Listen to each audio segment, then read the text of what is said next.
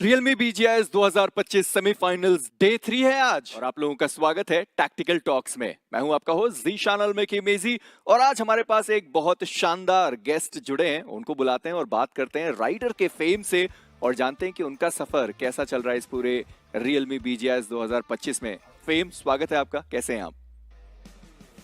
बढ़िया हूँ मेजी भाई। थैंक यू फॉर वेलकमिंग मी। स्वागत है फेम। सबसे पहले तो मैं आपका नाम जानना चाहूंगा क्योंकि अब आपने इतना काम कर दिया है ना कि नाम को आगे ले जाने का समय आ चुका है। तो मेरा रियल नाम आकाश जामवाल है और मैं हिमाचल से हूँ। चलिए, अब मुझे लगता है कि ऑडियंस आपको ज्यादा अच्छे तरीके से पहचानेगी, पर आकाश मैं कह के आपको ज्यादा बुलाना पसंद करूंगा। आपका परफॉर्मेंस इतना ज्यादा बढ़िया इस वक्त चल रहा है, आप टीम सिनर्जी को लेकर अभी राइडर ई स्पोर्ट्स में क्या कहेंगे? हमारी टीम सिनर्जी मतलब अच्छी है, तभी हम हर फाइट मतलब अच्छे से निकाल पाते हैं। 4v4 अच्छी है हमारी मतलब। और तो आपने टीम सिनर्जी। अभी देखकर ऐसा लगता है कि आप शायद बूट कैंप पे नहीं है। बाकी प्लेयर्स कहाँ हैं और आप कहाँ पर हैं अभी? बाकी सारे प्लेयर बूट कैंप पे हैं और मैं मतलब अपने फ्लैट पे चंडीगढ़ में हूँ। और कोई अभी है जरिया जहां आप सीधा बूट कैंप पर जा पाएं, या फिर अगर डायरेक्टली फाइनल्स के लिए क्वालिफाई होते हैं तो सबकी मुलाकात कोलकाता में ही होगी? अगर फाइनल्स के लिए क्वालिफाई होते हैं तो कोलकाता में। नहीं तो उसके बाद अभी कोई प्लान नहीं है आपका वापस बूट कैंप पे जाने का? नहीं नहीं। चलिए, अब थोड़ा आपके परफॉर्मेंस को लेकर बातचीत कर ली जाए। फेम, एक वो भी समय था जब वाइल्ड कार्ड के फिनिशेस ऐड नहीं हुए थे। आप काफी ज्यादा पीछे थे, पर वाइल्ड कार्ड का फिनिश ऐड हुआ, आप सडनली टॉप पर पहुंच गए। 32 फिनिशेस के साथ आप पहुंच गए रियलमी एमवीपी में। पर वो जो डे 1 था ना, वो आपका बहुत ज्यादा खराब हुआ। आप 2 फिनिश निकाल पाए, 34 के साथ आपने डे एंड किया। क्या वजह रही उसके पीछे की? लास्ट डे हमने मतलब एक्सपेक्ट नहीं करा था कि कोई और टीम भी ड्रॉप पे आएगी। जैसे आपने देखा होगा डीजल बूट कैंप उतरी थी तो हमने एक्सपेक्ट नहीं करा था। तो उस वजह से बस हमारी फाइट्स मतलब प्रॉपर नहीं हुई। तो आपने फिर ड्रॉप लोकेशंस भी चेंज नहीं किए? आप अगेन फाइट लेते रहे उधर? हाँ मतलब ग्रुप चेंज हुआ था तो डीजल थी नहीं उसमें, तो हमने फिर फाइट ली और फिर गॉडल ने थर्ड पार्टी करी थी इधर। तो वो भी कोई बात नहीं उसमें तो। चलिए, फिर हमने last match drop location change करा आपने था। जब ये फाइट की बात छेड़ी दी है, तो वो रिएक्शन कैसा था जब आपने एडमिनो और पंक और वो जो रिफ्लेक्स में उनको डाउन किया था? कुछ रिएक्शन है जो आपने रिकॉर्ड किया हो बाद में आप सोशल मीडिया पे डालें? नहीं, मेरा तो ऐसा सच कोई रिएक्शन था नहीं। टीममेट्स खुश थे कि 2 पॉइंट्स निकाले टीम के लिए, बस। फिर में एक और सवाल रहेगा कि आपका जो गेम स्टाइल है ना, वो फिनिक्स को बहुत ज्यादा मैच करता है, तो कहीं आप उनसे इंस्पायर्ड तो नहीं हो गए? किसी से बातचीत हुई आपकी? नहीं, इंस्पायर्ड तो नहीं क्योंकि हमारी कोई मतलब बातचीत हुई नहीं कभी। पर सेम माइंडसेट कह सकते हैं हम्म। कि ड्रॉप क्लियर करके आगे फाइट्स लेना पसंद करते हैं। कभी ऐसे डर नहीं लगता कि इतने अहम मोड पर आकर अगर आप ड्रॉप क्लैश कर रहे हैं और आपकी टीम बाहर हो गई और आप फाइनल्स तक नहीं पहुंचे, तो क्या होगा? नहीं, एज अ अंडरडॉग्स हमारे पास मतलब खोने के लिए कुछ है नहीं, हम्म। सब कुछ पाने के लिए ही है। तो हम सोच समझ के ही लेते हैं हर फाइट। ये जवाब बड़ा अच्छा लगा। मुझे लगता है जितने भी अंडरगॉड टीम्स हैं उनको भी ऐसे ही मानसिकता अपनी रहनी चाहिए, रखनी चाहिए। तो बीजीएस 2023 में फिर आपका सफर कहाँ तक पहुंचा? उसमें हम राउंड 1 से एलिमिनेट हो गए थे। मतलब उधर टीम सेम थी और जस्ट कुछ नए नहीं नहीं प्लेयर्स नहीं, अलग थे? वो बिल्कुल डिफरेंट टीम थी। और यहाँ पर आप एक डिफरेंट टीम के साथ आए हैं और आप बढ़िया खेल रहे हैं। पर देखिए, वो जो सेमीफाइनल वीक 1 था ना, आपने शुरुआत बहुत बढ़िया करी थी, पर वो एंड उतना अच्छा नहीं हुआ। आप सेमीफाइनल्स वीक 2 में आ चुके हैं। अब यहाँ से रणनीति क्या कहती है कि राइडर कितना कॉन्फिडेंट है कि वो लैंड फाइनल्स तक पहुंचेंगे? मतलब हम अपनी फाइट्स को लेके तो कॉन्फिडेंट हैं। बाकी कुछ भी चीज़ें ऊपर नीचे होती हैं तो वो तो क्या कह सकते अच्छा, एक आखिरी सवाल रहेगा, किससे 4v4 फाइट लेने में अभी तक आपको सबसे ज्यादा मजा आया है और आपको लगता है कि कभी भी होगी फाइट हम जीत जाएंगे? हैं।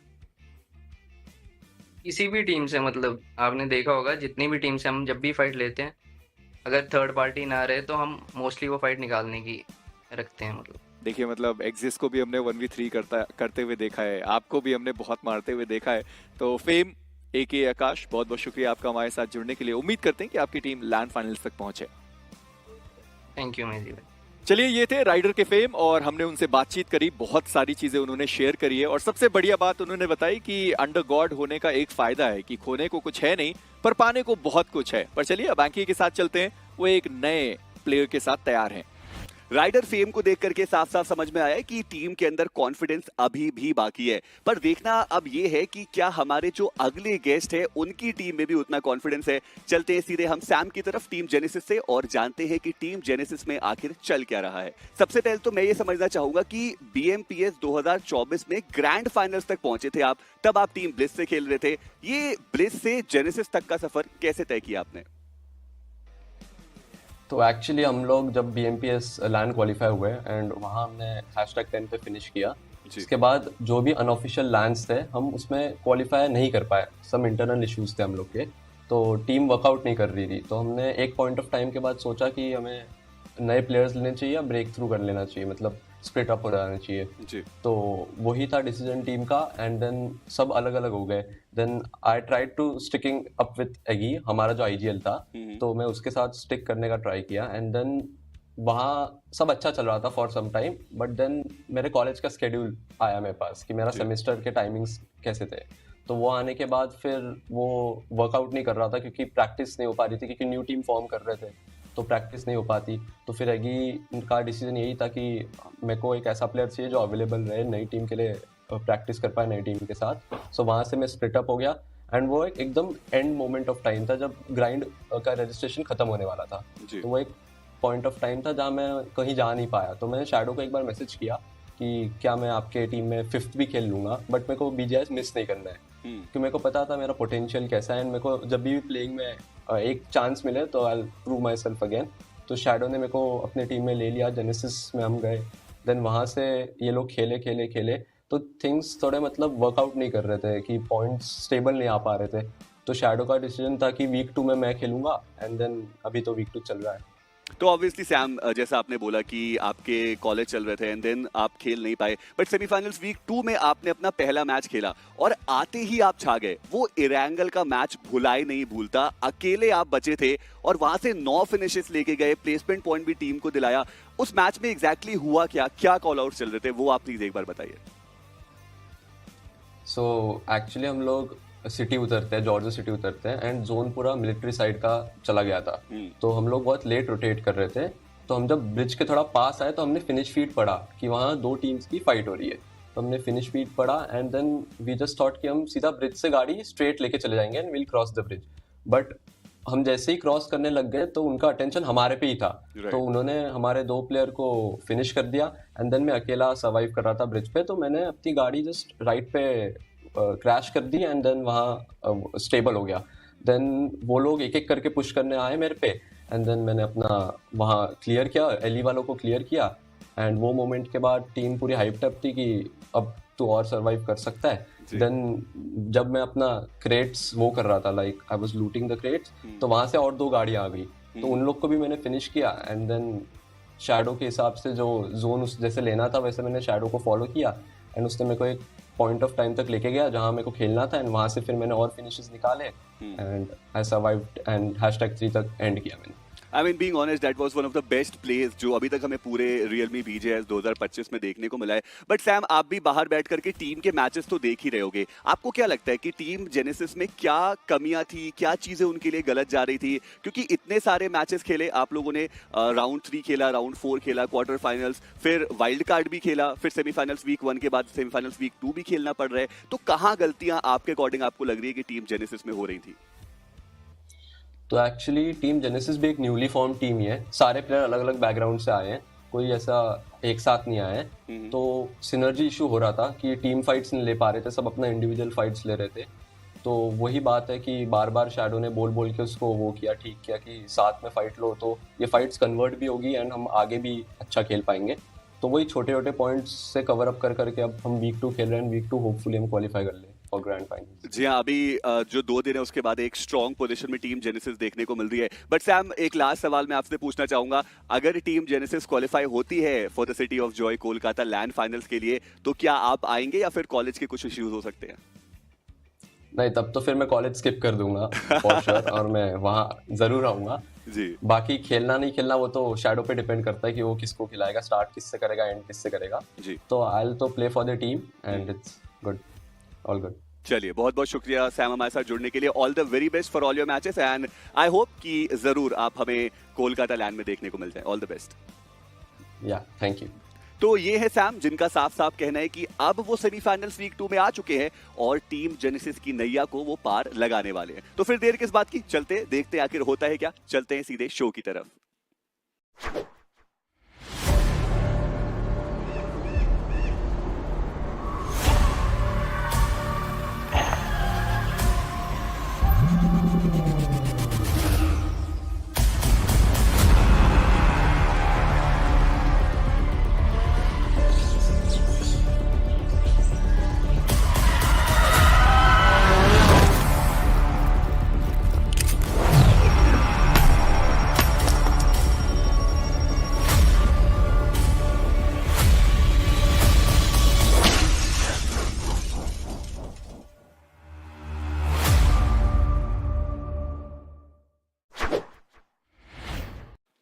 Hello everyone and welcome back to the realme BGIS 2025 second week of the semi-finals, and today is going to be day 3. We are going to be kicking things off from the halfway mark.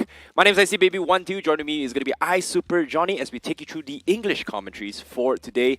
And guess what? Yesterday, day number 2, we saw a lot of bounce backs coming from Genesis, THWX Non-X, and also Meadow Esports, who surprisingly made a comeback and topped the charts here. Johnny, what do you think of that? Exactly. I mean, Metal has been impressive throughout this tournament so far, but as you deemed yesterday, the day of the solo warriors, we saw big plays coming in. First of all, that interview with Sam999, 9 finishes in that opening game of Erangel, and of course, he was that last survivor from his team after that bridge fight and that awkward conflict against Likita Esports. And talking about Likita Esports, that game of Miramar, Goblin just blowing off the roof from almost every single person's house that was watching that game. That was an impressive run.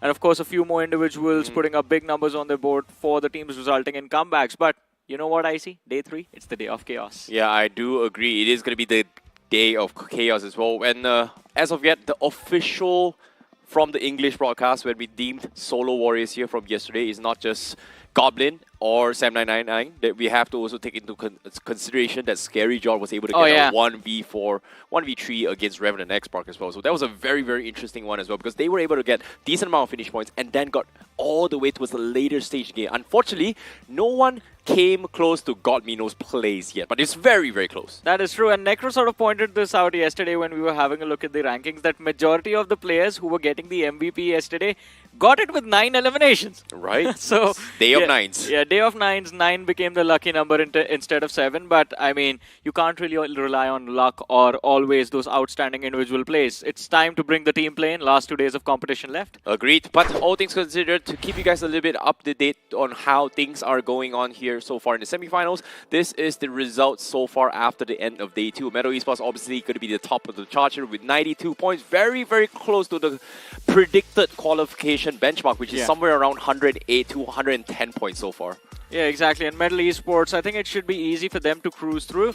TSWNOX, I think it was a big comeback yesterday as well from their side. At one point, them and Hyderabad Hydras kind of fell outside of the top 8, and then TSWNON, thanks to those chicken dinners, took a leap.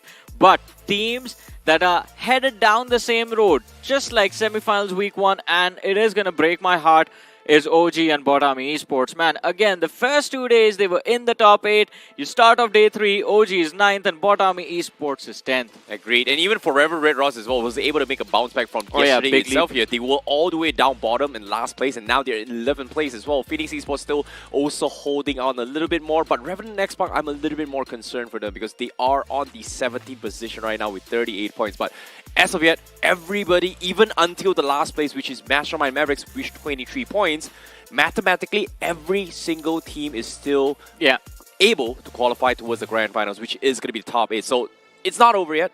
There is still 8 more matches to go. Exactly. Matches are left, and for a team like Mastermind Mavericks, TWB, let's Reborn, the one thing that can help them is that 25 bomber. But hey, let's look at our predictions for the day. Anki the bot going for Rider Esports, Pero picking Revenant X-Park, Maisie going for Likita Esports, Ocean with Revenant Xbox. Icy, you have cursed Altitude today, so let's see how their fate is going to turn out. I can't even tell how bad I feel for Ryder, man. Well, that's what happened to them yesterday here. Hopefully they are going to be able to bounce back because they were the ones that went all the way to the last page from the second half page. So this is going to be interesting as well. So I can see a lot of common names here. It's going to be the Revenant Xbox in particular because we saw them in a situation where they are improving, but it was just very, very unfortunate, right? Things are just not working out in their favor. So I can see there are a lot of fans gonna hope that they actually qualify considering that they are the defending champions. But before that, let's introduce the schedule for today. It is going to be starting things off with Erangel, Miramar, and Sanhok. We are going to start things off with AC, BC, and then AB, and then ending it with AC, BC, AB in Sanhok, Miramar, and Erangel. And right off the bat, a lot of casters picking Revenant Xbox as their prediction. I'm happy that we have Erangel and Revenant Xbox and Phoenix Esports. They get to face off against each other one more time. For that, Yasna, drop clash. Hopefully the flight path allows it though. Yeah, hopefully it is though as well. Considering that we've seen a lot of drop clashes between them and Phoenix in particular when it comes to Miramar itself. It's San Martin has been the home ground for Revenant Xbox for the longest time. Phoenix has been clashing over and over again, and it's a hit or miss every single time, right? Like Revenant Xbox, when they wipe Phoenix Esports, they need to have a good game because that's the only leeway they have. But yesterday, Phoenix was able to wipe them off and then proceeded to make it into the top 4, top 5 position. Phoenix won both their drop clashes yesterday. First, in Erangel, they were able to pick off the players of Ryder Esports, and then we were hoping they were going to have a decent game, but unfortunately they were stopped in their tracks by Seoul. And then on that Miramar match, they were able to cleanly win their fight against Revenant Xbox. So that momentum, that tempo build-up that we are expecting from Phoenix Esports is starting to happen.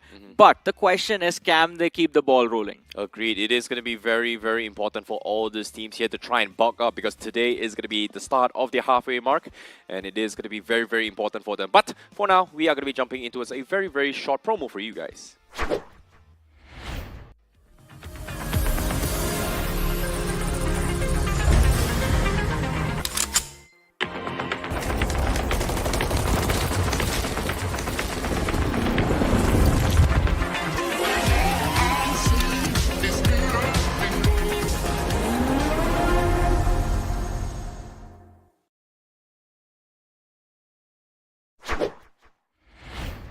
And of course, it is the realme P3 Ultra 5G, ladies and gentlemen, India's first Dimensity 8350 Ultra chipset, 90 FPS, smooth BGMI gaming experience, and of course, the smartest AI gaming control on the market in its segment right now. So go on to Google, search for the realme P3 Ultra 5G, and you can stand a chance to win some exciting rewards for yourselves. But I see. While our lovely viewers are going to look for their rewards, there was one player who got a massive reward yesterday for that performance on Erangel, Sam999. That one, I don't know how many players pounced him. He got like Likita Esports, he picked up 3, then 2 more vehicles came, and he was talking about that in the interview as well. Yeah, it's interesting as well because for them, it all comes down to just luck, and also when an opportunity arises, you gotta take it, right? Yeah. So the smart calls here was like, oh, the IGL said that, hey, you know what, there's 2 more guys, just get them, and then you know what, okay, I'm just gonna listen and do it. So I would say sometimes just trusting the calls of your IGL is very, very important as well. But again, this is very, very much case-to-case basis on different kind of scenarios here. But I think the most important thing that I really want to talk about is that interview in particular, where if they qualify to those grand finals, he's going to skip school. So that's a bit of a... I don't know, is that a life commitment thing? Is it a choice here? Because personally, I feel like every esports player have to go through a certain set of struggles in order to be great. The first of it is managing studies and professional career, but we'll come back to that in the finals, hopefully, if they make it. But let's have a look at the matchup. We have Group A, OG Hill, Inferno Squad with Sister, Bot Army, TWOB, Diesel, Revenant Xbox, and Altitude in this group. And they're going to be going up against Group C. And since this match is on Erangel, Phoenix Esports is the name that pops in our mind. But other than them, there's Hyderabad Hydras, Mastermind Mavericks, THW, NON, Genesis, who are doing well, Wobble Gaming, who are doing well as well. There's 8-Bit, Forever Red Ross, making that big bounce back yesterday. Do you think Forever Red Ross can start off on a great note on this first map again? Well, like it or not, they are in the position where they will stand a chance to actually fight back here because that bounce back is exactly what they need. Get enough points to reach towards the top, and that is going to be the goals of every single team right here who is going to be hoping to be part of that remaining 8 joining in towards the Grand Finals here. But now, here's the bigger question here, because this is where things get very, very spicy, because each and every single team competing here has only one goal, one dream, and that is to change their lives. Do you think this is going to be a life-changing moment here for teams like Ryder or even Genesis? And that's why the man earlier on said that if I make it to the finals, might have to skip school and reconsider whether I go to college for a few days or play those 3 days and make sure that the rest of my career and my life is going to be pretty well, because massive prize pool right on the line if you end up winning. And for Genesis, with how they are playing right now, I think if this goes on for semifinals week 2, I'm going to pick this team as one of my top contenders, to be honest. Agreed. But now I have a personal life choice that I've made before in the past as well. But personally, I think that my advice would be always prioritize education and studies. But again, if you're playing this well and an opportunity arises, for me, take it. Because if you have a chance to be great right here, right now, take it. Because why? If you do not do it, you might live with regret for the rest of your life. So just do or die, man. Did you cut classes back in the days for tournaments? I plead the fifth. Refuse. I can neither confirm nor deny whatever happened in my past. But anyways, coming back to the match that is about to begin, it is going to be intense for sure. And of course, every time these two names, again, the whole conversation today is going to be about Revenant, X-Pac and Phoenix. Because Phoenix made a bounce back, Revenant, X-Pac, they are struggling. And that first fight in the game is going to dictate how the rest of the days go. Also, on an interesting note, yesterday, me and Necro were starting off the day, and the first game it was Ryder and Phoenix Esports having that clash. Necro picked Ryder, I picked Phoenix. I won today. My prediction is Revenant X-Pac. His is Phoenix Esports. I wonder how that's going to go. Hey, man. Altitude is going to break my curse because Altitude did really, really well. They bounced back. They are in the top 8 right now. And this is something that I hope they are going to be able to bounce back, because we haven't seen them perform at this level since the entire first week of semifinals. So that's very, very unfortunate. Same can be said for Diesel as well. Because when we talk about 3 undergods that were really, really stood out, Team Mastermind Mavericks, Diesel, and also Altitude, because they were doing really well during the quarterfinals. But first week of semifinals, all these 3 teams completely flopped. But Ryder was the one that actually rose up. For Diesel, I think Gokul might be missing a little bit of motivation because his main rivals in the form of 4Miracle is out and eliminated of the tournament. That man just needed his revenge. He just needed to outlast them, and he has succeeded. Now, I think if he just makes it to the finals, that's going to be a bonus. I agree. Emotions are very, very strong too when it comes to motivation. I do agree as well. Anger, sadness, depression. It's all kinds of different kind of motivation here. It keeps our life going. That's how life is. Life is interesting. And sometimes when life gives you tangerines, like it or not, you got to do something about it. Yeah. It's a good series, by the way. I know. I've been hearing a lot about it. But what I want to hear about is the BGIS. That's the best series according to me. So do make sure to check in on BGIS every day. And talking about a few more names from these 2 groups that are playing. Hyderabad Hydras, because we've spoken a lot about the other ones. Hyderabad Hydras also made an impressive comeback yesterday. But inconsistency is still visible when it comes to those 4v4s. I think Hyderabad Hydras has been riding on that momentum coming in from the week 1 itself, right? So they have a tendency where they kind of do really bad during the first few days, and then they somehow make a miracle when it comes to comebacks as well. That's how they actually qualified to the semifinals. But so far in week 1, that was kind of disappointing. We saw signs of it during the last day itself, and I was like, oh no, they couldn't make it. But when it came to second week here, they carried off those momentum, and Morales was like, you know what? We deserve to be here. You have already achieved greatness. Being the best out of so many teams in the 32 teams so far is already a very, very impressive feat. True. Now, it's all about making it into the Grand Finals and fight with the 8 best who's currently waiting for either of these 8 teams that is going to be coming from this group. And on a similar note, building on momentum, OG. They did build up on momentum. They missed out on semifinals week 1. That last game on semifinals week 1, that map of Erangel performance from AKOP was amazing. But he missed out because of 1 point, just 1 point loss. This time around as well, they were off to a great start. Day number 1 ended in the top 3. Amazing performance. Day number 2, I do not know what happened. because both the teams, OG and Bot Army Esports, first of all, same group. Both of the teams come from Group A, and both the teams are, it seems like, following each other's paths. OG does well, Bot Army does well. OG takes a fall, Bot Army follows them right outside in the top 8. I have no idea what is going on as well, but that seems to be the trend as well, like you said. Yeah. But all things considered, I feel like two teams that barely almost actually qualified towards the Grand Finals was OG and Rider Esports. But this is two different teams that had two different outcomes here in week number 2. OG is still somewhat maintaining.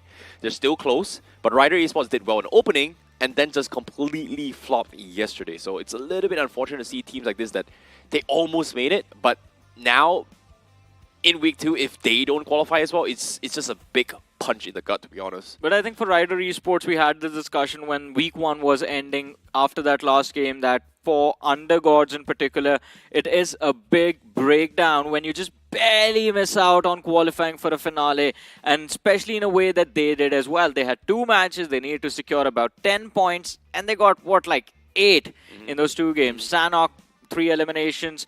On Erangel, yeah, I think 4 to 5 points was where they finished up, and because of those underwhelming performances in the last 2 games, they finished 10th in the leaderboard. Just barely missed out because of 2 points as well. So again, heartbreaking story for Rider Esports, but I see in a situation like this where you have undergods, you have players who have never experienced pressure like this before, what would your words be to try and help them recover? Because Rider Esports is sitting in the last page of the leaderboard right now, and it seems like that loss in the semifinals week 1 has hit them pretty hard. I think it comes down to different teams have different kind of problems, right? Like teams like TWOB, their biggest concern is formation. Personally, I feel like their issue is not micro skills, it's more like formation. But Rider Esports, their micro skills may not be on par to teams like TWOB personally, but their macro skills in terms of positioning, rotations has been very, very spot on. Their formations is very solid. They pulled off things that I think not many Undergods teams are willing to take. They took a page off Heroic Godlike, which is really nice. And yesterday itself, Metal Esports was able to pull off that last game, which was a 2-2 split that forced everyone from the northeast side, northwest corner, to funnel into a choke point where they just got every single finish. That was something that so far in this entire tournament has been done by 2 teams, which is Heroic Godlike and Rider Esports. Heroic Godlike did it in Miramar. Rider also did it in Miramar, but Metal Esports did it in Erangel. And again, I mean, taking notes from these 2 teams that have established players, established lineups, even the organizations themselves have an idea of how to get their lineup to handle pressure. You've seen the recoveries. I think for a team like Rider Esports that does have 2 players who've played at this level before, but not necessarily making it to the finals. I think Exist can be one of those players that can help his teammates just keep them calm and composed inside of the heat of the moment of the games and just help them refocus, readjust, and just stay focused on surviving till the top 3 of the matches that they play today. Because again, 4 matches, if you are consistently finishing in the top 3, the top 4, that late inside of the game, finishes are automatically going to come your way. You know, I like that you actually brought up Exist, because my current personal internal count for Exist is that 7 out of 8 times he was knocked on screen while like holding a grenade. And then one time he wasn't knocked, he actually got a knock. So that's my personal joke count about Exist so far. But again, I think the point that I was trying to bring up between Metal, Heroic Godlike, and Rider is more on the only reason they were able to pull off those splits is because they trust their formation, their comms was good, and each and every single player understood their role, because they can only pull it off if 4 people are alive and holding down the fort and shoving people away. It's like kind of like controlling the tempo of how the fights are going to be in your favor, right? So this is only possible if 4 men are alive and everybody is doing their job. Because if 2 men get knocked or 1 guy get knocks, the entire formation breaks, and that means there's a hole in the defense and people are going to push through. But see, I agree with you on Metal. I do not agree with you on Godlike. The Godlike is an exceptional lineup, man. With the shenanigans they pulled in that semifinals week 1, I don't think a lot of teams would be able to succeed with those formations. That's the difference between Godlike and everybody else. Godlike likes to do Godlike things. But moving on, Godlike is currently in the Grand Finals. Let's witness who will be part of the journey to actually qualify for that top 8. Now, game.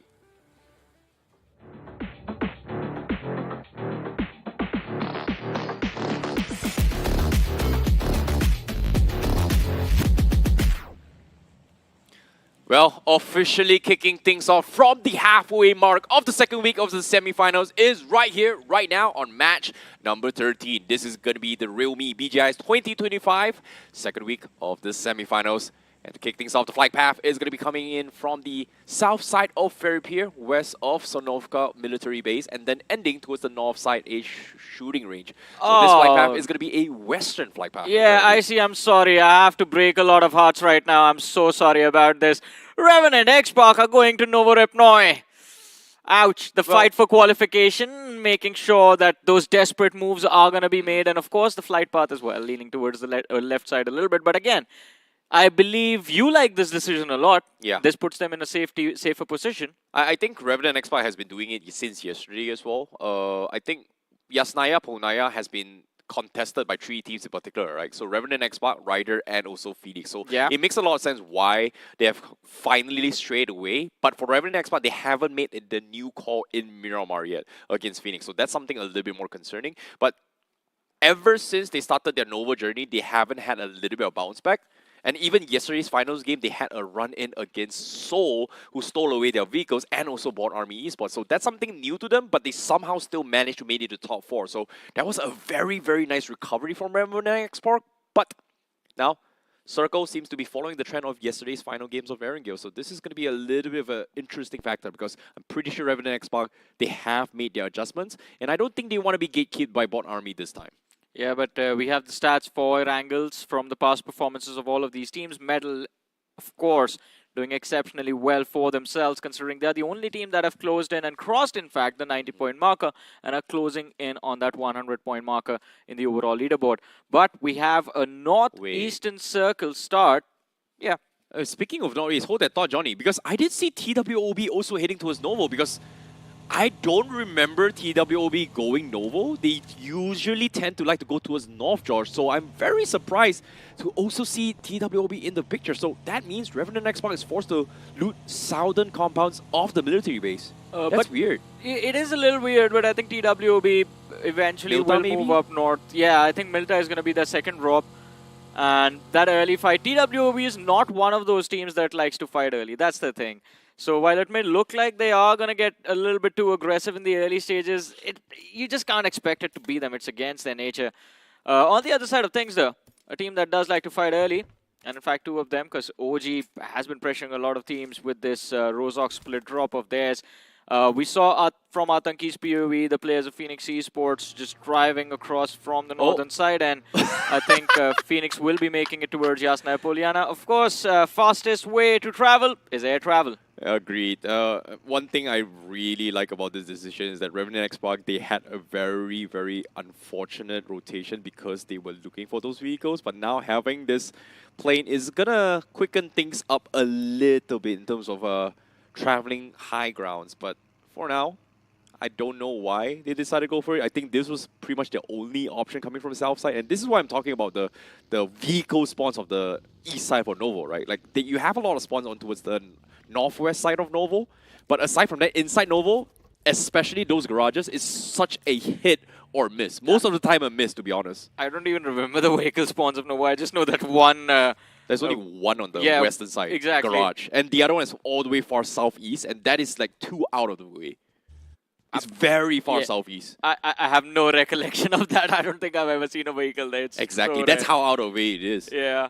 But that garage actually gives a lot of control. By the way, we saw 2 players in the air. The other 2 men actually did look for vehicles. They found one and they got to Novorepnoy a little bit quicker. So Revenant X-Park will be in a fighting position considering, as we said, and as we saw a few moments ago, we have a northeastern quadrant circle start in this game.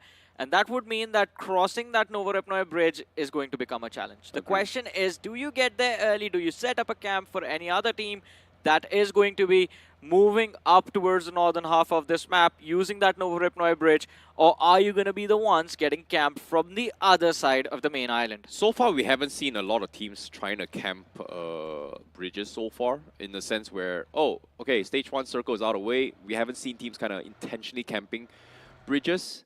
Most of the time, they do take safety precautions here, like what Bot Army Esports is going to be doing as well. They are going to take a little bit of pit stop for before and observe if there's anybody on the other side of the bridge before actually crossing. And those kind of delays actually clashes between them as well as Revenant and Xbox rotation. So that's something that is, I think, Revenant and Xbox needs to be aware of, and that's the only reason why they do have late rotations, because they are anticipating the teams are going to be doing that. In particular, people coming from Milta, people coming from Bot Army Esports. That's number one. But number two, I want to talk about teams other than those three teams on the southeast corner. Right now, on screen, Mastermind Mavericks, what happened to them?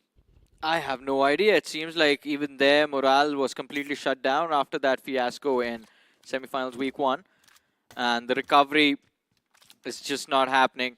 As you said at the start of the day, mathematically, yes, they can make a bounce back, but they will need at least 25 points in a single game to get anywhere close to the 40s. If they make it happen, assuming they make it happen in this match of Erangel, they get to 47 or 48 points, right?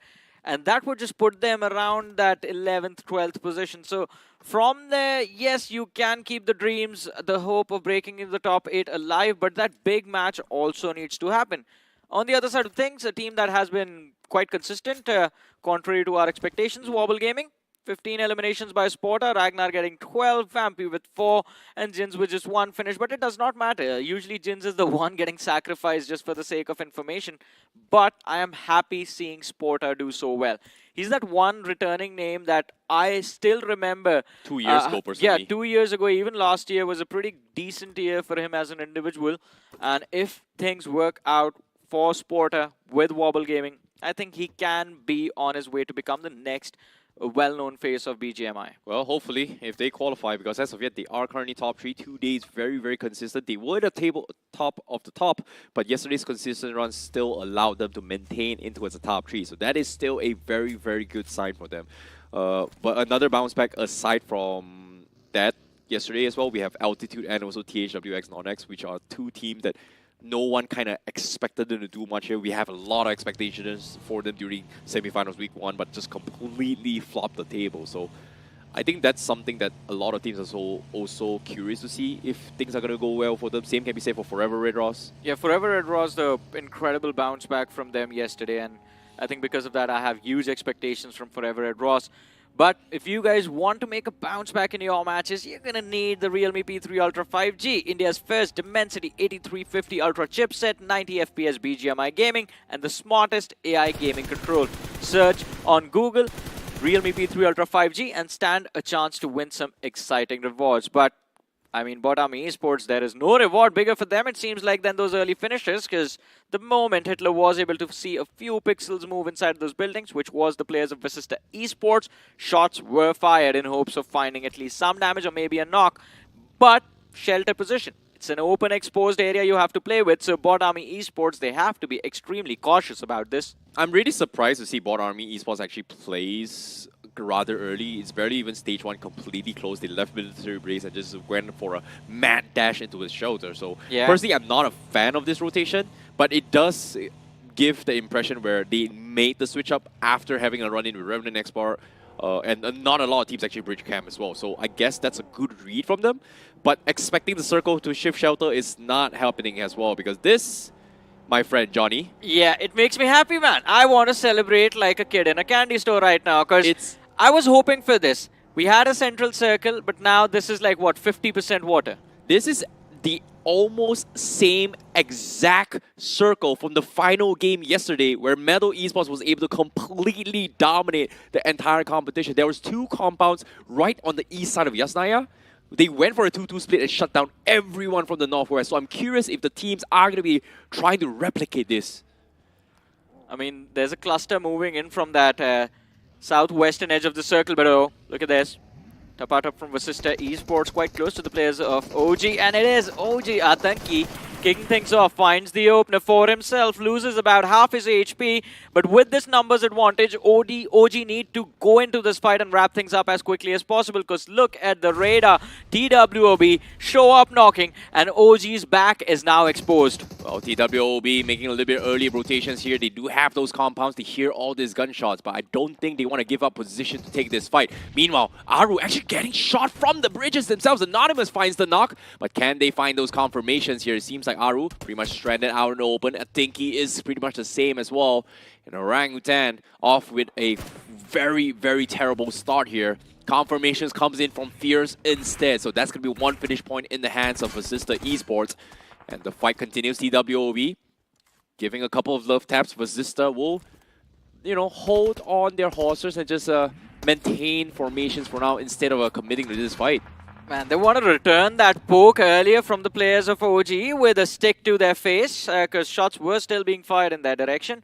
But I like how Vasista is just being careful not to overcommit for that one finish. The finish goes to the players of TWOB, but Wobble Gaming, another name that was doing quite well yesterday. This time not off to a great start. One player lost, Wampy knocked out, and Diesel Esports will find it very easy to secure that finish point for themselves as well.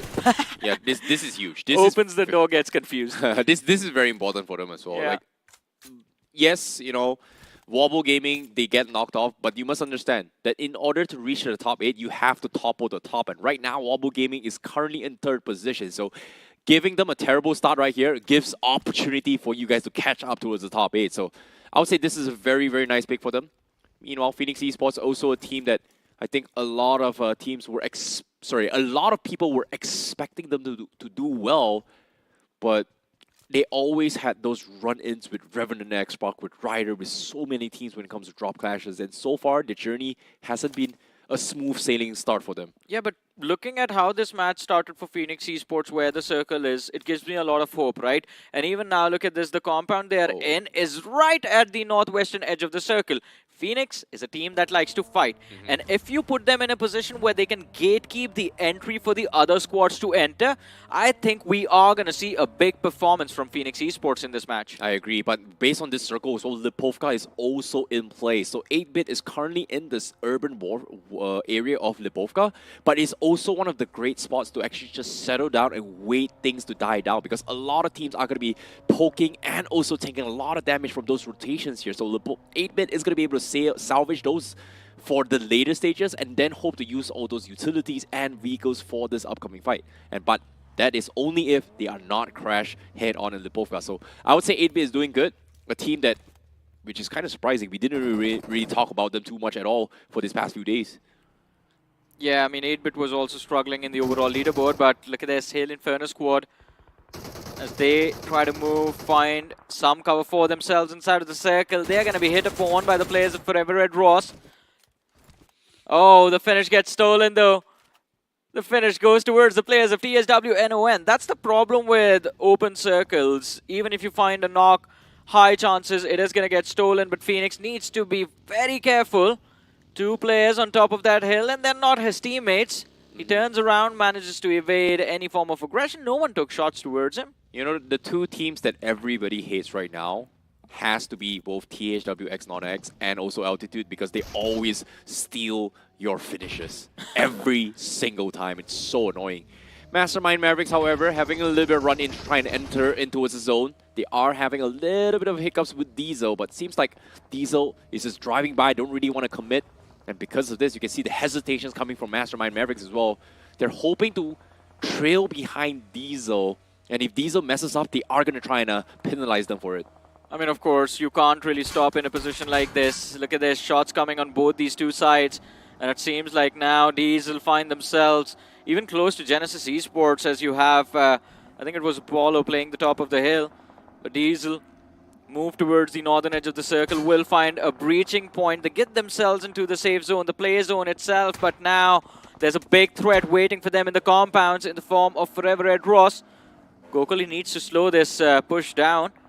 If he moves in alone, he could have been knocked out, but look at that. Mastermind Mavericks, they're getting picked off. They get sandwiched between Phoenix and the HWNON. The gatekeepers of the northern edge, well, it seems like the taxes are getting quite heavy. Yeah, it is very, very heavy as well. Rickson knocked. No way Maxmer is going to commit to that save here. So very, very unfortunate for them. But little did they know is not just Phoenix that is going to be picking as well, because there is also THWX Non-X around them.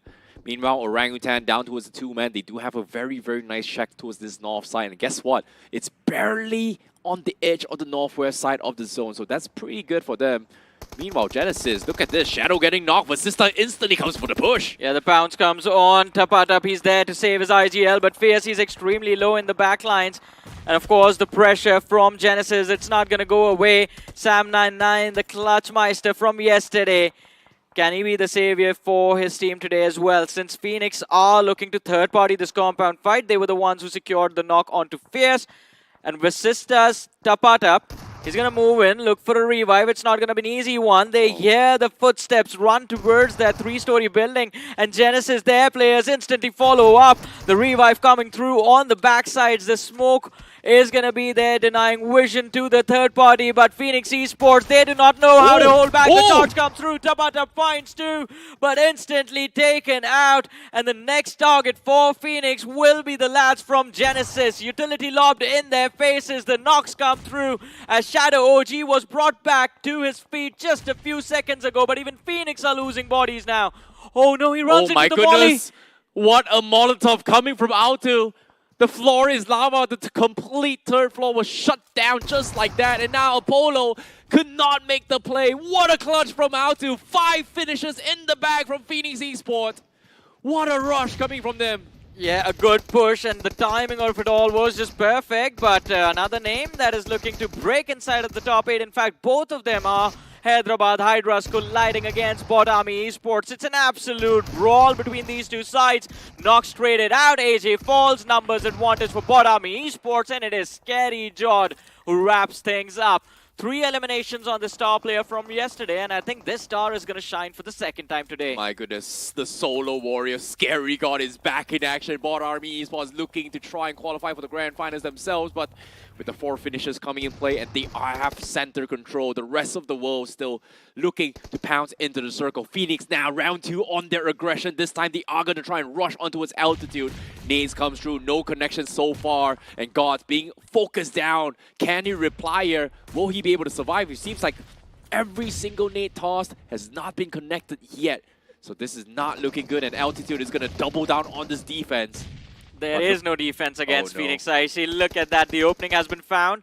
And Phoenix, they are doing very well playing the edge position. Again, the gatekeepers have turned into the gate breakers now. Because a few moments ago, before stage 3, stage 4 shift, they were pushed outside the zone. The nade finds the second knock. 2 men in the backlines is Venom and Fury. They just continue to move. Lazy needs to be precise and needs to find a trade. But another nade inside of that smoke, and the pressure is not going to go away anytime soon. Altitude on the verge of getting eliminated, and they get kicked out. 12 eliminations on the board for Phoenix Esports, rising from the ashes, setting this map of Erangel on fire. Phoenix Esports, what a rebirth, what a reborn. They have been resurrected. 2 very, very successful rushes. Now 12 finishes in total. It seems like Phoenix Esports may be able to make the comeback with this play, with this performance coming in. But the question remains, 11 teams still alive. Can they try to get the record of having the most amount of points earned in a single match? Phoenix Esports living the dream. But the circle is not favoring them once more. They are having a lot of obstacles, and TWOB going to be one of those obstacles coming from the northwest side. Southwest is going to be Scary Jod, and the rest of the army with Bot Army Esports. So this is going to be a little bit of a tough situation for them. And in this case, Johnny, do I see a potential solo warrior, Jatin, in the middle of everyone? There's 2 of them, actually. Levi as well playing the northern side. And I think the only motivation Levi needs is just remember that Necro said you can't slay any Titans in this game. Well, in this case, he's slaying Titans yesterday as well. Oh, yeah. That was a very, very good motivation coming in from Necro. Right after that, he went big. That's the best part. Well, sometimes, you know, giving a little bit of motivation speech to the teams and giving them a little bit of moral support do go a long way. And speaking of a long way right now, Revenant and Xbox, they were one of the last to actually rotate in. Pretty much caught out in open, not inside zone. And Spray gonna get sprayed through the smoke as Hitler finds the knock onto Spray God. And now Joker, last man standing, final smoke grenade ends. on the smoke launcher as well, and a random nade coming from 8-bit, looking to try and find those confirmations. Yeah, I think 8-bit is just going to clean house, and Revan and X-Pac are going to be forced into an early exit in this game as well.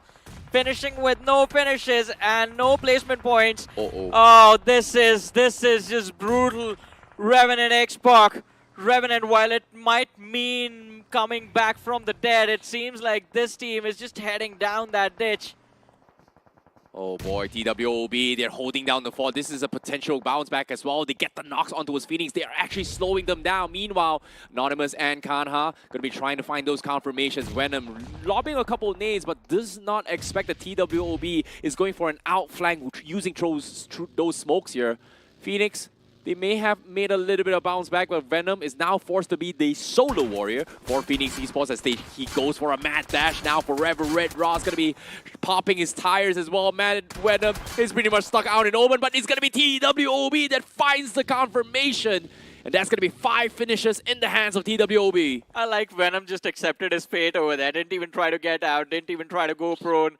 The buggy rolling back. He's looking at the players of TWOB. He's looking at the players of Forever Red Ross up that hill and questioning both of them. Guys, which one of you wants it more? But kudos to Phoenix Esports. This has been a wonderful performance from them after a long time. 13 eliminations, 1 point for placement. But Sporta is turning into a stalker.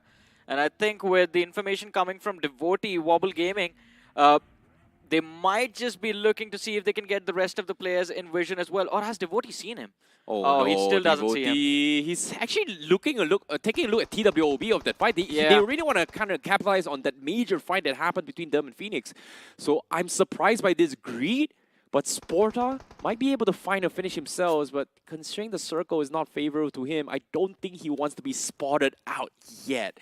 But it might be a potential Achilles heel for Bot Army Esports, to be honest. Yeah, he can definitely swing the fight in the favor of TWOB, but with the shift of the circle on the head of the players of Hail Inferno Squad, I think Hail Inferno Squad is destined to do well. But, you know, I want entertainment, and because of that, I would want this game to come to an end between Forever Red Ross and 8-bit, man. This was the first big fight at the end of the Erangel yesterday. And, well, they are going to kick things off between each other in the top 6 itself. But did I just see no ammunition for the M4 on one of the players from Forever Red Ross? They're running out of magazines. That is unfortunate. Agreed. Meanwhile, final 6 teams in this game. Wobble Gaming still in play. Bot Army Esports as well. Very consistent with them. Hail Inferno Squad with 2 players. Forever Red Ross with 4. 8-bit with 4. And TWOB with 3. It seems like finally, in the halfway mark, we do have a little bit of new names coming into the final zone. But let's take a look at the replay of what things happen here. Because it seems like we have major fights between a lot of teams who are caught mid-rotation. Yeah, everyone was trying to climb that hill from on the northern edge of the stage 4 circle. And for some reason, everyone just ignored Forever Red Ross. THWNON came knocking, Diesel came knocking, and Forever Red Ross were grateful to grab those eliminations in their hands. But now it is time to take on their rivals, as I said, from that Erangel game number 1 yesterday. And BST is looking to kick things off. They dished out decent amount of damage on the players of 8-bit, but still no knocks.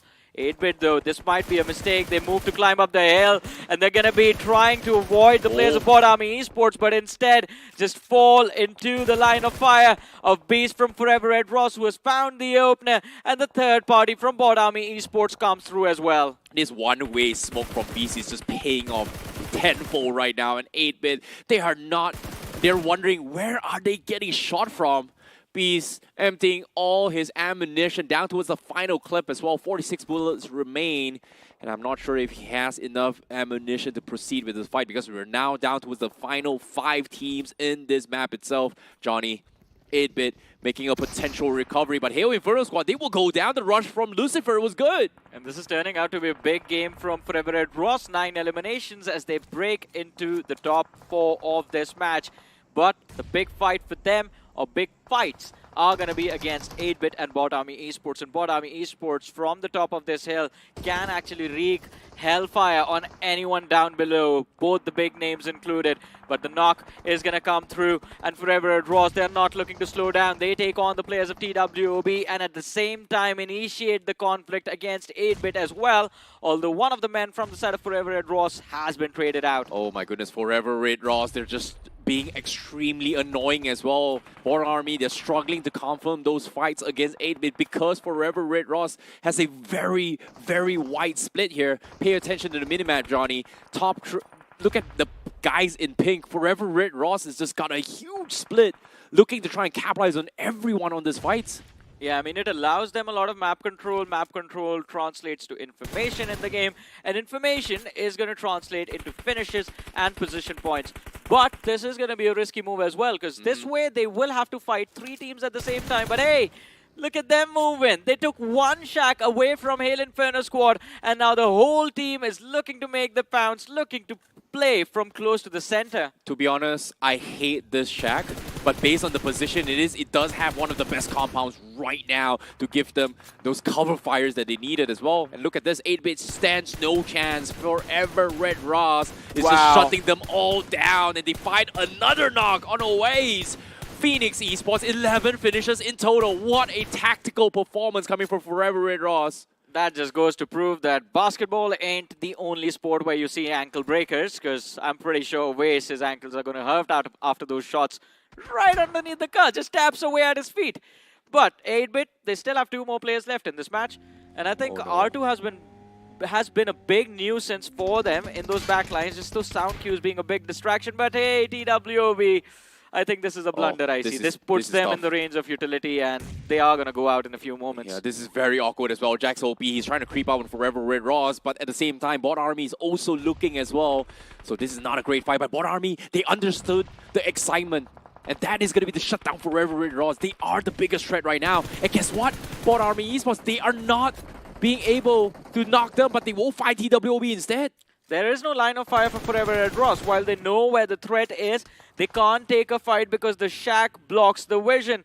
The only thing that can change this game now in the favor of Bot Army Esports is the last 2 survivors from 8-bit. Because if 8-bit picks off anyone, either Phoenix or Lucifer goes down, then Forever Red Ross lose pressure on the shack, allowing Bot Army Esports to move through. But Forever Red Ross, man, this team has improved so much. In the heat of the moment, this decision to go for the 2-2 split again and block the players of 8-bit, that is just incredible, man. I genuinely feel bad for TWOB right now. They're pretty much all out of options, to be honest here. Forever Red Ross got them completely locked. Bot Army was on that high ground, got them completely locked. Their only opening to push in the zone is to wait for Bot Army Esports to actually get down for that roof where Monty is. And now with this knock on Forever Red Ross, this is going to help things a little bit for TWOB. They have 13 nades, the players of TWOB, man. 6 on Jack, 7 on Anonymous. Start lobbing those nades in this shack. And I'm pretty sure Forever Red Ross is done for with that artillery strike. Yeah. The only man from Forever Red Ross that can counter it was Lucifer, who had 11 nades on him. And if he somehow figures out a way to pick off Jack's OP, then TWOB is shut down. Other than that, I think Bot Army Esports, keep your heads down, lads, and this is your chicken dinner. Exactly. The biggest problem right now is actually Bot Army Esports, and now Forever Red Ross actually gets a knock. And the moment TWOB realizes that Bot Army Esports is messed up, they're going to be in trouble here. But guess what? Devotee finds Anonymous, and Jax goes down as well. What a rush from Devotee! A single man, 1 versus 2, the members of TWOB. What a nade, and now Forever Red Ross, they're trying to capitalize on this. Devotee is stuck, the nades will eclip him. The first aid just in time to save his life, and he's going to be able to reset his way through. But the artilleries are coming in. Does it find connection? No, it does not. Devotee, what a ninja he is, dodging every single nade, and now he finds another knock. Devotee, can he find a second? No, he does not. The nade clips him though. The pressure for Bot Army Esports has just gone through the roof, and they crumble under it. They were able to find an opener as R2 fell, but still it's a 4 versus 2. Forever Red Ross, they take on their rivals, their counterparts from Erangel Game 1. Day number 2 of semi-1 week 2. That was yesterday, by the way. And it's a repetition. Different place of the map, but 8-bit, I think they know what the result of this fight is going to be. Numbers stacked against them. Position reveal. The pressure from the blue. Closing in from the red. They find the opener. Omega falls. Mafia, the last man, gets picked off. And Forever Red Ross, a big winner chicken dinner. A lot of eliminations in the bag. I think this is going to go over 25 points for sure, and they will find a comfortable footing inside of the top 8 for the first time. What a bounce back coming in from Forever Red Ross, and who would have thought that that Shack was gonna be the winning spot for this game itself, to be honest. I thought it. You also thought it when Hail Inferno squad was there. Yeah, personally, I felt like that Shack is a nail, like it's a death sentence. The only way that Shack would have lost if TWOB was able to sneak up and lob nades in. But the problem with that play was that TWOB could not push in because Bot Army Esports is looking at them. No, they moved in quite decent amount. Jax was right there within utility range, and I don't know what he was there, just sitting with those 6 nades on him. He could have built pressure on the players of Forever Red Ross, but I don't think that would have changed a lot for the players of TWOB. Because the moment Forever Red Ross was the only thing stopping Bot Army Esports from moving inside the zone.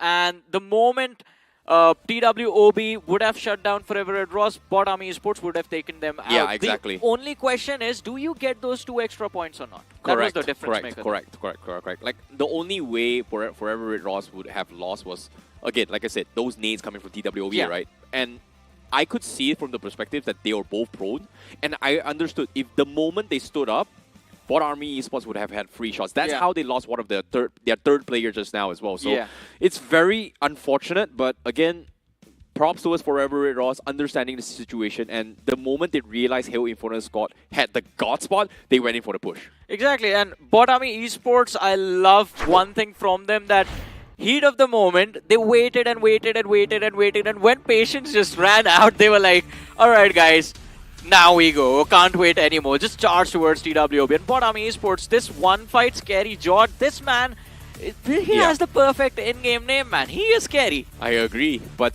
despite him being scary in the early phase as well, the one that opened things up for Bot Army Esports was actually Devotee, because that solo push against TWOB was massive. Unfortunately, say it just could not translate into his Forever Red Ross as well. I am happy to see Phoenix Esports do well in this game. The only thing that upsets me is that I have to see Necro brag about it. Hey man, they still finished pretty late, you know. Like, yeah, they got a lot of finishes here, but it seems like base of this game, it is going to be a game of comebacks once more, because teams at the bottom are trying to fight as hard as they can to actually make a bounce back. And TWOB also making a little bit of recovery of this game. Yeah, decent bounce back. I think a decent number of eliminations made it to the top 4. So, yeah, decent matchup coming in from TWOB as well. But whatever it was, I think once the momentum was starting to build yesterday, they have just kept the ball rolling in a very nice manner, and now they are actually starting to pick up the pace. Forever Red Ross, if they can get themselves to 80 points, 85 points today, I think they will have achieved the safety cushion, and then we can comfortably say that Forever Red Ross might just be heading towards that LAN finale. Well, again, that is only possible if they maintain those consistency throughout this game. But this is a fantastic start for Forever Red Ross. And who would have thought we've seen unfamiliar names in this Final Four? Because think about this, 8-Bit was also part of the picture, because they were supposed to be at the bottom here. But 8-Bit is kind of displaying consistency when it comes to the Erangel matches. So top 2 yesterday, top 2 today as well. The only thing that is missing is those few extra eliminations. I think if they can get those finishes, maybe 8-Bit's pace of recovery would go up, and I think today's target should be to get in the top 10. For a second, I thought you were going to say they are going to be consistently be at the bottom. I'm not Necro, man. That's all I'm going to say. I'm not Necro. Necro is the one with the toxic motivation. I'm more of realist. I mean, all about the numbers. We're all about the facts as well. Yeah, exactly. But how the numbers going to change? We are going to find that out when we have a look at the rankings. But all of that and more, ladies and gentlemen, after this very short break.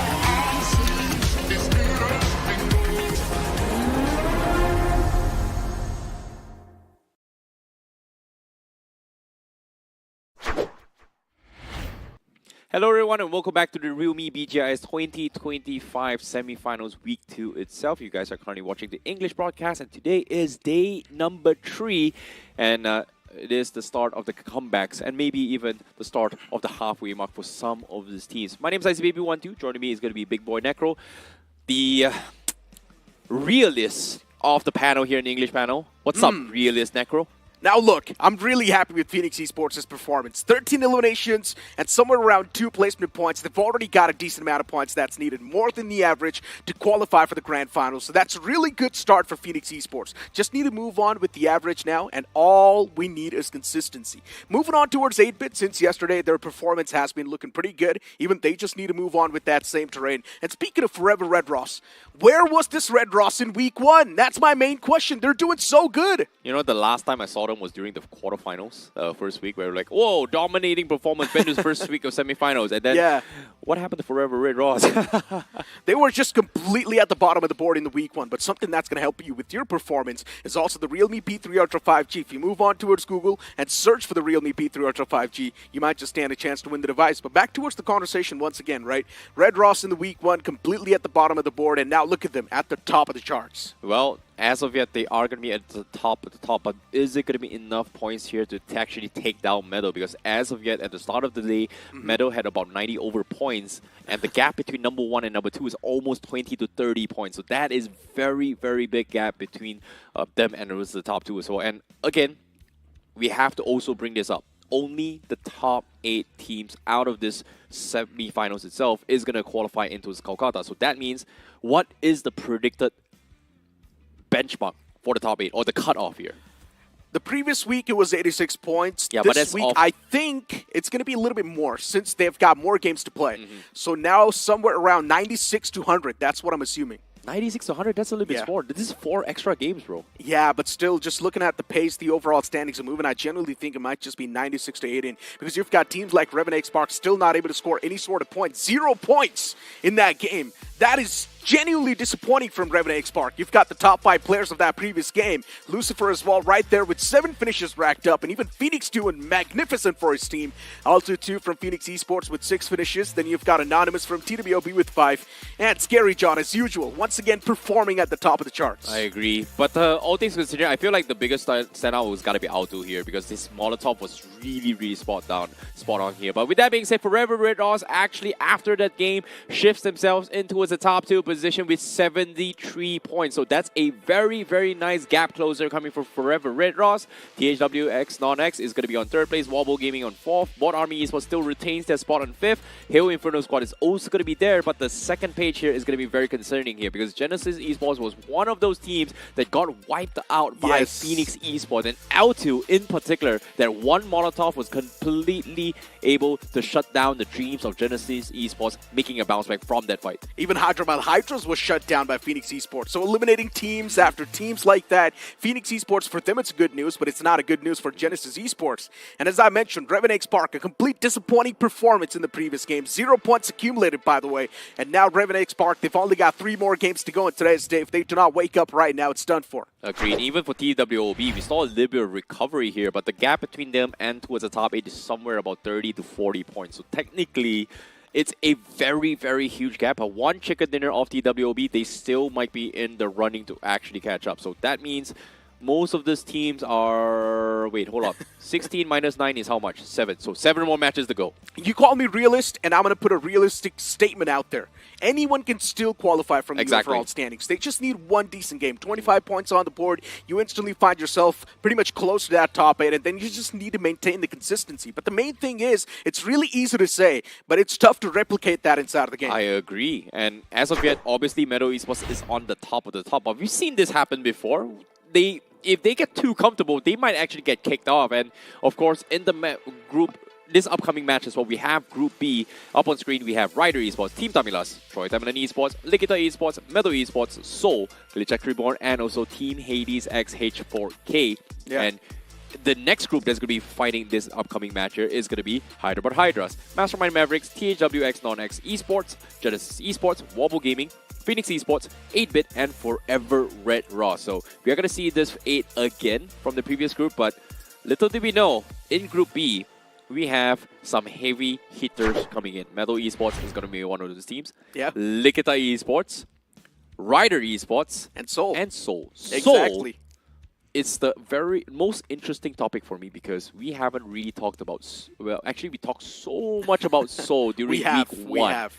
But here in week 2, I just realized that yesterday, Seoul was actually on the 4th place. Yeah, because I predicted them. You forgot? Oh, yeah. Yesterday, Seoul Your was my predictions prediction. has been very, very spot on, to be honest. Exactly. And for some reason, there's some people in the chat that's flaming me for my predictions. My predictions have been spot on. Phoenix Esports, I went with them today. They're doing really good in the overall standings. You've got the team spotlight of Metal Esports. This team is currently at the top in the overall standings. 61 finishes racked up, 11,000, 12 damage dished out, 19-15 survival time. And let's not forget, total points, they've got 92 so far. Metal Esports is the only team that's really close to confirming their slot directly in the Grand Finals. Exactly, and of course, for Metal Esports, if they get themselves extra 30 to 30 points as a safety net, they should be in a safety net where they are pretty much guaranteed top 8 for the Grand Finals itself. Now look, speaking of Seoul, they have been really consistent. I'm loving the performance that we're seeing from the side of Seoul. It's not like we're seeing any sort of big performances, but Seoul is able to maintain the consistency they've got. There's a good mixture of elimination points and even the placement points, and now it feels like slowly and steadily the confusion between the main playing four, it's finally getting sorted out, which is really a good thing. Yeah, I actually agree as well. Their macro play yesterday from Manya to actually steal away the vehicles for everyone Xbox was very big brain. But unfortunately, despite the odds and the troubles that Revenant Xbox had to go through, they still made it to top 3. So yeah, but here's the problem: they did not get a lot of points after that either. I know, right? Yeah, they even just now as well. They just had 3 finishes and barely any sort of placement points as well to keep themselves on the run in the overall standings. And the previous game, they got 0 points. No eliminations, no placements, 0 points out of that one. So, yeah. Yeah, I don't really know what's going on here, but based on the circle itself, it feels like a lot of teams were struggling mid-rotation. They're getting caught off while rotating as well. And you can't really blame them as well because the circle is so unpredictable and it is very, very open, to be honest. I've got a point to make over here. It feels like Revenant Spark have surrendered their Yasna Poliana to the players of Phoenix Esports. Right? That's what it feels like. It's been a while since we've seen Revenant Spark actually move on towards Yasna Poliana, and that's why Phoenix Esports right now is on a dominating seat because there's no one contesting Phoenix Esports. Before it was Rider Esports. If they're both playing in the same group, Phoenix Esports has to go through Rider Esports or either Revenant Spark. But now that both of these teams are not there, Phoenix Esports is doing really good, which is a good news for them. Yeah, it is definitely a good news as well. But all things considered, this upcoming map is going to be the map of Miramar. And Group C, we have Phoenix Esports, but unfortunately, we will not see Revenant X-Part for this game. So I'm not going to be expecting a drop clash into a San Martin. So Phoenix technically should have a very, very smooth journey from this game itself. Let's not forget in week 1, specifically at the end, GlitchX Reborn drop clash the players of Phoenix Esports and San Martin just to try and sabotage the game. Is it going to happen once again? Let's find out in the game of Miramar.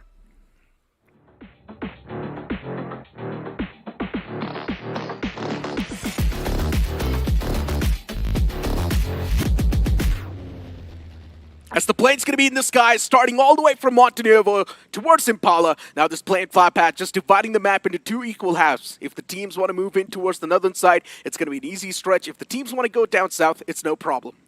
Well, it is going to be a very, very middle rotation for some of the teams here. Only teams that are going to be struggling is going to be teams heading towards Campo Militar and Torre Ahumada. And I don't think there's a lot of team that's been playing there for quite some time. I've rarely seen teams actually winning their rotation fights if they head towards Campo Militar. But you know what? This entire tournament so far, we haven't seen a single circle inside Campo Militar. True that. This is exactly 2 months now. Every single Miramar on screen has never shifted up there. And have you noticed something specifically inside of the week, too? We're seeing so many weird circles. They're forming just in those off terrains where teams do not even expect them to go there. The circle are exactly forming on that area. So that's being pretty surprising, too, for a lot of these teams. And it's also giving a new chance of life, specifically for the teams on the latter half of the board. We've got the map standings for Miramar. Altitude Esports has been the best performing team right next to THW Non-X and even OG. It's really weird to not see Ryder in this picture, considering that they were the ones that actually dominated during week 1 itself. Seoul was obviously, I would say, a title contender to be Kings of Miramar, but they're still in top 4 here. Look at the Esports and Hyderabad Hydras locking horns. That's going to be an interesting clash as well that's going on between these teams. Hyderabad the Hydras, they have been locking horns against that team for a long time now towards Picado. It's all about finding out who's the dominating one towards this area. Oh my god, this is still going on? Yes. This is happening again? It is happening again. But the main issue is the players do not really have the utilities to go for the fight, neither do they have a proper weaponry. So it's going to be a tough challenge for them to actually recover from this setback. Look at the esports. They've got a man who's a little bit far away on top of the apartments in the back line, so he's got the line of fire from the rooftop. So look at the esports. They've already got the back plants going on. Ooh. Goblin's out in the open. Shots were taken from the Uzi. The man might just be knocked out. Goblin, he's playing with fire. Luckily enough, he's still alive. They're looking for exit strategies here. This is very, very smart. Likita Esports has had a lot of run-ins inside this red apartments for the longest time with Hyderabad Hydras. And there were a lot of 50-50 chances. 1-1 in the hands of Likita, 1-1 in the hands of Hyderabad Hydras. They are also tied in their fights inside the casino, where Goblin was able to make a very, very big clutch. But when the second time it happened again, Hyderabad Hydras learned their mistakes and then shut down Likita Esports. So this time, this is going to be things where both teams are going to settle their differences right now. And it feels like Likita Esports are trying to get out, but unfortunately to say, Goblin not with the group. This is going to be a rush coming from Hyderabad Hydras. Yeah, the Hydras are now deciding to make the pounce. Likita Esports, all they can do is just stay up top. Hidden. They do not really want to reveal their intentions. Neither do they want to give their position away. Just play it as passive as possible, hold things down, try and bring in that tactical nature inside of the game too. That can hold back the players of Hyderabad Hydras. But the question is, for how long? They've got a nice cover fire setup too. This crossfire might just work out. Look at the esports, both the players grouping up, which is not a good news at all. The nade's gonna be tossed in the room. Not close enough, does not do any sort of damage. Neo tossing out a return nade as well, and that's gonna find the prime connection. Mox is knocked out, the Angel's out of commission. A beautiful flashbang, Neo is blinded. Backs away towards the room, he's safe for now. But Neo's got a lot to worry about. Look at the esports, they might just run in the open arms of the Hydras, and even the Hydras, they're not someone who's gonna give up on the fight just like that. Mox needs to be revived, but not enough time. Look at the esports, they're starting to get the grip back inside of the fight. Goblin pulls out the DBS, pushes up close and personal, shuts down AJ. This is the Goblin we all love to see. The man's found his form since yesterday, and he's been an undefeatable monster after that. And just like that, Hyderabad Hydras, they have been put to sleep by Likita Esports. Where did that shot come from outside? But every single player from inside Likita Esports got 1 finishes in total. That's going to be 4 finishes in total for Likita Esports. It all started with Neo's clutch play with a grenade here because he pulled the pin. And Hyderabad Hydras thought he was going to push. But immediately as he heard the grenade exploded coming from Hyderabad Hydras, he reinserted the pin and re-pulled it. And the moment he pulled that pin, Hyderabad Hydras could not hear that pull pin because their own explosion masked that sound and caught them off guard. That was huge play coming from Neo. It indeed was huge plays. But look at the esports, pretty much copied and pasted the same strategy that Hyderabad Hydras pulled off when they wiped out Look at the esports. If you remember, AJ was on top of that building every single time on the rooftop, taking the shots towards the apartments. And that's exactly what Look at the esports did. Just copied and pasted that strategy, and it worked out to perfection. And Hyderabad Hydras, they pretty much got a taste of their own medicine. That was a huge play coming from Neo. What an opening. Hyderabad Hydras, seems like they weren't expecting a set play coming from Likita Esports, and I really like this mix-up coming from Likita Esports. It feels like playing table tennis, right? Like sometimes you open for a fastball, sometimes you go for a slow, sometimes you open the set with a curveball, and this curveball being set by Likita Esports completely threw Hyderabad Hydras off their game. This was huge for them. Indeed. Dismantling a big name like that is not easy. And look at the esports, they have made it look pretty easy. Phoenix Esports uncontested towards San Martin, which is of course a fantastic news for the boys. No one's going to be taking them down for a long time. And speaking of good things, we've also got the realme P3 Ultra 5G. If you move on towards Google and search for the realme P3 Ultra 5G, you might just stand a chance to win the device and also some more exciting rewards. Let's not forget, it's also got India's first Dimensity 8350 Ultra chipset with 90 FPS BGMI gaming. So I would recommend you guys to check out the device. No, I really wish we have a little bit of replay here to see how things actually open as well, because I really want to break down exactly what Neo did with that grenade pin to actually get that opening down, because that was huge coming from them. But all things considered, the journey continues with only 15 teams, Hyderabad Hydras being the first team eliminated I want to see how Phoenix Esports actually makes a bounce back here, because yesterday, after their wipe against Revenue Xbox, they proceeded to have an amazing game, actually getting a lot of finishes, making it to the final few stages of the zone itself. I mean, they've currently got the win in the sales, right? 15 points from the first game. What else do you want? The More. start is great. Of course, we want more and qualifying to Grand Finals. Exactly. That's pretty much like the main demand we all have from Phoenix Esports. But jokes apart, right? We know Phoenix Esports, there's someone they can do that as well. It's not even a question. They can pretty much get those average points just on those elimination points itself. Now, this exact same play here, Neo threw the nade, right? So Hydras did not hear that, went in for the rush. And I want to see how they were able to actually get the shutdown here, because Goblin walked up and AJ wasn't prepared. And yeah, this 3-man rush coming in from Likita Esports just completely wiped them off. And I'm pretty sure there was one more guy outside who provided a cover fire, was able to peek through those balcony windows and then get the knock as well. So that was very nice from Likita Esports. That's what I mentioned, right? They pretty much copy-pasted the same strategy that Hydra's used to wipe out Likita Esports in the past in Picado. Yeah, but all things considered, unfortunately, we didn't catch the moment where he pulled the pin. But all is well. Let's see how Rider Esports is going to be performing as well, because this is a map that had the biggest game when the circle actually shifted towards Los Leonas. And the same near identical circle happened again, but Rider Esports seems to be a little bit of a lost trip right now, Necro, to be honest. Indeed they do. Rider Esports, it's been a switch that's on and off, without a doubt. Yeah, even the interview early on with them, it feels like Fami looks like he just woke up or something. Like I was very surprised. He looked like he just woke up. He didn't really do his hair. He was just nervous. That poor guy. Don't do him like that. He was just nervous, I'm pretty sure. It's his first time at the end of the day on such a big screen. So yeah, it makes a lot of sense. The man was just nervous. But you know what? Speaking of being nervous, GlitchX Reborn, they're going to be nervous as well. Phoenix Esports, it's revenge time. They want to get the players of GlitchX Reborn, get the revenge as well. All the 4 players right next to each other. Phoenix, they want to mop the floor. It's going to be tough, though. Still, GlitchX Reborn, at the end of the day, on paper, they've got the advantage, and that's why Phoenix Esports just back away.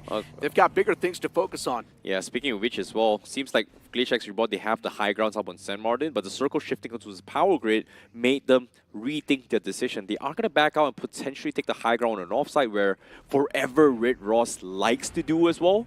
This is something that Forever Red Rise always prioritize, which is the top of the mountains and then get a very wide split the whole angle. So this is something that I want to see if they are going to happen as well. But Team Tamilas, guess what? They're getting their revenge against Likita Esports. They get the first knock on Goblin. Yeah, they've also got the confirmation. It's not just knock. Likita Esports just running away from this entire vicinity. Team Tamilas showering those bullets.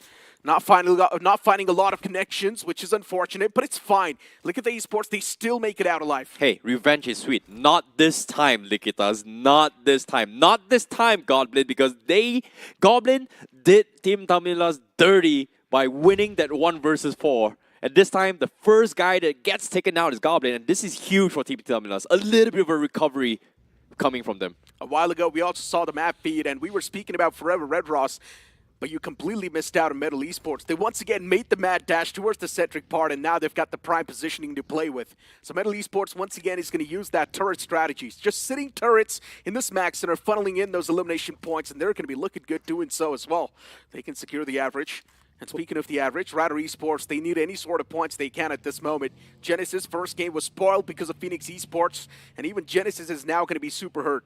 Yeah, this is going to be a little bit of an awkward spot as well, because they're pretty much stuck on the edge itself. But fortunately for them, this topography as well, it's not the greatest to actually get zoned out of. So there is a lot of nook and crannies they can actually sneak by for Genesis.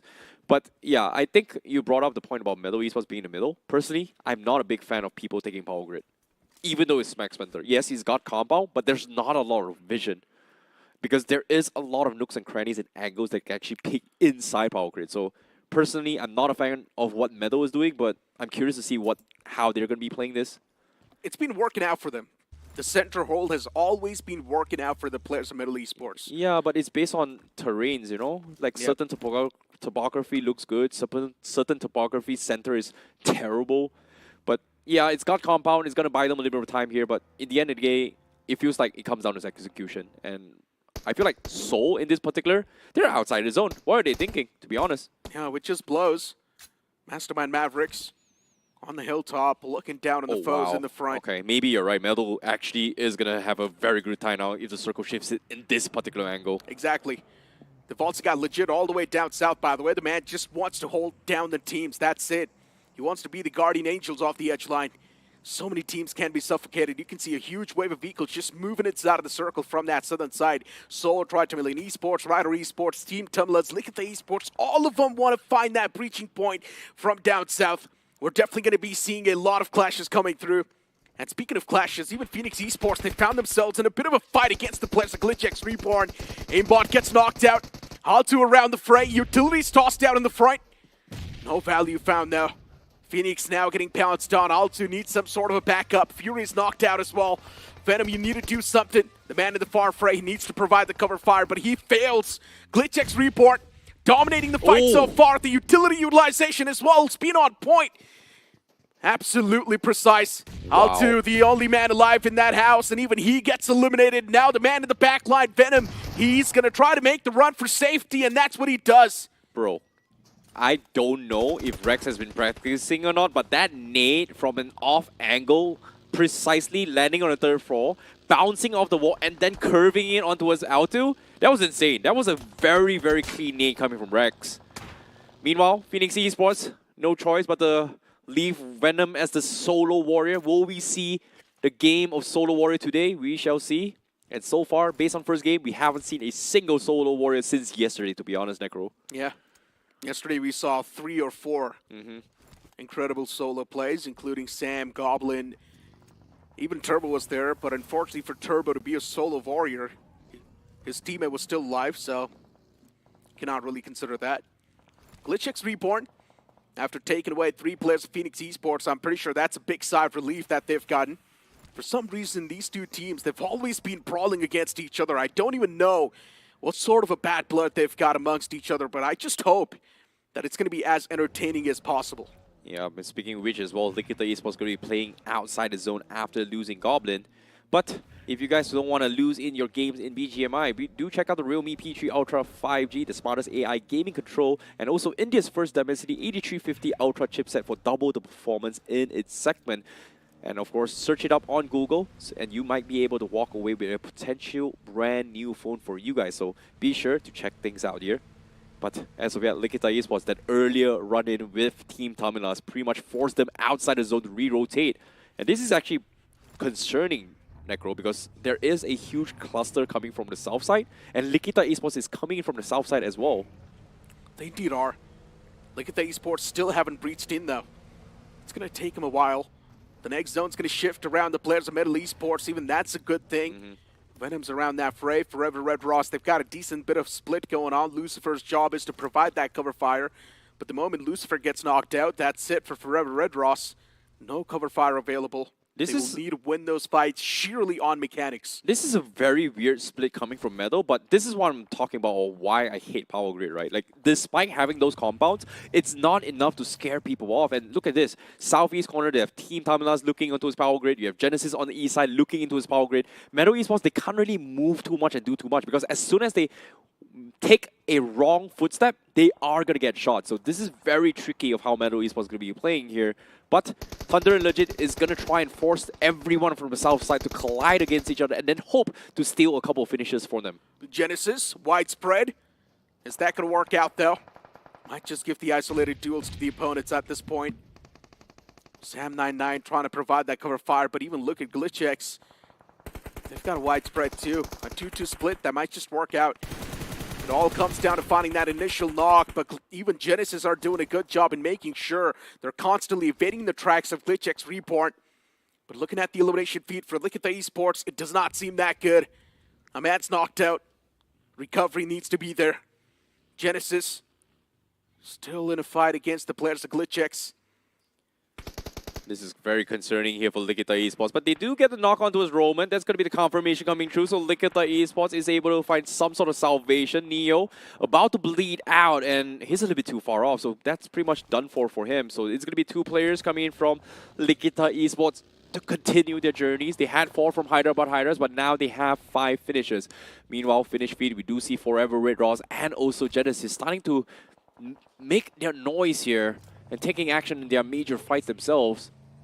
Meanwhile, southwest corner, THW still looking to keep against Likita Esports. They have loot crates, but seeing the zone is a little bit awkward here because there is a lot of high grounds that favor the teams in the north and the southwest corner. And look at this, Rider Esports. They're playing high ground once more.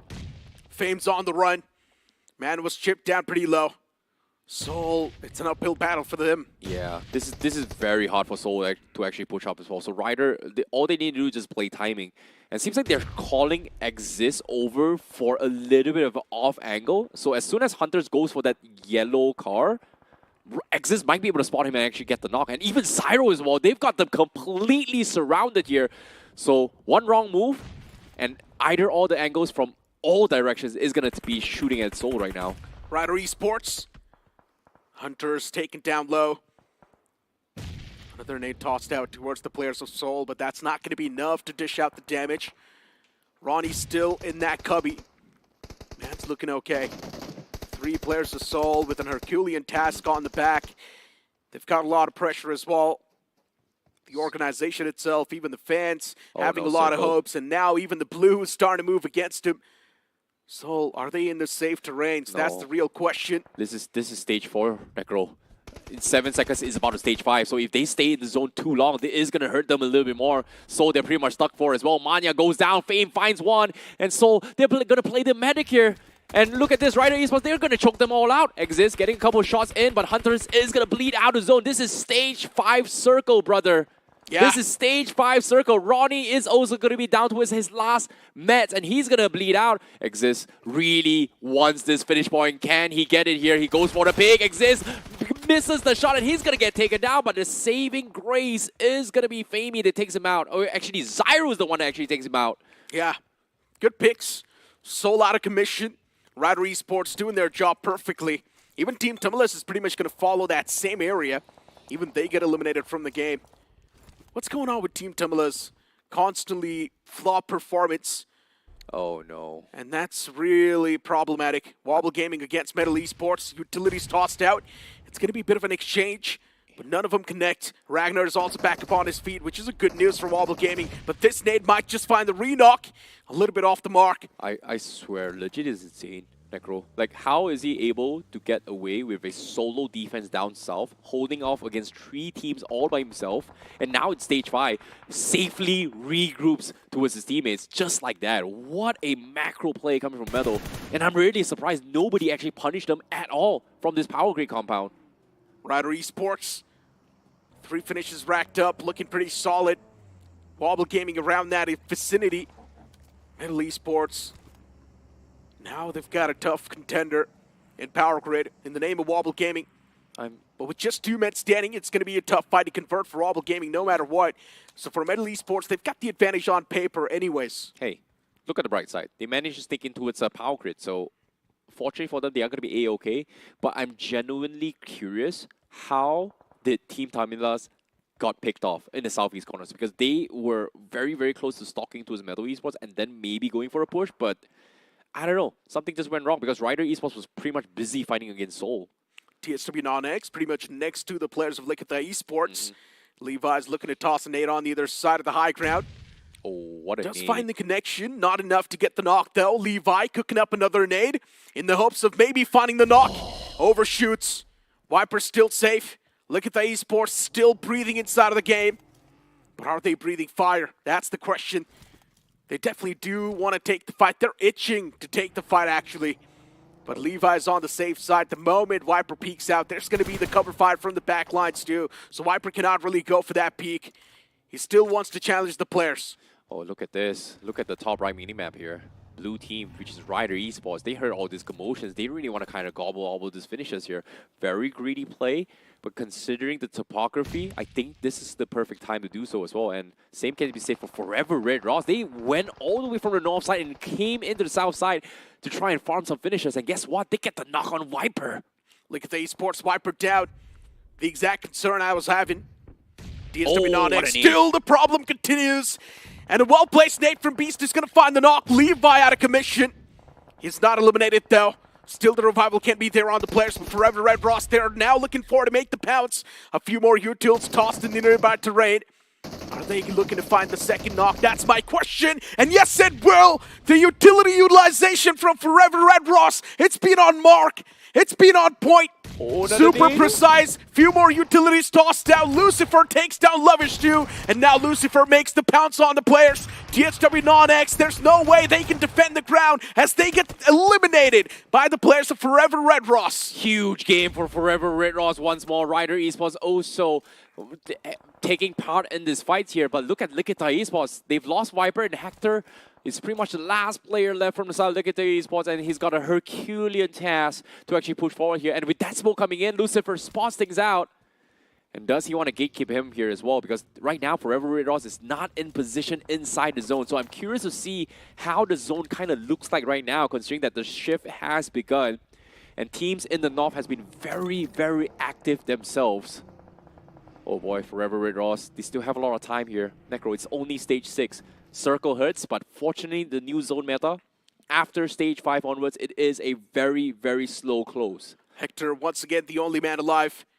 In the past, he was the main reason why his team qualified to the future stages. Oh no, legit. And now Hector's getting spotted. Wow, legit. Those little gaps in between the area is really punishing Hector. And he's also getting spotted by the players of Metal Esports.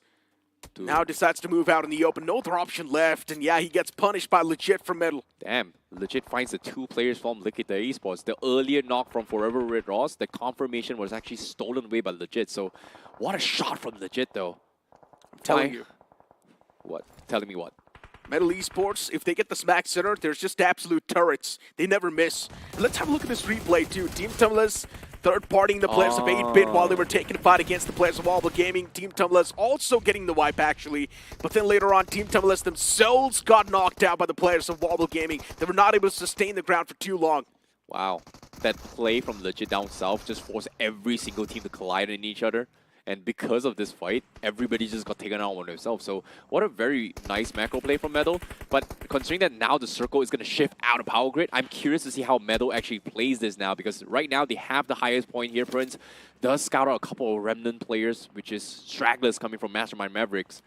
But the question here is, will the circle push them out or will the circle favor them? Because now Mastermind Mavericks, they are going to try and regroup and reset this fight to continue their push into towards the next phase of the zone here, Necro. Yeah, the knocked player's going to be safe. It's okay. 6 finishes on the back of Metal Esports.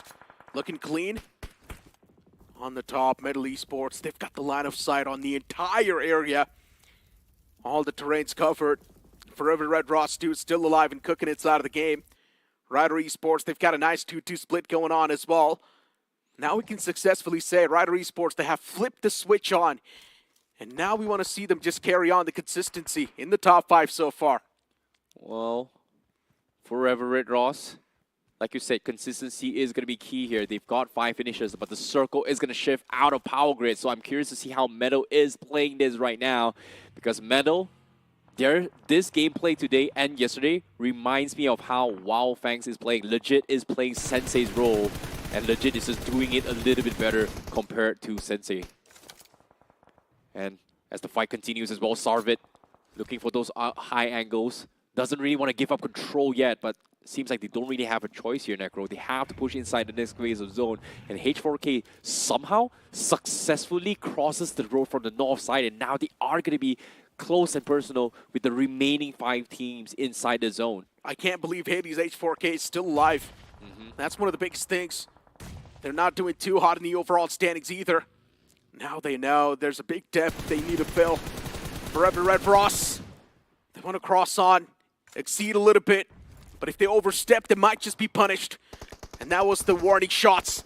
Rider Esports making a pounce against Metal Esports, but Metal Esports, they've always been really good at playing defense. Unfortunately, Prince gets knocked out, but the confirmation is still going to be tough to convert. Rider Esports, they're trying their best to try and hurt the players of Metal Esports, but it just gets even tougher as the time keeps on passing by. The utility utilization is perfect, and Metal Esports in the end wiping out the players of Rider Esports. What a nade coming from Sarvit, and also what a flank coming from Legit as well, because just like that, Rider Esports had no chance to do anything at all. 10 finishes in the back, and they also get the reset on Prince. Metal, they somehow are able to find space after leaving Power Grid. And the next opponent is going to be Forever Red Ross, This is going to be a battle of momentum. Can they keep things up? Forever Red Ross, a great game from the previous game. And Meadow East was coming in from yesterday's final game with the chicken dinner. Is this going to be a potential back-to-back for them is going to be the question here. Meanwhile, Northeast corner, Team Mastermind Mavericks going up against Hades H4K. Hades H4K. Nate's tossed. Not enough to find the knock. Mastermind Mavericks overpowering the players of Hades H4K. They're looking like the alphas. And Hades just backing away constantly. Mastermind Mavericks. The Mavericks, when they hit hard, they hit pretty much right at the spot. And Hades, they need to be careful. Constantly backing away a few steps. They just want to be away from the nading range. But Mastermind Mavericks, they're not going to be stopping anytime soon. Knight wanted to push up a little bit of that itch on the back of his hand. But let's not forget, there's also Forever Red Ross that might just try to third party this. So they need to be careful. Rickson from the top. Here's a lot of footsteps. He wants to go up as well and take the fight. But return fire from Hades is going to stop that push. They have to wrap things up. 18 seconds left because the circle moves as well. They're not inside zone. Rickson, he gets knocked as well. That's the opening for Hades. Blunder! The counter, they comes through. Adi getting knocked. Draxi getting knocked. This is a disaster for both teams because Meadow Esports is coming to third party. Yeah, both of them just choking that fight like that. Mastermind Mavericks, even Hades H4K now dropping down at bodies. Not looking good for both of them either. No. And Metal Esports, they're already on the verge of making that bounce. Both the players looking to push in tandem. P90 in the hands of Prince. This match's going to be an absolute shredder. Mastermind Mavericks, two-man squad. Adi can still be revivable. But since Metal Esports is closing up from the backlines, Mastermind Mavericks, they need to be a little bit more vigilant. Oh no. Prince, he's already closed on up. Pulls out the DBS. Wants to go for the one pumps. But still the players of Mastermind Mavericks pretty quick on their feet. At the end of the day, Mavericks are known to be quick. Great reset coming through as well, but Forever Red Ross, they find Devil. That's going to be Hades H4K taken out. Final 3 teams remain. And Meadow Esports, they missed the timing. The P90 pretty much gave a little bit cue for Team Mastermind Mavericks, so they're not going to try and challenge him. Meanwhile, the biggest threat right now is both the Mega Titans are going to try and gatekeep Team Mastermind Mavericks. Forever Red Ross, if they make a move, that's where Meadow goes in for the strike, but guess what? Legit, he finds Rickson, and that's going to be Adi down as well from the side of Meadow. 2 finishes that he is looking to secure, and Legit goes in for the push. Maximer's still alive inside of the smoke shroud, and he wants to get the revenge on Legit. Now he pulls out the S12K, goes for the spam as well, but that's not going to be enough. Instead, Prince in the back will secure that elimination point. Final 2 teams alive. Metal Esports against the players of Forever Red Ross. And Red Ross, they have been super consistent so far. Metal Esports Legit on the verge of dropping a nuclear performance. Sarvit gets knocked out. Metal Esports, it's not the way they wanted to kickstart the fight, but even Phoenix gets caught. It's a back and forth that's going on, and Legit, this man is single-handedly winning the fight. Manhandles Forever Red Ross and converts that game for Metal Esports. Legit. Was that legit? It looks legit because Meadow Esports, he single-handedly shut down the remaining teams with that push. What a catch onto his Mastermind Mavericks. What a catch against Forever Red Ross, because that pixel shot from Legit, seeing Phoenix proning across the water, across the other side of the map, that doesn't seem right. Pulls up the M4, sprays him down. Okay, the rush comes through, wins the 1 versus 2 to take the chicken dinner. Meadow Esports, with this performance coming in, I would say they've qualified. They're about, what, 5 to 10 more points left to they've already done it. I don't think it's enough. 26 points in this game, I see. They already had 92 points or 96. So Metal Esports has already done it. Metal Esports have qualified. Points, right? Yeah. They have more than 110. That's all I know. Look, guys, I'm not really good with maths, but I'm pretty sure Metal Esports have qualified with that performance because they've got insane amount of points now in the overall standings. And yes, a lot of cushion to work with as well. Now we're going to see a clear separation from that first and the second spot. Now, this is going to be very, very concerning as well, because if Metal Esports continue their domination, they should be able to take away a lot of points from a lot of teams. So that means the cutoff might be lower than expected. But in case you guys missed out on the action as well, the final moments inside this zone, Metal Esports was able to hold down the power grid, and every single team was forced to fight around it. And truth be told, I'm very surprised with Metal Esports' performance in just holding this ground, because this is not a easy compound to actually hold on macroly, to be honest. I'm telling you, the moment Metal Esports get their hands in the smack center of the circle, you know they are going to dominate. But now securing the chicken dinner with 16 finishes, that's a stark statement coming in from the side of Metal Esports. And those are the statements that we're looking for a team like Metal Esports too. And looking at the blunder too that just happened from the side of Hades H4K, just gave a chance to life for the players of Mastermind Mavericks to actually go for that reset. Yeah, Lucifer actually naded himself. That's very, very unfortunate here. But this push coming from Legit was huge as well. Like, as soon as he spots Phoenix, goes in for a knock, he knows he's going to get expecting company, pulls the SFK, wins the 1 versus 2, and then taking the chicken dinner. So, a huge game coming from Metal Esports, but Legit, I don't know what's going on, but it's really nice to see Legit back in action here in the second week of semifinals. He's been in a top-notch form in the week 2 so far, without a doubt. Even Sarvit, let's not forget. This man as well, he's been in the forefront of the auction every single time. Just in general, the entirety of Metal Esports as a unit, they've been doing really good, man. And we just want to see them move on with the same form, even inside of the Grand Finals. So let's not forget, we've still got those 8 teams waiting for these 8 teams to move on. I agree. This is going to be a very, very important match here for the remaining teams fighting for that 8 slots into the Grand Finals. And of course, 2 games is done and dusted here for today, and we are going to be proceeding with the game 3 after this very, very short break. See you guys right after this.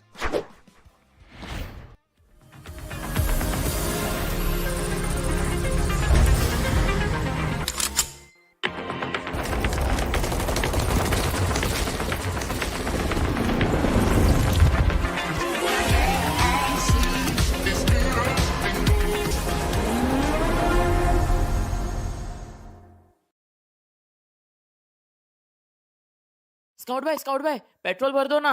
क्या भाई लोग रोंडो जाना है क्या?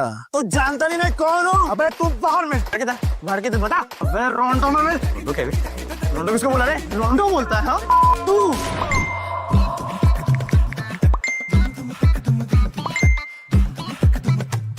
रोंडो? Run run run run run run run run.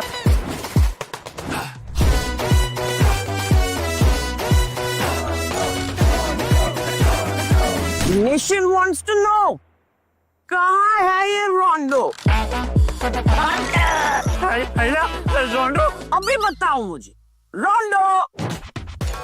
अरे ओ कालिया कितने आदमी थे? रोंडो सरकार। रोंडो? कहाँ है? क्या है ये रोंडो? क्यों बेटा कन्फ्यूजन में? आओ कभी रोंडो में। रोंडो रोंडो रोंडो आगे। क्रेज चढ़ेगा सबको क्योंकि BGMI में आ गया है नया रोंडो map. Get new vehicles, explosive weapons, epic hot drop locations and more. Download BGMI now. भाई क्या करवा रहे हो तुम? कभी पेट्रोल वाला बना दिया, कभी टीचर बना दे रहे हो। अबे गेमर हूँ मैं, एक्टर थोड़ी हूँ। भाई download BGMI now. Sir watermelon juice. अबे छोड़ो। Welcome back after that short break. Now it's Johnny with me on the panel, and I'm pretty sure you were sitting in the back lines looking at that game too. And what a hell of a game that was from Metal Esports. Even Mastermind Mavericks now finally showcasing some signs of life. That is true. I mean, signs of life from Mastermind Mavericks. They were pleasant to witness. But Metal Esports, I mean, this team is just being consistent on a whole different level. It begs you to question that where were they? Where was this performance in week 1? I know, right? Metal Esports is a completely different team. The same thing can be said to Red Ross as well. Yeah. Where was this Red Ross inside of the week 1 too? Because now we're seeing an insane level of consistency from both these teams. That is true. And again, I mean, this was an impressive start to their day. They still have 4 more matches. We have left 4 more matches for the day, and these teams a few more. But of course, if you guys want to pull off this performance in your matches, check out the realme P3 Ultra 5G, the smartest AI gaming control in its segment, India's first Dimensity 8350 Ultra chipset, and of course, 90 FPS smooth BGMI experience with the realme P3 Ultra 5G. So go on to Google, search for the realme P3 Ultra 5G, and you could stand a chance to win a few exciting rewards for yourselves. But Necro, coming back to this discussion, we spoke about Med, we spoke about Forever Red Ross. What are a few other names that are there in your mind right now? Hades as well, doing pretty good. They were there in the final 3, so or top 4 actually in that previous game. So Hades is doing okay, but still those baby steps are not going to be enough now. Exactly. Specifically when you know you do not really have a lot of games left anymore to try and actually make a bounce back. And looking at Metal Esports already crossing that 110 points marker, this should be concerning fact for all the other teams who haven't really moved on in the top 8 yet. Specifically Revenant X Park, you guys are the defending champions, and right now the top 8 is running away with an insane pace. Exactly. I mean, the top 4 in particular, the next 4 teams can still be caught up to, but you need that 125-point game right now. Today it's day 3. Either you make that 25-point match happen, or you can forget about making a comeback tomorrow. It's just going to be too tough. So much pressure for everyone to deal with. In my opinion, the safety barrier is going to be around more than 100 points, without a doubt, because last year the cutoff was 106 or 107, somewhere around that. Yeah. So this time as well, it might just not be anything different, since the week 1's cutoff was 86, and in 2024, the week 1's cutoff was 88 points. So that's close as well. And look at the difference right now that is there between Middle and everyone else. They have 1 game in hand and 118 points already secured. So this team is pretty much safe. I think we can keep the safety barrier Necro at 110. Are you going to be okay with that? Yes, 110 is pretty much going to be right? the safety barrier. In my opinion, even 105 should be the safety barrier, because looking at the pace that the top 8 is currently moving, it feels like the cutoff might be around 100 points. Hey man, with how semifinals week 1 ended and the tiebreaker between Versatile and OG, yes, 105 might be safe, but aim for 110. Better safe than sorry, right? You know what blows is that Altitude Esports is now actually on the latter half of the board. They're not in the top 8 anymore, and that's a concerning fact too, since Altitude was doing so good on day 1, decently on day 2 as well, but now in the day 3, the performance is not exactly there. So let's just hope that in the upcoming game, even Altitude wakes up and chooses violence. True, again, I mean, I would love to see them take that fighting position, because the start of the day has been very slow for them. It is going to be interesting to see when they pick up the pace and exactly how things turn out, because as you mentioned, today is not just an altitude day. They're not able to survive to the late game stages. Even the finish conversion is not happening. Hopefully in the upcoming matches they bounce back. But we looked at the last page of the rankings. Mastermind Mavericks after this match not dead last anymore. But that is not going to be enough. Another big performance, I believe, is going to be needed. They're still in those early 30s. Exactly. Mastermind Mavericks, they need consistently more than 10 points in every single game they play. And the only way they can find themselves a bit of that sigh of relief is after getting a major chicken dinner in the hands, which seems pretty much impossible looking at the way they've been playing so far. But I just hope that they actually do get a big game in their hands and pull themselves back in the overall standings. I've been mentioning this to even Icy. Anyone can steal from the overall standings, can bounce back in the top 8. And hey, as we were talking about the top 8, I think Group B, at the start of the day, they were kind of group bad because only Medal was doing quite well from this particular group, along with Troy Tamilian Esports. Their performance yesterday was kind of decent. Team Tamila still hoping for a bounce back, but the big surprise from this group has to be Rider Esports. What is going wrong for Rider Esports? Semi-final week 1, they looked like a completely different beast, and now it seems like the beast has been slain. Yeah, the previous game wasn't extremely bad for Rider Esports. I think so they were there in top 6. I don't exactly know how many elimination points they had to back it up, but Rider Esports, it was not an extremely bad game for them, but looking at their position in the overall standings, that was a bad game. So Rider Esports, they need a nuclear performance. They need a major game in their hands. That's the only way they can actually make a bounce back with a stark statement in the overall standings. That's the only thing that's going to help them. And we've got a bit of a substitution coming in from Team Tumulus. Fox OP is now going to be in the main playing 4, and Manty's going to be sitting out. Interesting. Yeah, it is interesting considering, again, Fox OP has been a reliable player for the side of Team Tamilas. We have seen decent performances from him in the past, and especially during that starting week for Team Tamilas in the main event when this team was actually doing well. Manty, on and off again, a hit or a miss. We know back in the days he used to be a great player, has put on that banner for the jersey for Team Tamilas time and time again, and has put up big numbers for the banner as well, and of course for all the teams that he's played in the past. But this, I guess, is not here, is here. Yeah, we've got another substitute on the way. Altitude Esports, first 2 games done and dusted. Performance not exactly there. They're now currently outside of the top 8 as well. And that's why even they decided to pull in a sub. Clouds is now going to be playing. Yeah, I mean, Clouds, we've seen him in the past as well, and Altitude have a better better performance rate with Clouds in the mix. But Prime OG, I would not take anything away from this man. I mean, there have been those moments of brilliance from him. But again, consistency is lacking. I think that might be the issue for Altitude Esports, and especially considering they have 2 back-to-back games now, 2 back-to-back Sanhoks. If they can be consistent in the next 2 games, they can again find a spot within the top 8. Speaking of consistency, that's been lacking from the side of Team Tumulus. And my ask from Team Tumulus every single time has been those elimination points. Yeah. Team Tumulus, they like to play too defensive, too passive. And because of that, they try to go for the end game. But imagine if you get eliminated in the mid-pack. You've got no elimination points to back it up. That is what keeps happening to Team Tumulus, unfortunately. Exactly. That has been the case, that they have been stuck in for a while now. Hopefully we can see this team recover, because again, you go back to the grind, you go back to the performance in the quarterfinals as well. Team Tumulus was actually doing quite well for themselves. Although I think it might be the pressure of the semifinals, the pressure of finally after a long time facing elimination that might have gotten to them. In my opinion, they gotta take this pressure. And pressure is what really makes the diamonds. Let's be honest. If Team Tumulus does not perform, once again, we know their track record in the tournaments hasn't been that great either. If Team Tumulus is consistently failing to qualify in tournaments after tournaments, that's a genuine concern even for the fans and even for the owners at this point. Something needs to be done. They need to make some major changes in the lineup if they do not really qualify for the Grand Finals. And speaking of the Grand Finals, let's move on towards the upcoming game, which is going to be the map of Sanhok.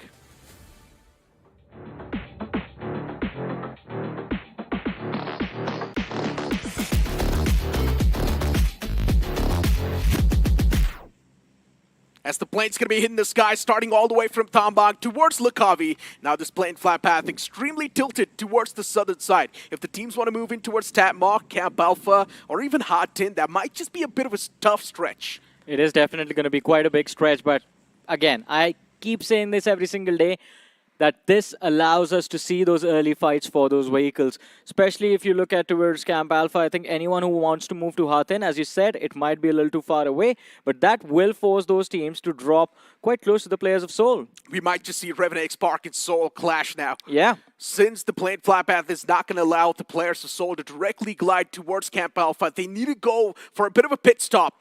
And that's exactly where Revenant Spark is dropping to. Johnny, we're going to see that happen. It's around that individual compound that's available. Soul's Knuckle is already down there. Revenant Spark as well. They're ready and trained for this fight. Let's hope that it works out for Revenant Spark. The first game that they played got 0 points. Now this game of Sanhok, they need to convert it into a big manner. Knuckle, Hunters right next to each other. And knowing what Hunters is capable of, we know this man can be devastating. He can be deadly. Hunters falls down though. Ronnie's still alive in that compound. Revenant Spark is trying their best to fight back, but Soul, the backup arrives. Even Shadow's taken down way too low. Can they survive for too long? That's the real question. Soul handing out a few more death blows. Even Shadow gets wrapped up in a sheet.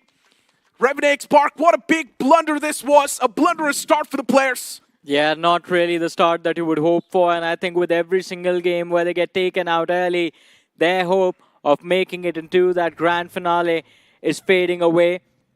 Joker now left all alone. The players of Seoul, the only saving grace for Joker is they're going to be lacking on healing utility. But Joker, he has the Honey Badger, but no ammunition to work with. 30 in the mag, 12 in the bag. Other than that, there's the pistol on the secondary, which is not going to be enough for sure for this 1v3. Without a doubt, it's not going to be enough. And it's a 1v4 now. Yeah, Seoul, they're also looking for a few more meds to patch themselves up. And I'm pretty sure they do want to make the pounce as well. Do they know that Joker's on the opposite compound? Yes, they do. There's a reason why they took the vehicle, and now they're going to close on up towards Joker. Positions noticed. The Honey Badger, it starts kicking. But he was only able to find the first knock. That's it. Revenant Spark, another disappointing game from them. 0 points accumulated so far. Now it's just down to Spray God. What can that man do? It's concerning. Defending champions now being treated like free points on the map. What's going on? I have no idea, but I have an idea of what might have gone wrong for them in this game. Not being able to connect their shots, not hesitating in pushing for that fight. They had the numbers advantage in that hard situation where Joker was there playing the crossroads. They could have committed into that 2v1, and had they done that, they could have traded each other out inside, and then Knuckle would be left in that 1v1. But again, hesitation kicking in for Seoul, and they're going to pay a very heavy price for this. We see Spray God, the last surviving player, is going to go look out for ammunition, for a lot of healing utility, but I don't think it's going to be easy for him to survive. Look at the esports. Demons, absolute demons. They knew Seoul was engaging in a fight, so they thought they might just be in a fight towards Camp Alpha. They made the pounce. I mean, they knew this was going to happen because, again, the flight path was a southern flight path. There is only, I think, 2 or 3 vehicle spawns on the entirety of the Camp Alpha Island. And that shack fight was bound to happen because Revenant X-Pac wanted to move towards Hathin. Likita Esports took a calculated call, but they're pushing for that Hathin bridge. On the other side of things, I think a fight between Metal and Troy Million. Interesting. Troy Million Esports. Pekka is the man who wants to face the opponents. Metal Esports, a team that's been flawlessly running through teams at this point. And Metal Esports, they've already secured so many points that you just don't really care. Metal Esports, yeah, if they get wiped out of this game with 0 points, it's fine. They've already got so many points in the overall standings. It's not even a concern. Not even a concern. I think they have a 3-game safety cushion at least to work with. 118 points on the board. That is just a phenomenal performance coming in from Metal, but Prince OG is the last man surviving, and I'm pretty sure this man is going to be upset if they take an exit with 0 points. So he's going to try and see if he can pick off one player at least from the side of Troy Million Esports. It should not be too difficult, but Troy Million Esports as well. Are they moving in for the hunt? Yes, they are. He's just going to let them pass by. And he's going to wait for that last man, isn't he? Seems like it. Troy Million Esports. They have pretty much spoiled the game for Metal Esports, which Metal Esports does not really care for. But I'm pretty sure Prince also wants to spoil their game. Shots were taken. Troy Million Esports flow disrupted. Prince is the only man alive, and he's constantly just bobbing and weaving. He's done. He knows he's done for. Utilities were right next to him. Prince saw his death approaching him, and for Metal Esports, they get eliminated with 0 points, which of course they don't really care about. You know how the song goes, you have one shot, one opportunity. That's what it was for Prince over there. The moment he pulled the trigger, his position was going to get compromised. I'm surprised that Troy Million Esports did not see him for a long time, but hey, Ryder Esports, as they get out of boot camp and try to push up north towards the center of the circle, a clash against Diesel Esports, and this time it is Ryder again taking a beating. Ryder Esports, fraggers down. A few more nades tossed right next, and Exist is still alive. How is that even possible? The nade just tossed was right on top of his head. And Exist is still somehow cooking inside of the game. A few more smokes lobbed out. Diesel Esports is just going to back away. They don't want to go for the fight anymore. Diesel Esports is another one of those teams with a concerning form. In some games, it feels like Diesel Esports have regained their form back. In some games, it feels like Diesel Esports have completely lost it. This game actually looks quite a decent one, but it seems like they've lost the advantage against Ryder Esports. The knock player has been brought back, and Ryder looking to re-engage into Diesel Esports. They have to be careful, though, because there is Team Tamilas up towards the northern side of this hill. That might actually cause a problem first for Ryder and then for the players of Diesel, but Hades H4K in the distance from the top of the hill. It is difficult to get this line of fire, to get vision of these shacks. Diesel Esports. LB's the only man softened up, but it's fine. They can easily make the rotation out of this spot. OG around the terrains of Tapmock. Interesting positioning that we're seeing from these players. Generally speaking for OG, we've seen them drop the ball pretty hard, even inside of the week 2. And we also see them pretty much do the same thing in the week 1 as well. So for OG, it feels like they haven't learned anything from the past. Yeah, I mean, struggling to hold on to the advantage they had created for themselves after that performance on day 1, which was actually quite good. But every time. Yeah, I don't know how they messed it up, and it's not just them as well. It's Bot Army Esports, but at least that first Erangel did help Bot Army Esports bounce back. Although Vasista right next to them on that eastern shoreline has me a bit concerned. This circle is going to be an intense one for sure. First of all, it's Sanhok. It's already quite small. Second of all, that position towards that Camp Alpha Island. Oh, that's going to be a big fight. Likita Esports against Soul. I wonder who's going to come out on top this time. Revenant Spark Spray still alive. He's on that bridge. He's got a little cartridge to work with, and he's prone inside of that. He wants to play like a sneaky assassin. And speaking of being sneaky, Vasista Esports, they're doing the complete opposite. Utilities, Molotovs tossed out, and off the rip, they find a big advantage. 2 players down and dusted from Bot Army Esports. Now the remaining 2, they're being hunted. Bot Army Esports, a bad start to the fight. Devotee, now the man needs to clutch it out for the team. He needs to save the day for the boys. Devotee with 2 grenades. Every nade has to hit the mark. While with Sister Esports, all the 4 players alive. Hitler needs to close on up too. 2 nades in the hands. Looking to toss it on the other side of the door. Sister Esports constantly just driving around. Hitler finds his trade, but that's not going to be enough. Devotee as well tried his best, but even his best is not going to be enough. Yeah, I think he had better odds of lobbing the nade between the players of Vasista Esports over there. All of them were huddled up in the same spot, but hey, Vasista Esports 4 eliminations, not a single player lost. Plus, there's no one around them to move in for a third party. So this is going to be a decent start of Sanhok for Vasista. But Ryder, look at that finish feed. It seems like Altitude is going to be their next target. They do find a finish over there.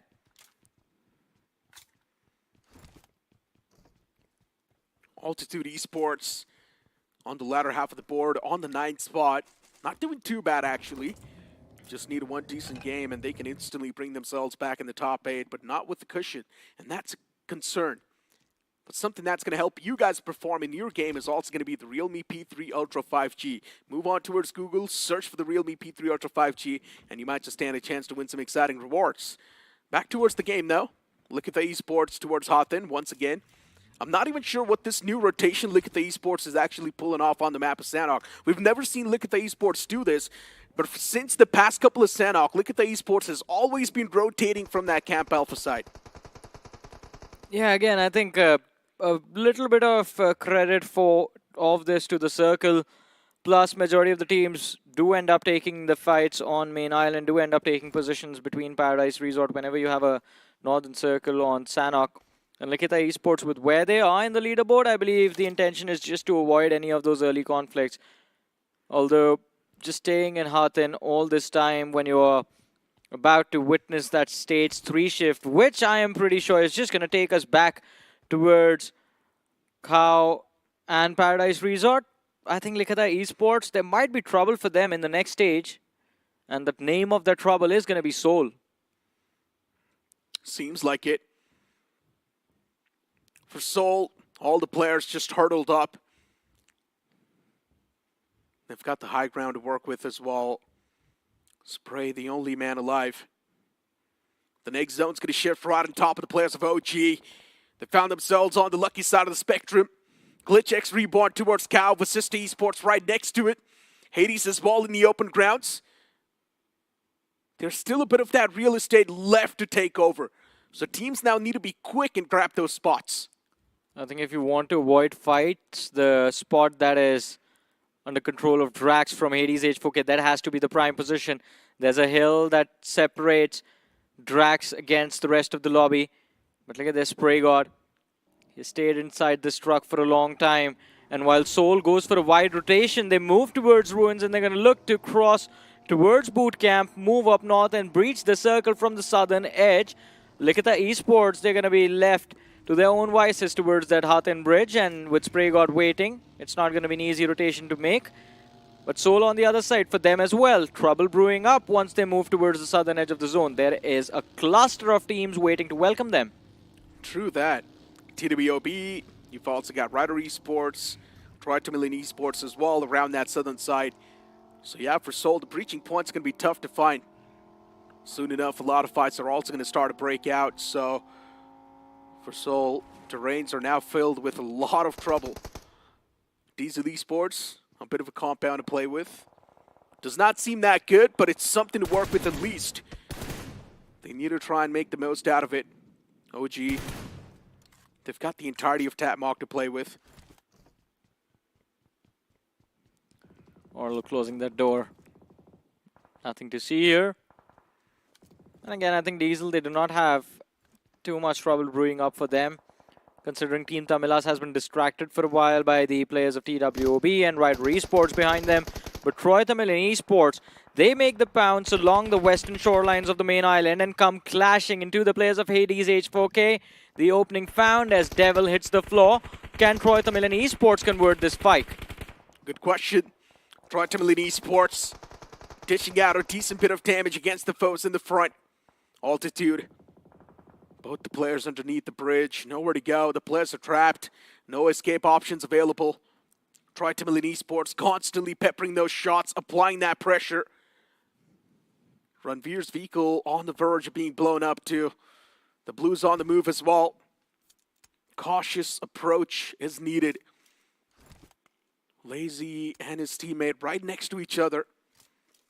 At this point in time, even Altitude Esports knows surviving might just be impossible, but they need to stick with the odds and do whatever it takes. Well, the odds currently are stacked against them. That's the problem for Altitude. But hey, Spraygod, he finds the opener against Likita Esports. Neo knocked out. Hector extremely low as well, and he might hit the floor sometime soon. But Spraygod, the blue zone is putting additional pressure, unnecessary pressure on him. He finds the second knock, 2 points recovered by Revenant Xbox. But before he can secure the finish, he gets taken out. Although Likita Esports, they were forced to make a run for their lives, and amongst that chaos, it's just Viper surviving, the last man left alive. Johnny, look at the brighter side of the spectrum. At least they don't get eliminated with 0 points. I mean, at this point, even those 2 points can't do much for Revenant Xbox, man. They need at least a 25 bomber. They've only got 1 point. Oh, Plus yeah. 1 in the overall board, Johnny. I think the second one comes through, does it, though? Slow and steady improvements. But that's actually too slow. But you know what? Jokes apart. Basista Esports. Rage got knocked out. Tapatup's taken down way too low. Whisk got as well. The man's knocked out for now. He's not out of commission yet. OG's applying that constant pressure. Basista Esports to Patup inside of this container.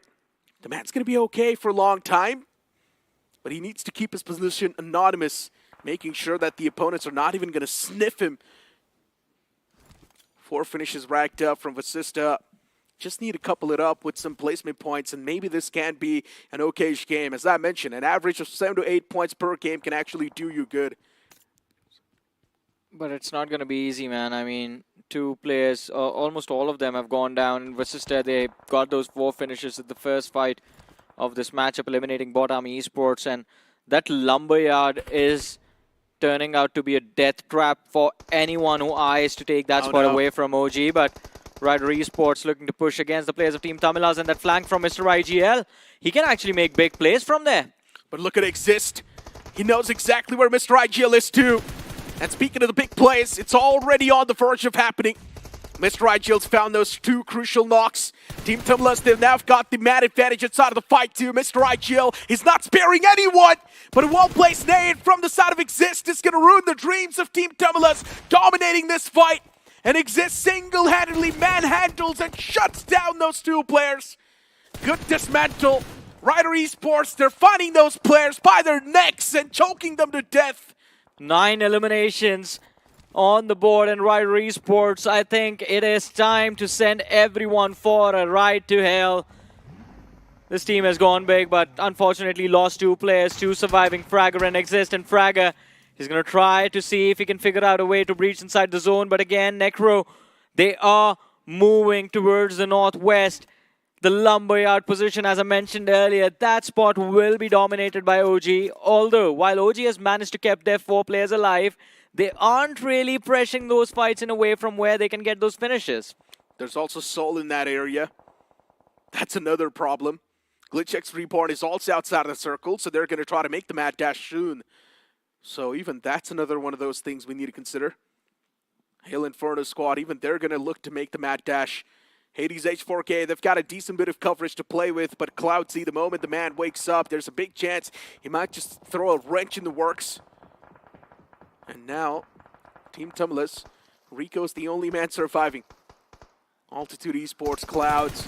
The man wants to be a sneaky assassin. Shots taken. Position noticed. Altitude's game is already spoiled, but this time it's spoiled by Viper. Shows up out of nowhere, says thank you for that 1 point.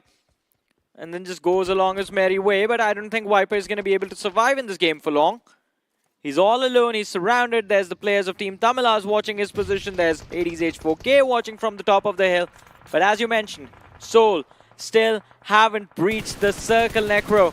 and they run into the players of Diesel Esports. There's OG pulling the trigger in their direction as well, and it's not going to be an easy push for Soul to make, but the nades lobbed in along with the Molotov. I believe Diesel Esports are just going to fall apart over here. That's what it seems like, but one man makes a major mistake. Ronnie not checking the angle. The man gets knocked out. And yeah, it's quite unfortunate. Soul was not able to survive that wrath for too long. Too much damage against the players. Diesel Esports clean wipe with the help of the players of OG too. Good stuff. Soul out of commission. Yeah. And let's speak about Soul too for a while now, because Soul's consistency has been dropping down in the day 3. The rocket ship not even able to make it to the stratosphere, just blowing up before it reaches the moon. Although Draxi might be sent to the moon by the players of Glitz Reborn. Look at that, tandem nades. I love when tandem nades are lobbed out because you can vary the length and find the knock, but this one is going to be delivered right at his feet. Draxi knocked out, and this is going to be a big fight for Glitch Reborn because this gives them control of that northern edge, and that hill control right now is going to be game changer. It gets you into a position from where you can secure the chicken dinner. OG's isolated man gets isolated to death. Athanki eliminated from the game. Diesel Esports, they're now looking to make the death march. Orlo's taken down real low. Diesel Esports dropping down in the man number. And OG, this might just be good holds. Wiscott 2 gets taken down, but OG, they still somehow claw their way back in the fight. 10 eliminations. A few moments ago, Necro, we just saw one. And the trap laid out by OG for a long time towards the Lumberyard has finally sprung into action, but they've lost 3 players. And with all of that aggression coming from OG versus Esports break into the top 6, another thing that I did not expect considering they were stuck in a brutal position. We've got 5 teams with solo survivors. Yeah. Interesting. And then Hades H4K, that's the only team with a big advantage. 2 players alive. It's stage 6. Where did everyone go? It's just 7 players left in the game. That's what happens when you see a vacuum of elimination points. Everyone was just funneling in from that southern side, and that's why those eliminations were just distributed. And majority of those eliminations taken away by OG, of course. 10 eliminations so far. And now look at Akshat out in the open. The man can't survive for too long. The wrath from Hades is too strong. No one can face it. They've got a good control of the circle as well. They've got so much line of sight since Sujol, he's inside of the sniper tower. All he needs to do is make sure that no one's going to close on up that gap. And I don't think, looking at the positioning of Hades, that's ever going to happen. Yeah, I think Hades H4K, again, for the second time, the northern circle of Sanhok playing in their favor. And they should be able to secure a chicken dinner over here. They have cover to work with as well, but Fragger, let him bait. He's going to try and just bait AKOP into a false sense of comfort, but the finish gets picked up by Viper from Likita Esports, and Hades H4K in turn shut down Likita Esports, who finished on the 4th position. Wasn't this team almost wiped out like 10 minutes ago? That's a life lesson. That's a life lesson, boys. If you wait for an opportunity for too long, someone else might just come in and grab it. And that's what happened right there. Hades H4K, 2 men standing. Man's out in the open. Even Fragger gets grabbed. To pot up, the only man alive. At this point in time, Hades H4K, they're just playing the snake in the grass strategy. Yeah. They're just trying to spot out those rats and eliminate them slowly and steadily. And look at how interesting this performance is from Hades H4K. All finishes secured by just Knight alone. Definitely turns out to be the Knight in Shining Armor for Hades H4K today. Or maybe, since their name is Hades, he's a Knight from Hell. Is he? I don't know what Hades stands for. It's Hell. Oh. Interesting. It's Greek god of hell, basically. Yeah, right now they're just raining hellfire on the lobby. That's all I see. To pot up. Still, the man's being a rat. Constantly proning. For how long can you actually delay the inevitable? I just want to see that. If he does actually win it, though. Well, there we go. Shifted out in the open. There was not a lot of grass in that area. Yeah. That's why he gets spotted too easily. And Hades H4K, consistent games after games. That's why now they're going to be in a decent spot in the overall standings. Even Hades H4K is making a comeback now. 16 points from this particular match. 6 eliminations on Knight and Knight alone.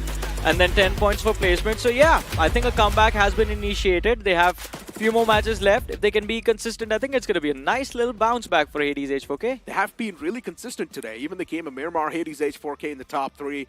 Now over here as well, they've got the chicken dinner. So yeah, Hades H4K is solid stuff. And we just want to see them move on with the same pace. Exactly. I think the pace right now is looking nice. Of course, if they were way low in the ranking, then that 25-point game pressure is going to be there, which I think is now starting to develop on the side of Revenant X-Park.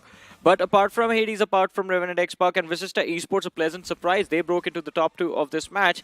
I have to talk about Glitch Reborn because this is one of those teams that is struggling. They're a very nice position in KAO.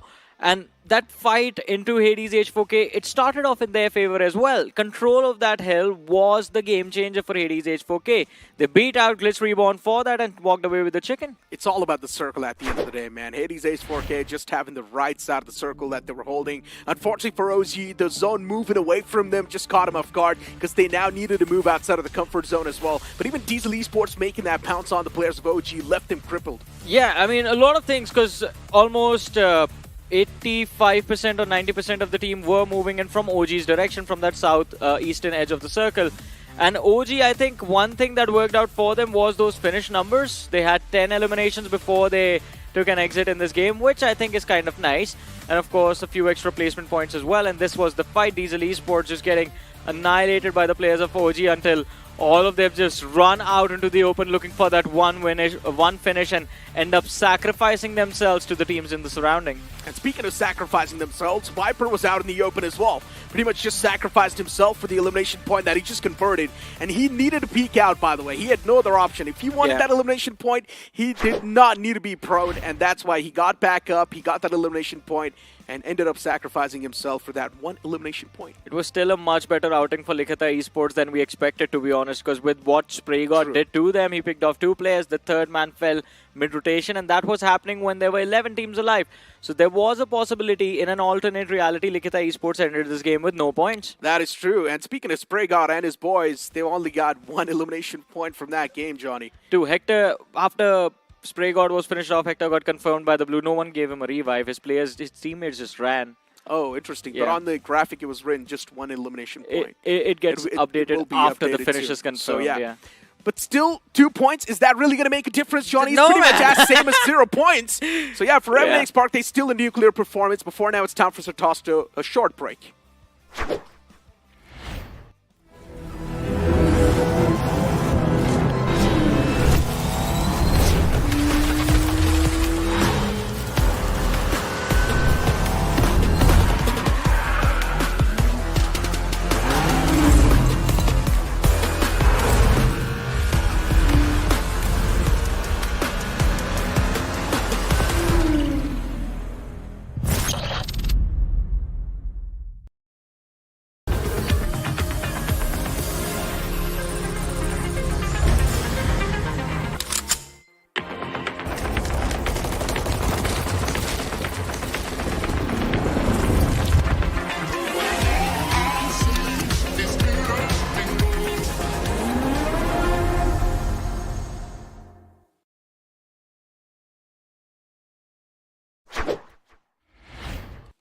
Welcome back after that break, ladies and gentlemen, to the realme BGIS 2025. It's Icy Baby joining me right now on the panel. Super Johnny, that's my name. But Icy, I think the name we have to talk about is Hades H4K. As Necro mentioned, consistent performances, both in terms of placement, bringing a decent amount of finishes on the board as well. And I think this team might have just entered, or maybe are going to be on the verge of entering into the top 8 now. I think they have been very consistent in terms of just making it into the top 5 and top 4 in general as well. The only biggest problem with this is that you must understand placement points has very, very limited amount of points. So Chicken Dinner only gives you 10 points, and you need that extra multiplier which comes in from finish points in general. So H4K, they are consistent in terms of like top 5, top 4, top 5, top 4 for a few games now, but they need more finishes. Exactly, but if you want no issues in securing finishes in your BGMI matches, check out the Realme P3 Ultra 5G. With the smartest AI gaming control, 90 FPS, smooth BGMI experience, this device comes with India's first Dimensity 8350 Ultra chipset. So move on to Google, search for the Realme P3 Ultra 5G, and you could stand a chance to win some exciting rewards for yourselves. But Icy, coming back to that match, I think it was very rewarding to see OG get eliminations once again because this team was just completely falling apart. Yeah, but unfortunately, say there was not enough placement points to help with this multiplier here, personally, I feel. Because I felt in that final moment, it might have been a game of the solo warriors because there was like, what, 6 solo teams out of nowhere just looking for the chicken dinner. H4K was like, guys, I'm panicking. Dude, there's still so many people. There's 2 of us. And then surprise enough, everybody was solo. And when they start taking each other out, I was like, huh, maybe we can win this chicken dinner.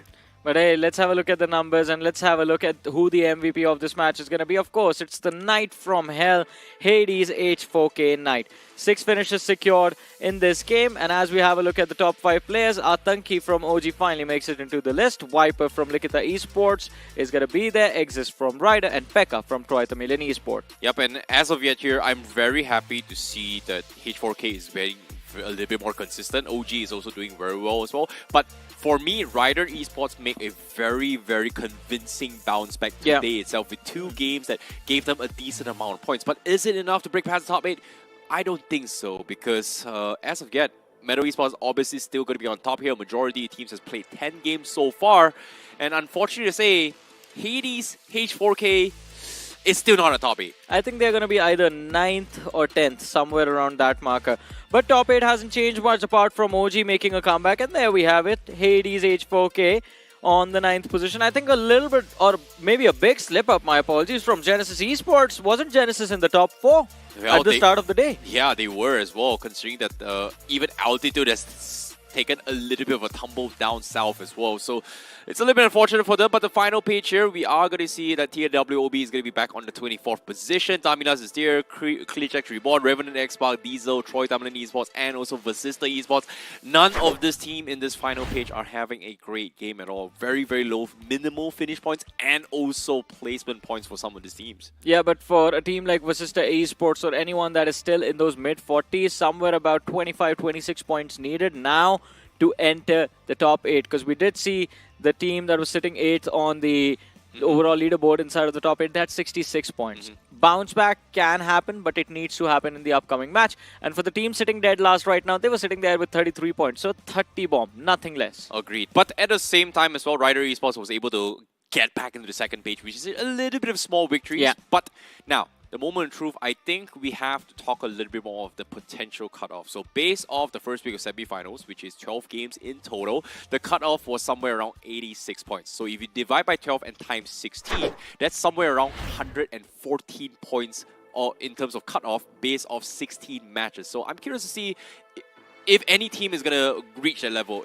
or maybe even the cutoff being there. It is going to be a big question. The only one that has managed to cross that marker already is going to be the side of Metal Esports. And because of that, I think Metal are going to stop tryharding in the upcoming matches. But this group needs to try hard because there's Mastermind Mavericks that has started a comeback but are still kind of on the last page of the leaderboard. 8-bit in a similar situation. The team that has done well from Group C has been Wobble Gaming, Forever Red Ross, Hyderabad Hydras and Genesis. Slip-ups are there, but still in a position from where recovery is not going to be too difficult for both these two names. Unfortunately, though, they're going to drop on the most chaotic map in this map rotation, Sanhok. Yeah, it's going to be Sanhok as well. We have seen teams kind of do well in terms of Sanhok, but I was very surprised that Glitch X Rebot didn't do well in the previous game, considering that the majority of the Sanhok games that they've won has been in that specific terrain on the north side here. And for them to actually give up control where H4K is, because that spot where H4K was in Sanhok himself just now was the same spots that Glitch X Reborn won their 2 big chicken dinners in that map. Sorry, not 2 big chicken dinners. Sorry, 1 top 1 finish and a top 2 finish for Glitch X Reborn. And for them to actually let go of that spot and allow H4K to win here, I feel bad for Glitch X Reborn. It was very awkward because they started the fight with the man advantage, and then I didn't even realize when Glitch Reborn just lost all of their players. Draxi was knocked out. They had the opportunity to run from the backlines of the hill, ignore all the fire coming in from the northern side, from the southern side, my apologies, relative to their position, and then just completely focus on picking off Hades H4K one by one. One man could have stayed behind the ridge providing cover fire, but Glitch Reborn. I think the only explanation to this was an all-in commitment into Hades H4K and then just getting third-partied from where OG was. Agreed. But all things considered, now let's talk a little bit more on towards the potential comebacks again, right? So as of yet, I believe the top 8 was somewhere around 60 points. And 9th place, which was Hades H4K, was 57 points. So that's only like 3 points difference. And all the way down, I think Ryder is also somewhere around like 53, 54 points here. So that's like very close to actually break past the top 8. So it's still anyone's game for the top 8. That's 1. 2, now in towards Sanhok. If I believe so, Ryder is also playing. Oh, no, actually, Group B is not playing. Yeah. Apologies here. So I was hoping to see maybe 8-bit go up against Ryder again, to be honest, in bootcamp. I think we're going to have to wait a while before we get to see that fight once again in front of our eyes. But for now, I think a big moment for Genesis Esports, a story of redemption for the second time. Yesterday's recovery was absolutely brilliant. Today, not so much, but still in a fighting position. The problem is that, as we saw on the overall leaderboard, every single team has played 10 matches, so everyone has left 2 more matches today itself. You need to have that big 20-point match at least, and now start to work on that safety cushion, because if you do not have safety cushion, then what happened to Orangutan, what happened to Ryder in semifinals week 1 might just happen to you. I agree. You know, Genesis, they were able to make a little bit of a comeback coming from 7999, but again, not every day is Sunday, and today it seems to be Saturday, so hopefully things will go well, but we shall see. But for now, we're going to be jumping straight into the game here to decide the fates of some of these teams, because we are going to be jumping in the game of Sanhok, where chaos awaits us.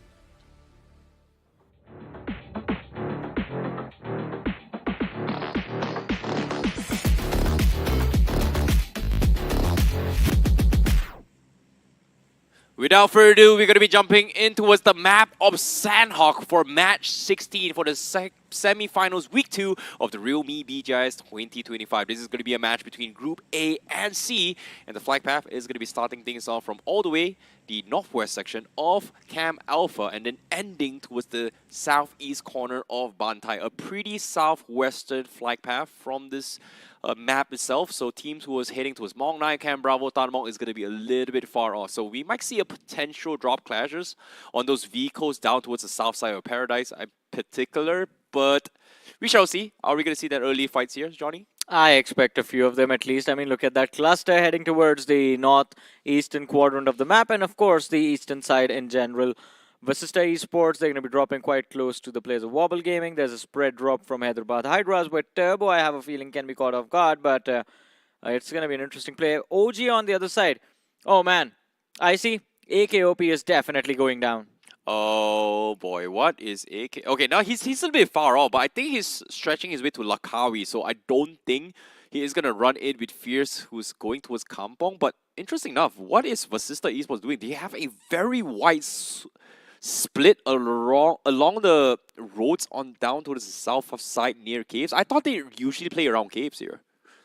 Yeah, I mean, they do play around caves, but I think it is that pressure from Wobble and OG and all of those bodies around them that might have forced Vasista to go for that widespread draw. But Revenant X-Park, at least this time, not a lot of problems on Camp Alpha Island. No Soul is going to be there to trouble them. No Likita Esports to trouble them.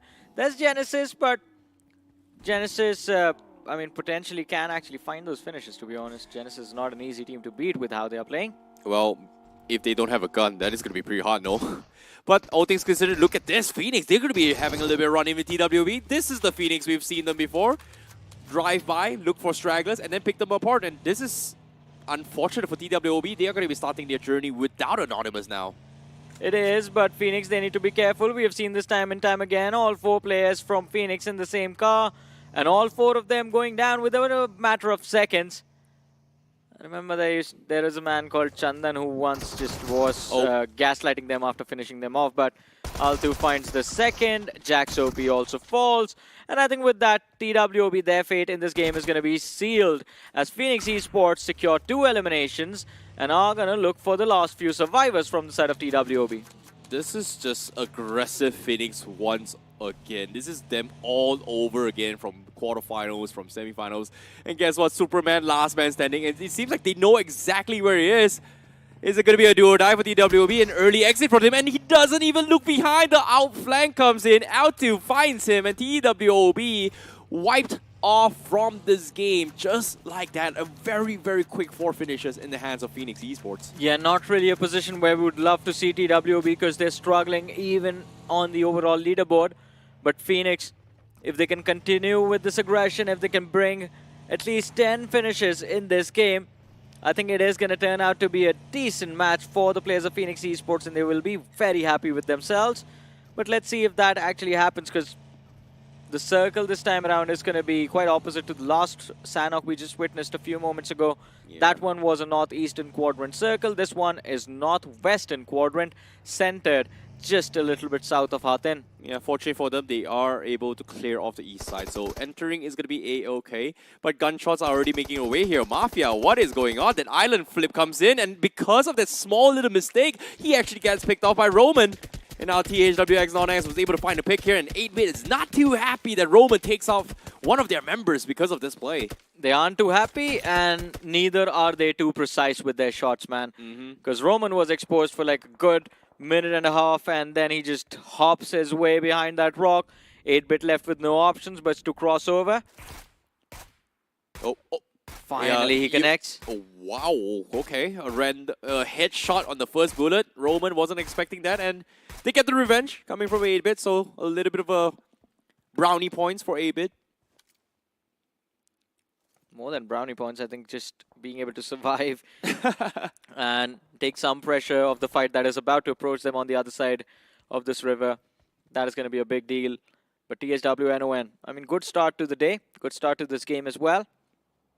Well, I would say it's a okay start for both teams now, because both of them pretty much lose one member here.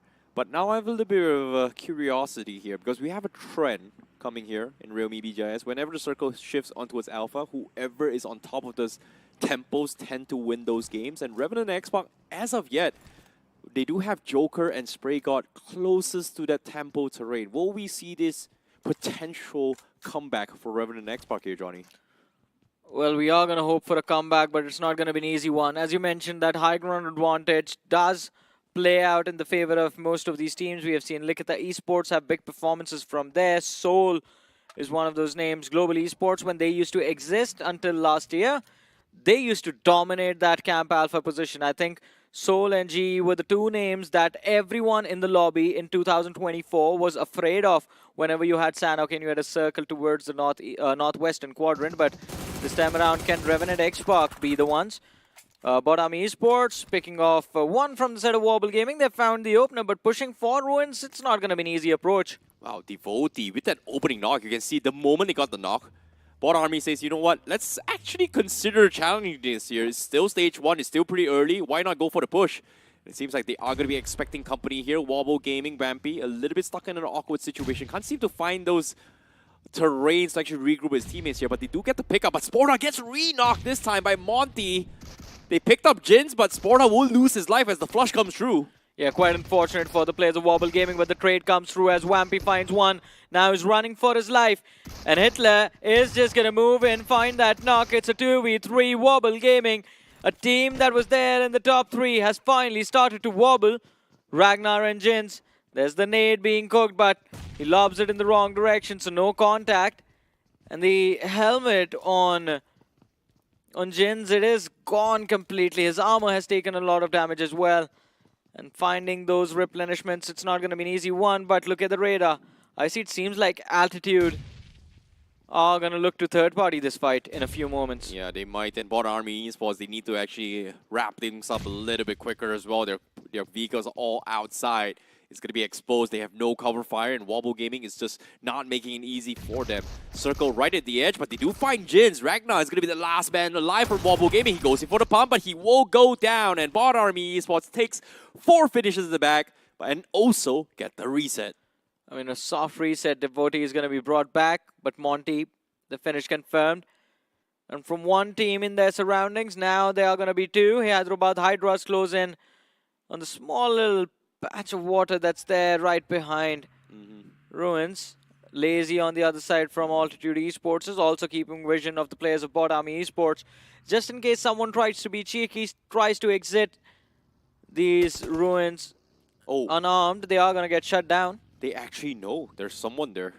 So interesting enough, Bot Army Esports, they will send Hitler ahead, but the remaining two hasn't exactly gotten their vehicles and left yet. They are smoking things up, but the circle seems to be shifting on towards Alpha Island, and there is a lot of teams down toward the south here. Like I said, Altitude, Hyderabad Hydras, Vasista Esports, OG, Team Mastermind Mavericks, none of them are inside Alpha Island yet from the south side. Meanwhile, far east is going to be Phoenix Esports. Wow, they're actually going to be taking their own sweet time.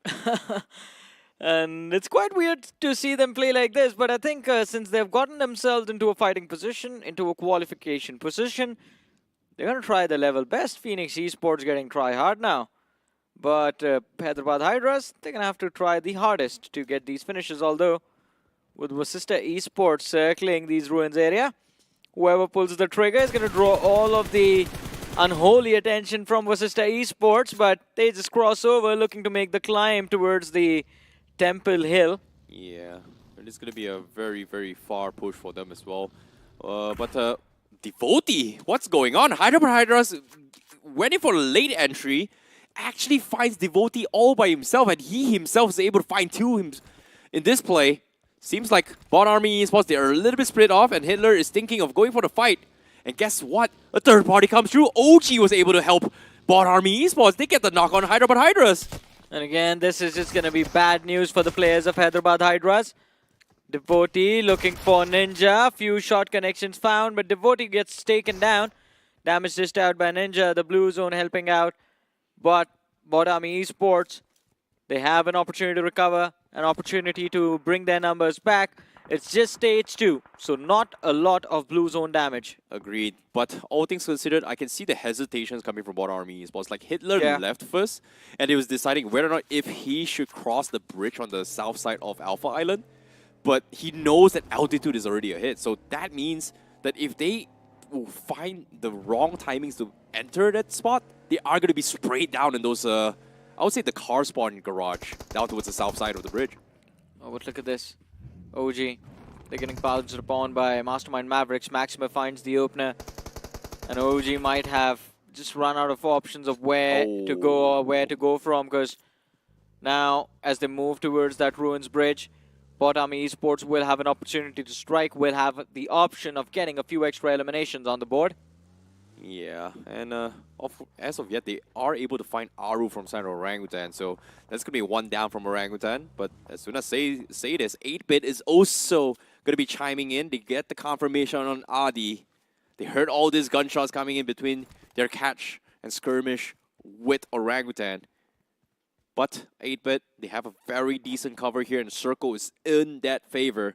And guess what, Johnny? The circle actually on top of the mountains, the temples of Alpha Island. Revenant Xbox, they need to convert this game, and this could be the best possible situation for Revenant Xbox to actually get a big chicken dinner for themselves. Will they succeed? Only time will tell. But for now, Genesis as well, playing that northern side, quite close to the players of Hail Inferno squad. We see 8-Bit waiting for the players of Mastermind Mavericks to move in, but OG, they find a frag for themselves as the players from Bot Army Esports were looking to cross from that Ruins Bridge towards the Camp Alpha Island, but OG end up capitalizing, so a small little piece of revenge being taken. Yeah, but at the same time, Altitude, I thought Altitude was going to bridge camp this, but considering that as soon as they saw the zone shift up towards the mountain, they left, and then OG was able to hold this spot. And because of this, now both OG and Bot Army Esports is forced to take a fight against each other, and Atenki is going to be spotted out by Devotee, and that's going to be 7 finishes in the back for Bot Army Esports. Man, that is such an awkward position between these two teams. They have alternated players at different lengths, because of which you will struggle to figure out who is camping for who. But Devotee finds the second knock, and he takes a lot of pressure from the top of the hill. Shots being fired in his direction as he makes a run for his life. Scary Jord is there to follow up, and they're going to try and convert these finishes as quickly as possible. Distance close in. AKOP knocked out, and Wizgod is going to be finished off as well. So that is it. Wrapped, packed, and sent back to the lobby. Packed. That is going to be OG. I'm not going to lie, I have no idea how Devotee was able to get the knock on AK, but that was huge for them. They get 2 points, but Forever Red Ross now going to be having a little bit of skirmish with the Altitude. Cloud's first one to go down, And the remaining teams are across the compounds, and they're going to be trading nades here. Seems to me, Beast will miss the first nade, will be bounced off the wall. And Altitude gets the full reset. But as of yet, if you pay attention to the minimap as well, Forever Red Ross, they're not inside the zone, so they have to push into its altitude. Yeah, just a few pixels away. They need to cross this road. And they need to find the opening just with the utilities, because other than that, they don't have a lot of options. Flank compromised as well. And Forever Red Ross, this might be a huge sign of concern for them. Yeah, but all things considered, as soon as Forever Red Ross goes for the push, that might be the opportunity for Bot Army Esports to actually third-party them. But Altitude, they're holding down the fort as best as they can. There's no reason for them to overcommit. But seeing all this smokes here is a little bit concerning if you think about it. Forever Red Ross may look to try and sneak this, but using this utilities is a little bit early here. But the circle, Johnny, circle is going to shift onto Phoenix here. The mountain terrain on top of it all. And Phoenix somehow, from outside the zone, finds a spot in the middle of this zone. That is still a little bit concerning, because I would want to know, is Phoenix playing the top of the hill, or are they just stuck on that slope? Because if they are on the slope, then those backlines, man, Genesis and Halo Inferno squad, that's just too brutal to survive. But Altitude, they're going to struggle with survival as Forever Red Ross move in. Atom and God stuck in the shack. Beast, he's providing his teammates vision. The nades go flying, and Beast lobs out one of his own. And the players pinned in that corner room are going to take this pressure head on. The fight initiated as Lucifer chimes in. Forever Red Ross, players traded out evenly. And it is going to be R2, the savior for Forever Red Ross. Altitude wiped out early in this game of Sanhok. Oh no, Johnny, it's stage 4. They don't really have a lot of time. If there's 2 knocks, then there's a lot of cover they need to traverse onto the high grounds of that circle itself here. It's going to be a long journey, but it is going to touch them as well. Stage 4 is going to be giving them enough time to reset, but do they have enough mats? Because Arto doesn't have a lot of first aid kits, so they might bleed out the zone. But here's the answer here. A spray down from Phoenix Esports. They find Diesel, but they slide down. They're taking so much damage. What a blunder for Diesel Esports. Mistakes were made, and Phoenix Esports finds points in the bag. 8 finishes on the board for Phoenix Esports as they're playing this valley between the two big hills on Camp Alpha. And as you mentioned, Diesel Esports, man, talk about a slip up and a half. And it's not just them. Oh, Shadow saves the day. Pukar, he's there.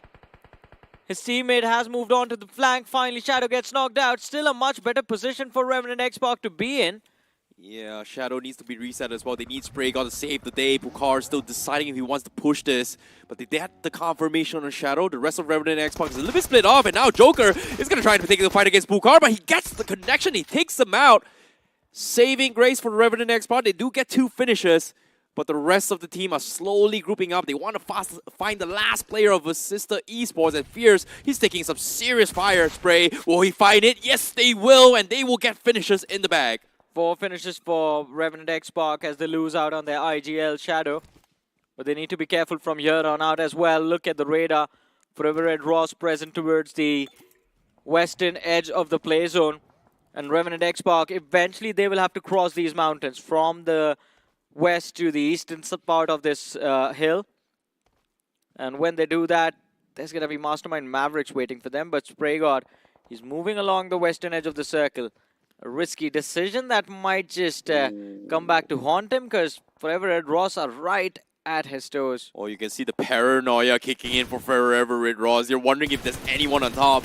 Revenant Xbox is taking a lot of shots here. Sarang is being very aggressive from the east side, but as of yet, the rest of the members coming from Revenant Xbox is so far off, and they need to find a way to regroup, because this space that they are taking is so widespread.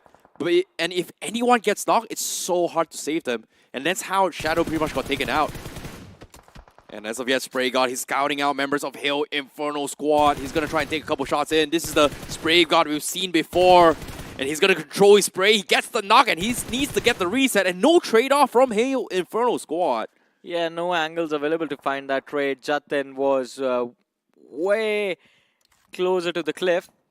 But Phoenix can actually get the job done if they run around the mountain, try to see if they can get a few extra eliminations. But again, Phoenix has already gotten 8 finishes in the bag, so no incentive for them to fight it out against Revenant Xbox.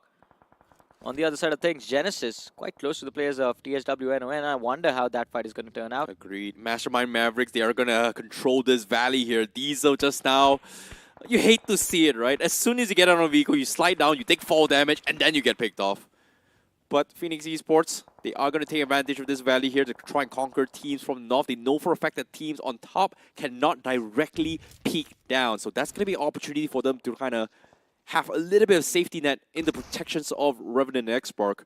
Meanwhile, Northeast corner, Genesis, they're going to get run in by THWX non-X. Mac, first of all, THWX also looking to get a couple of trades themselves. Lavish still tanking the zone, but unfortunately could not do so much. Sam999, he's about to bleed out, and he gets picked off by Mastermind Mavericks from the south side of this mountain. Third finish on the board for Mastermind Mavericks as they break into the top 6 of this match.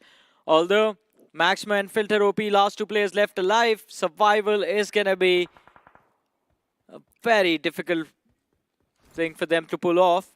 Okay. Another team forced out. We're down to 5 teams, 13 players. I'm genuinely curious how Mastermind Mavericks is going to go up as well, because it seems like that is a very, very steep slope. The mountain itself, and right at the tip of the top is going to be Sarang. And as long as Sarang is alive, everybody is not going to be able to reach him. And the circle actually favors Sarang as well. So this is actually pretty good. Look at the circle. Everybody needs to go up. And the point of entry is going to be from Maximer's side, I believe. And it's going to be very, very tough to actually reach up here, because now on the southeast corner, Omega, he scouts out members from Phoenix. They drive by and they are not going to be able to get any kind of knocks here. But Omega will fall, and Aimbot was able to salvage the fight. And Phoenix Esports, they will get 2 knocked and they will get the reset on top of this. Right. Brilliant day, I believe, for the players of Phoenix Esports. First game of Erangel, good eliminations. And now on this game of Sanhok as well. 11 eliminations and they break into the top 4. But Forever Red Ross, big fight for R2. He needs to figure out a way to take this 1v1 against SprayGod, but the Molotov is going to flush him out. And the battle of the shotguns begin. SprayGod taking damage from the blue is going to get knocked out by R2. And R2 secures that frag for his team. 4 eliminations for Forever Red Ross. But it's still a 1v2 against Revenant X-Spark, and the climb up the hill is going to put him in the field of vision of Sarang. Agreed. 4 teams remaining, and Revenant and X-Spark in prime position to actually potentially take the chicken dinner. But the problem is the circle favoring onto Sarang and Phoenix. Look at this. They have no way up the mountain. And Team Mastermind Mavericks is going to be the closest to actually walk up. And Joker is going to try and regroup with the rest of the pack. But the problem is, will they actually collide against each other? Because Mastermind Mavericks, they need to creep up and take them all out in order to secure the chicken dinner here, Johnny. A lot of top contenders. Oh no, look at There's Phoenix. Revenant X-Spark. There's Mastermind Mavericks, Forever Red Ross, and yes, as you mentioned, Phoenix. They're running circles around this hill with no way to climb up without taking those fights. They pick off the last man alive from Forever Red Ross, but I think Phoenix, this is their game. They have all 4 players intact, and Joker hears the vehicle climb up the slope, but he's going to be outnumbered, so odds of him coming out on top are quite low unless Sarang finds a contact with that nade and multiple player goes down on the other side. But Revenant X-Spark, they shut down Altu, and Sarang forced to run for his life. Aimbot is going to end up finishing his own teammate with that nade, but they don't care. Phoenix Esports won this fight. They're losing on HP bars. It's not looking too good for Phoenix right now. This is indeed not looking good here. Revenant X-Spark, the highest point so far. Mastermind Mavericks looking for a way to regroup and join this fight, but it seems like it's going to be a battle between Revenant X-Spark and Phoenix here. Whoever wins this will potentially take the chicken dinner. As Mastermind Mavericks, they are a little bit late to rotate from where Phoenix came from. But it seems like Revenant X-Spark with 10 finishes in the bag. This is a major game that Revenant X-Spark needs to bounce back to fight for the top 8 here, Johnny. Yeah, I think this can be the start of the comeback, but let's see if it happens. Mastermind Mavericks forced to play for survival on the slope of the hill. Luckily for them, it's stage 9, so after this, it's just the blue zone collapse happening in 4 seconds. On the other side, so much utility lob towards Joker, and none of it found contact. Phoenix, they need an opening, and they need it now in this 3v4. They can potentially charge forward, but as soon as the first man from their side falls, the second one needs to find an immediate trade, or else Revenant X-Spark will be able to find the equalizer. And again, I believe they're going to run out of utilities soon, Phoenix. Oh no, Joker is going over for the spray. He misses, and Fury is able to survive this. Sarang remains, and Phoenix Esports, they might be able to take the chicken dinner. And just like that, Mastermind Mavericks, they also bleed out of zone. They were no way up, and now Sarang, last man standing, 1 versus 3, looking for the knock, but it does not happen. Phoenix Esports finally takes the winner chicken dinner. It's been a while, but the comeback is real for both Revenant X-Park and Phoenix Esports. And a big one as well, I believe. 15 eliminations, if I'm not wrong. 14 on 15 eliminations, so 24-25 points brought in by Phoenix Esports.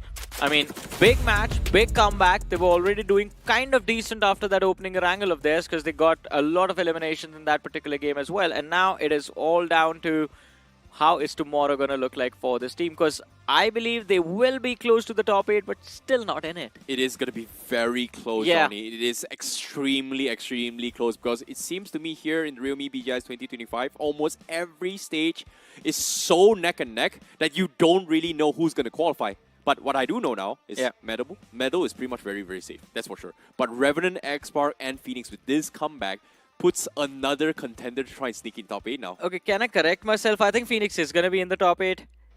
It should be, right? Yeah. I think they're going to be in the top 8 either on the 7th or the 6th position. But they won't have a safety cushion to work with. Yes. So things can definitely take a turn for the worse after this match. But after all things considered, I feel like Revenant X-Park made a major improvement. Like this 1-1-1 split was so greedy and everyone was making a lot of individual plays.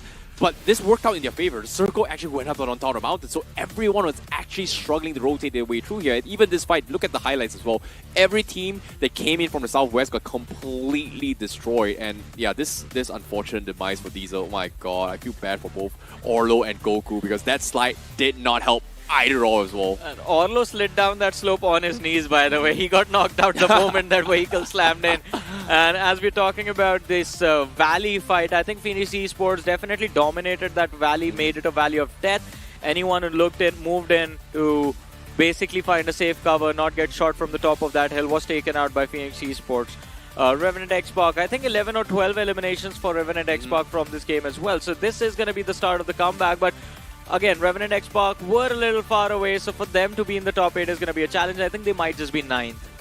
Agreed, and this push coming from Fury here, if Joker was able to get the knock and a reset, I'm pretty sure they would have stood a chance to actually win this chicken dinner. But with that being said, you know, this was like a brilliant plan. I would say finally Revenant X-Park finds a little bit of solace here, but still no chicken dinner, because I think this is the 3rd time that Circle actually favored Revenant X-Park right from the get-go.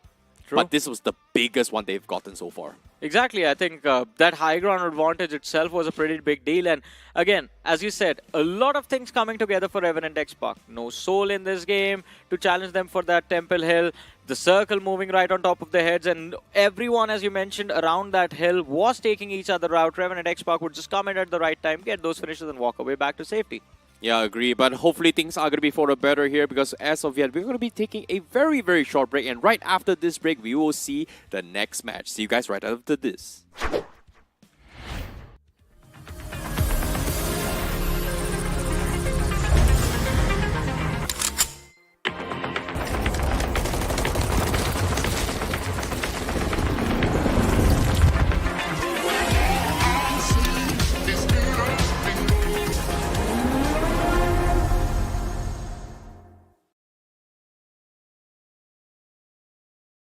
Scout भाई petrol भर दो ना।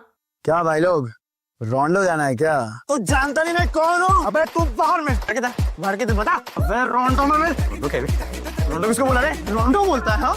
तू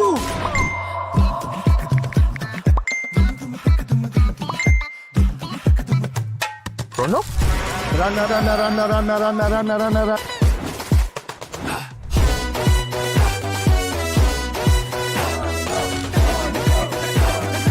nation wants to know कहाँ है ये रोंडो? रोंडो अभी बताओ मुझे। रोंडो। अरे ओ कालिया, कितने आदमी थे? रोंडो सरकार। रोंडो? कहाँ है? क्या है ये रोंडो? क्यों बेटा कन्फ्यूजन में? आओ कभी रोंडो में। रोंडो आगे रन क्रेज चढ़ेगा सबको क्योंकि BGMI में आ गया है नया रोंडो map. Get new vehicles, explosive weapons, epic hot drop locations and more. Download BGMI now. भाई क्या करवा रहे हो तुम? कभी पेट्रोल वाला बना दिया, कभी टीचर बना दे रहे हो. अबे गेमर हूँ मैं, एक्टर थोड़ी हूँ. भाई download BGMI now. Sir watermelon juice. अबे छोड़ो. Hello everyone and welcome back to the realme BGIS 2025 second week of the semi-finals, and we are way past the halfway mark, and today has been a day of comebacks. Who would have thought that Revenant X Park and also Phoenix Esports was able to rise from the ashes to actually take the chicken dinner in the map of Sanhok here. My name is ICBaby12. He is Necro, as we are your English commentators on the English broadcast, and this is where things get a little bit spicy here, because as the days go by, the cutoff might be a little bit too close to be comfort here, because everyone is fighting to qualify for the top 8 here. Necro, what are your thoughts on Phoenix Esports taking the chicken dinner? Look, I made the prediction, so I knew today Phoenix Esports was going to do good. And now with that chicken dinner, they're going to be looking really good in the top 8, pretty much making a bold statement. Speaking of Revenant Spark, for that comeback to happen, a lot of things had to go right in their way. Not sold towards the Camp Alpha, the circle exactly forming on top of them as well, no one contesting them for the high ground too for such a long time, and still they missed out on the chicken dinner. That's an important point too. Can Revenant Spark really maintain the consistency? That's another question. Well, it's going to be a do or die for them here as well. But in speaking of consistency, you guys watching at home, guess what? This upcoming phone is going to be the saving grace for you guys, and that's going to be the realme P3 Ultra 5G that is currently out in the market. But I know for a fact that it is, after all, India's first Dimensity 8350 chipset for double the performance in its segment. And Necro, I think right now, when Seoul is in play, okay, you know what? I'm going to flip the script a little bit here, because this upcoming match is going to be Miramar. Okay, never mind. I think that Likita Esports and Hyderabad Hydras might go into his round 4. Of course, it's not even a question. They're going to fight again. They have to do it. They have to do it at the end of the day. They need to find out who's going to be the dominant one. The previous fight was won by the players of Likita Esports, pretty much copy-pasting the same strategy that Hyderabad Hydras did. And speaking of good stuff, let's not forget the realme P3 Ultra 5G. If you move on towards Google, search for the realme P3 Ultra 5G. You might just stand a chance to win the device as well. But back towards the main conversation that we're having, right? The brawl between Likita Esports and Hyderabad Hydras. It's going to happen. It's not even a question. But Hyderabad Hydras now need to come up with a new strategy. I feel like I want to see how Hyderabad Hydras react to the set plays being set up from Likita Esports, right? The 2 times that they fought before this, earlier today, was inside Casino. First set play, Goblin lobbed the perfect nade, boom, destroyed Hyderabad Hydras. Second time they tried to make the exact same play, Hyderabad Hydras adapted and took Goblin out. And then the third time, which is earlier just now, they chose to fight in raid apartments, but having somebody outside peeking through the windows, and then had a set play and rushed them down. So that opening from Neo was great. Was it a set play? I don't know. But will Hyderabad Hydras expect the fight to be in raid apartments? Or is it going to be in Casino for Picado? Because eventually, all these fights has been dictated in a way where wherever Likita goes, Hyderabad Hydras is looking to pick a fight. If I'm Hyderabad Hydras, I'm targeting that isolated man who was taking the shots on me in the red apartment. So I'm going after Hector on top of that big building. I'm dropping over there, getting the loot up, eliminating Hector. That's going to be already +1 for you since you've got the man advantage. And then converting the fight from there can be much more easier compared to a proper 4v4 brawl. It just gets real rough. So Hyderabad Hydras, they just need to come up with some new tweaks in their strategy, and things might just work out for them. Truth be told, I feel like this is actually hurting both teams, right? Like when yesterday Hyderabad Hydras, they had a great game, you know, but they had to overcome Likita every single time. And Likita, we've seen moments coming from Goblin, like he was making 1v4 plays, not once, twice in a single game, gets a lot of decent points. But consistency has been an issue because they're always having a game where, you know what, if Hyderabad Hydra wins the drop clash, they will have to farm points. If Likita wins the drop clash, Hyderabad Hydras is forced to sit back, get 0 points, and do absolutely nothing, right? So I think this is becoming an issue where somebody is going to throw a game, and instead of playing 16 matches, either of these teams have to play like 15, maybe 13 matches that they have a shot to farm points. And the remaining 3 is because I either lose to Hyderabad Hydras or I either, you know, vice versa. You get the picture. Yeah, look, it's not just about winning the fight over here. It's about winning the fight flawlessly, not even dropping a single man. The moment you drop a man, it's already a handicap start for you inside of the game, and things just get even tougher. And let's not forget, we've still got teams like Metal Esports coming inside of this group. And Metal Esports, they've already found themselves towards that safer barrier now. They're pretty much qualified for the Grand Finals. And Metal Esports is one of those teams that would try to throw a wrench in the teams that they do not really like. And let's not forget, Hyderabad Hydros, Likitha Esports, one of the big names. There's a big chance they can be targeted. Agreed. Maybe. It might happen as well. Will we see a potential god-like moment? We shall see. But Metal Esports, after the first game today here, has taken a little bit chill pill. They played a couple of games, but aside from that, nothing super major yet. So I think now is going to be a point where do they want to try to exert their dominance or not? Like, that's a very, very good topic that you actually bring up. Who are they going to play spoil spots for? Because we've seen this happen the first week of semifinals. Godlike 8-bit Rider Esports. Rider Esports could have qualified, but the spoil spots came through. It actually hurt them the most. That's one. Yeah. Two, Orangutan also having a little bit of a bounce back, but they are still borderline. Not even in. Well, they just kind of stuck in the top 8 though. So I think this is a situation where are we going to see Aru finally missing a LAN attendance? There's definitely a big chance, looking at the way OG's pattern's been looking like so far inside of the semifinals. Week 1's a prime example for that, right? Day 1, they performed pretty well. After that, they instantly dropped the ball. The same curve is pretty much happening over here, too, inside of the Week 2 as well. Aru performs pretty good with his boys on the Day 1. Later on, slowly and steadily drops the ball. But that game of Sanhok was a little bit of a recovery that OG was looking for. So there's a chance they might just have to win in the sales. They've got the momentum. If OG moves on with that same pace, they can actually get a good game in their hands, too.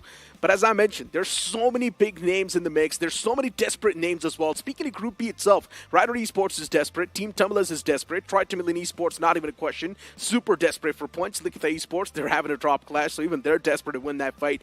In general, there's so many teams suffocating for points that at this point, we might just see an absolute brawl. People will not care who they're going up against. We might just see a lot of fights in the upcoming game. I like that you actually brought up desperation here. Tri-Timberland Esports and also Team Tamilas is the two names that we didn't really talk too much throughout the both weeks of semifinals.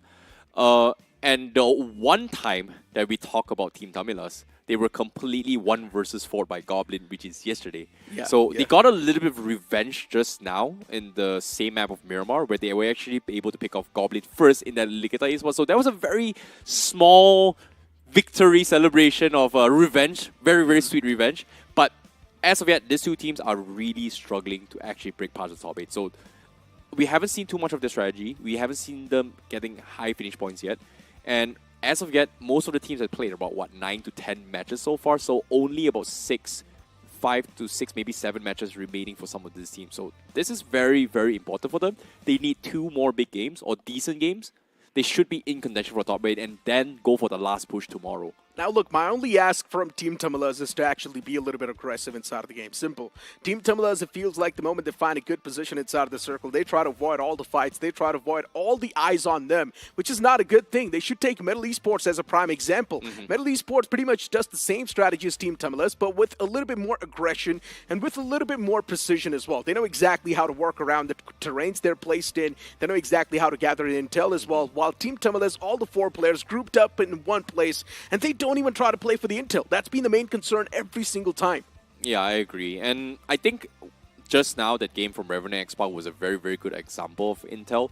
But what puzzles me is that how are they able to get for a 4 person, I would say 1-1-1-1 split that is so far apart that none of them are actually covering each other. Exactly. Shadow was the first one to get knocked. There was no way to actually provide any kind of cover fire. It took some time for Joker to regroup. It took some time for Spraygod to actually do something about that fight with Shadow. And then things just kind of slowly collapsed. And because of that, they could not close out the final chicken dinner. But even if I say that, they were able to get themselves a decent amount of finishes because of that spread. Because everybody was pretty much pushed outside of the mountain.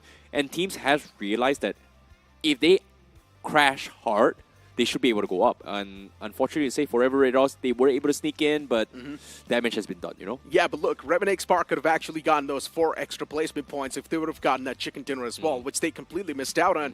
And as I mentioned, Revenant Spark just needed to copy-paste the same strategy that Seoul does. Seoul pretty much spreads themselves out as well, but the only difference is that they actually go for a 2-2 split. Yes. It's not like they want to control the entirety of the Camp Alpha Island. They just want to stop the flow. Simple. They just want to stop the teams coming in towards the Camp Alpha Island. And instead, Revenant Spark, they just were playing defense off the rip. Yeah, I don't think it's more defense. It's more like individual plays, you know? Yeah. Kind of the Sort of, moments yeah. of real brilliance here. A little bit of a solo warrior action. But all things considered, both Sanhok, we've seen a couple of solo warriors here and there. But this is my first time seeing a team that wasn't from Alpha Island actually taking the chicken dinner, because based on how they actually rotated for Phoenix Esports, they went for a hit and run right from get-go. They take off 2 TWOB. Yeah. They were all the way for the far east corner of the map, and by stage 2, stage 3, they were still looting up. And for some reason, they were able to drive past the bridge on the northern approach, get in, find themselves a decent spot to hide, which is in the Valley of Death, and then nobody actually shot them. And I don't know if this was intended, it was predicted, or something like that, but a majority of the teams tend to stray away from the bridges because of potential gatekeepers. Yeah. So I was very surprised that nobody actually shot a Phoenix. The good thing for Phoenix Esports is that their strong suit is firepower. And in that instance, Phoenix Esports, to breach inside of the circle, they needed the firepower. They used the firepower, they breached inside of the circle, found themselves a decent bit of a safety cushion. The moment that happened, Phoenix Esports knew now it's time to push outside of the comfort zone and go for a few more fights, because they wanted a bit more of that area and also some more intel. Phoenix Esports pushed out, took a few more fights, won those fights as well, and right then and there, the moment Phoenix Esports had all the control off the northern side, they knew this is going to be their game if they play their cards right. And Revenant Spark was already down to a 2-man squad. The only team that could have put the spanner in the works for Phoenix Esports was Revenant Spark themselves, but since they did not really have the man advantage, they were not able to do so. And let's not forget that 1v1 fight between Spray God and the opponent. I think it was a man from Genesis Esports who was trying to make it uphill, and Spray God just completely whiffed those shots. And that's one of the main reasons, too, why Revenant Spark choked that fight in the end. Yeah, a little bit unfortunate here for them here. But let's take a little look at the spotlight for the teams that we aren't going to be talking up on screen right now. It's going to be Forever Red Ross, because they made a huge bounce back today itself, and they are currently with 94 points in total, and they are part of the top 8 as of yet.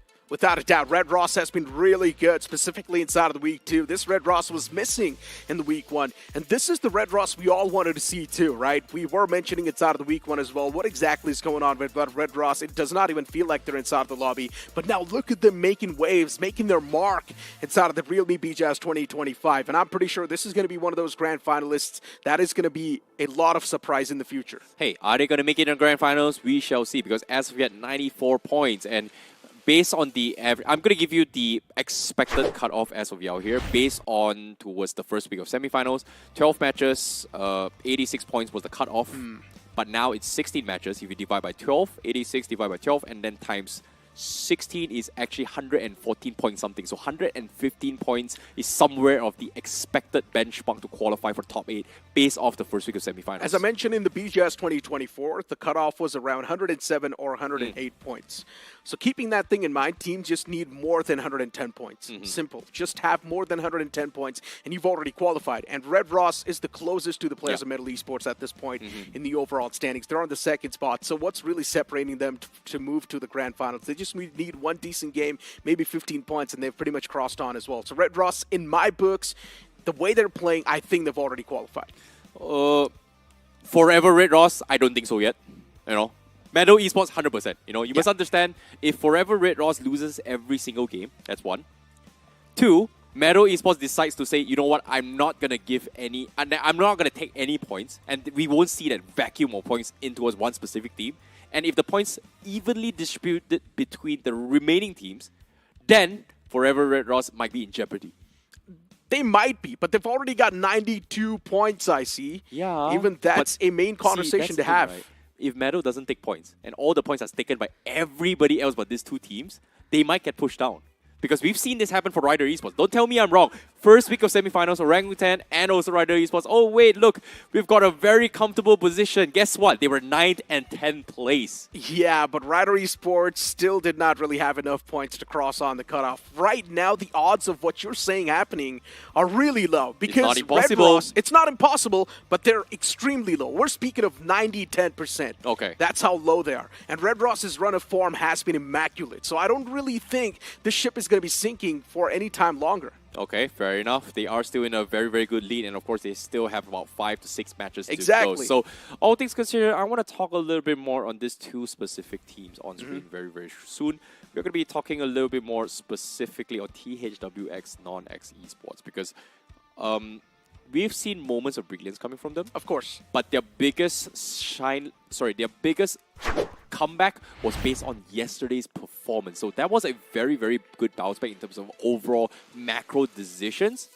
But now, if we were to compare them as in terms of consistency and one big game, which is Phoenix Esports just now, look at the disparities right now. TSW Non-X pretty much bounced back the same way Phoenix Esports did, right? They got that one nuclear performance on the map of Miramar, and instantly TSW Non-X found themselves in the top 8, doing pretty good. But today's performance for TSW Non-X, it's been an absolute letdown. Look at Phoenix Esports, 79 points, TSW Non-X, they've managed to get 76 points in the overall board, which is not bad. They've still got the base set up, but they need consistency. And TSW Non-X, right now, they're struggling with a lot of consistency, while Phoenix Esports, they're consistently getting more than 10 points in all the games they've played so far. Well, fair enough. Let's say 10 points per game, about 4 more matches, that's 40 points, so 79, somewhere around 40 points, still somewhere around 110. So I would say it's pretty okay, but just to be safe, they need at least one big game each, you know, to kind of put themselves in a comfortable position. Like I said, my average is 114 points, but based on last year's performance, 108 points, somewhere around there. So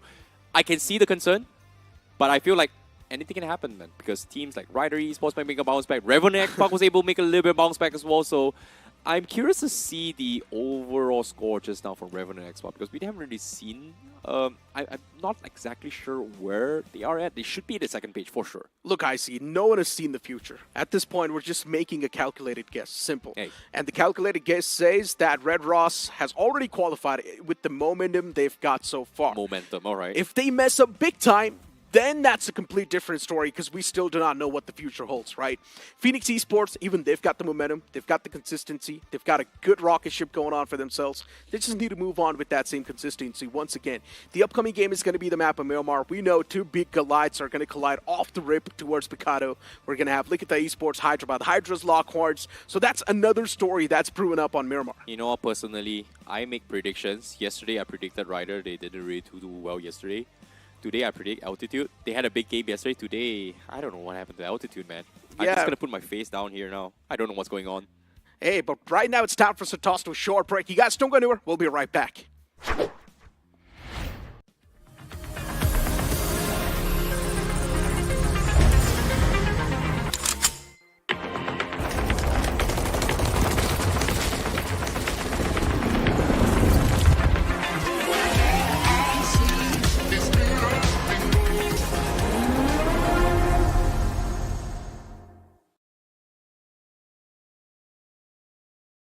scout भाई petrol भर दो ना। क्या भाई लोग रोंडो जाना है क्या? तो जानता नहीं मैं कौन हूँ? अबे तू बाहर में भर के तो बता। अबे रोंडो में रोंडो किसको बोला रे? रोंडो बोलता है तू।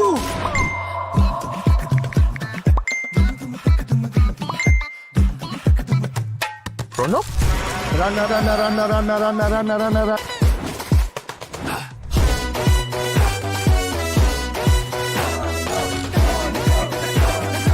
Nation wants to know, कहाँ है ये रोंडो?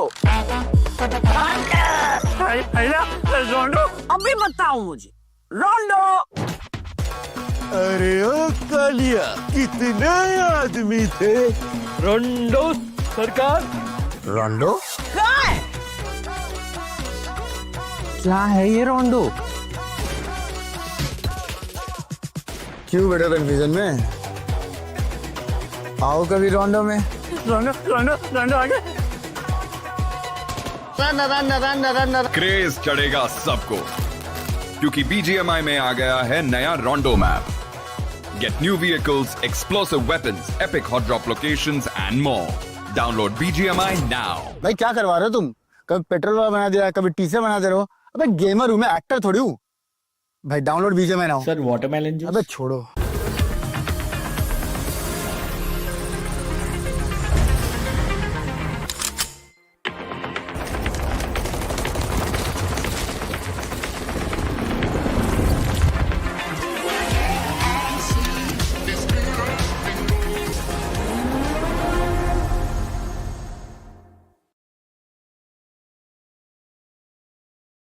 स्काउट भाई पेट्रोल भर दो ना।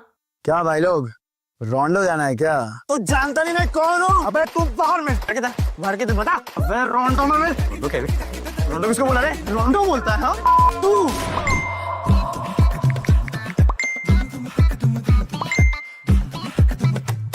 रोंडो? Run run run run run run run run.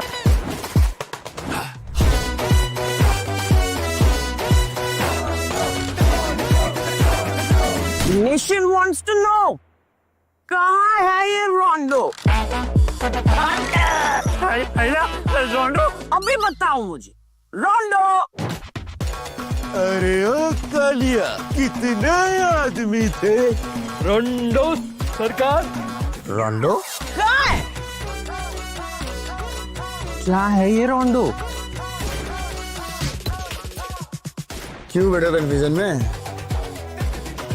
आओ कभी रोंडो में। रोंडो आगे। रन। क्रेज चढ़ेगा सबको, क्योंकि BGMI में आ गया है नया रोंडो map. Get new vehicles, explosive weapons, epic hot drop locations and more. Download BGMI now. भाई क्या करवा रहे हो तुम? कभी पेट्रोल वाला बना दिया, कभी टीचर बना दे रहे हो। अबे गेमर हूं मैं, एक्टर थोड़ी हूँ। भाई download BGMI now. Sir watermelon juice. अबे छोड़ो।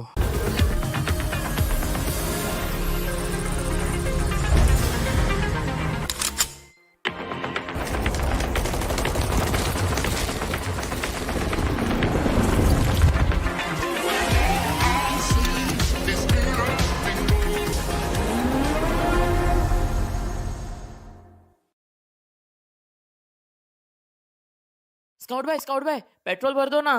क्या भाई लोग, रोंडो जाना है क्या? तू जानता नहीं मैं कौन हूँ? अबे तू बाहर में भर के तो बता। अबे रोंडो में मैं रोंडो किसको बोला रे? रोंडो बोलता है हाँ? तू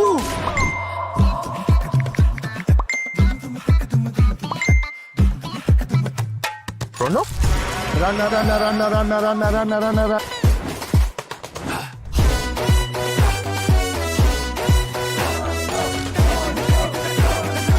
Nation wants to know. कहाँ है ये रोंडो? रोंडो? अभी बताओ मुझे। रोंडो? अरे ओ कालिया, कितने आदमी थे? रोंडो सरकार। रोंडो? कहाँ है? क्या है ये रोंडो? क्यों बेटा कन्फ्यूजन में? आओ कभी रोंडो में। रोंडो आगे। रन। क्रेज चढ़ेगा सबको, क्योंकि BGMI में आ गया है नया रोंडो map. Get new vehicles, explosive weapons, epic hot drop locations and more. Download BGMI now. भाई क्या करवा रहे हो तुम? कभी पेट्रोल वाला बना दिया, कभी टीचर बना दे रहे हो। अबे गेमर हूं मैं, एक्टर थोड़ी हूँ। भाई download BGMI now. Sir watermelon juice. अबे छोड़ो।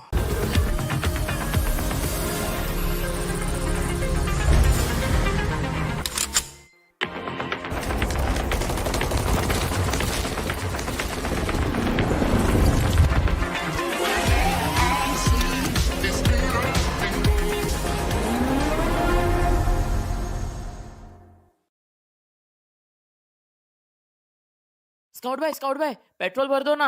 क्या भाई लोग, रोंडो जाना है क्या? तू जानता नहीं मैं कौन हूँ? अबे तू बाहर में भर के तो बता। अबे रोंडो में मैं रोंडो किसको बोला रे? रोंडो बोलता है हाँ? तू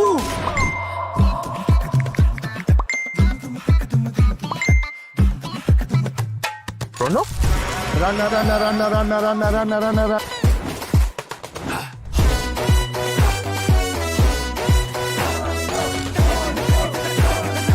Nation wants to know. कहाँ है ये रोंडो? रोंडो? अभी बताओ मुझे रोंडो। अरे ओ कालिया, कितने आदमी थे? रोंडो सरकार। रोंडो? क्या है ये रोंडो? क्यों बेटा कन्फ्यूजन में? आओ कभी रोंडो में। रोंडो रोंडो रोंडो आगे। क्रेज चढ़ेगा सबको, क्योंकि BGMI में आ गया है नया रोंडो map. Get new vehicles, explosive weapons, epic hot drop locations and more. Download BGMI now. भाई क्या करवा रहे हो तुम? कभी पेट्रोल वाला बना दिया, कभी टीचर बना दे रहे हो। अबे गेमर हूँ मैं, एक्टर थोड़ी हूँ। भाई download BGMI now. Sir watermelon juice. अबे छोड़ो।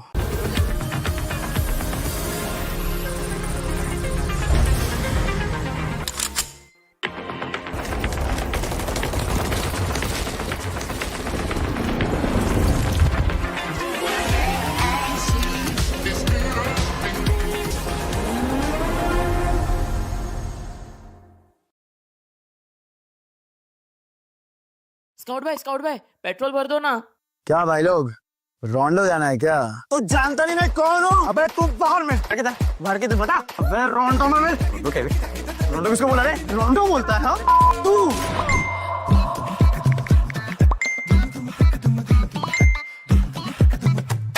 रोंडो? Run run run run run run run run.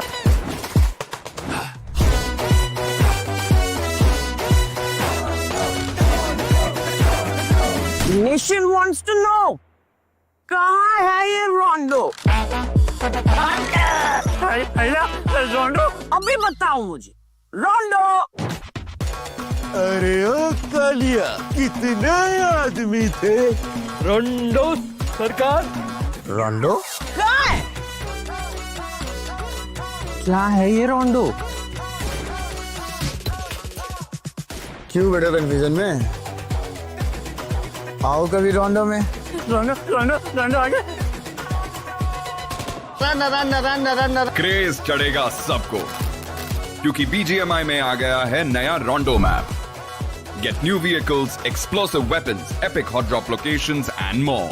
Download BGMI now. भाई क्या करवा रहे हो तुम? कभी पेट्रोल वाला बना दिया, कभी टीचर बना दे रहे हो। अबे गेमर हूँ मैं, एक्टर थोड़ी हूँ। भाई download BGMI now. Sir watermelon juice. अबे छोड़ो।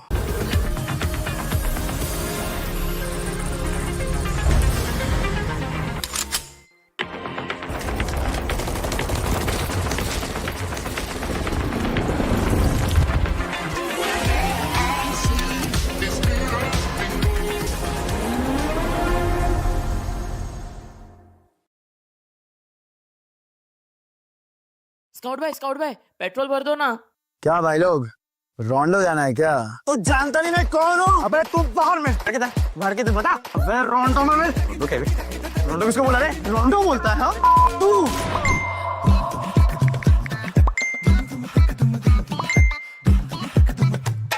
रोंडो? Run run run run run run run run.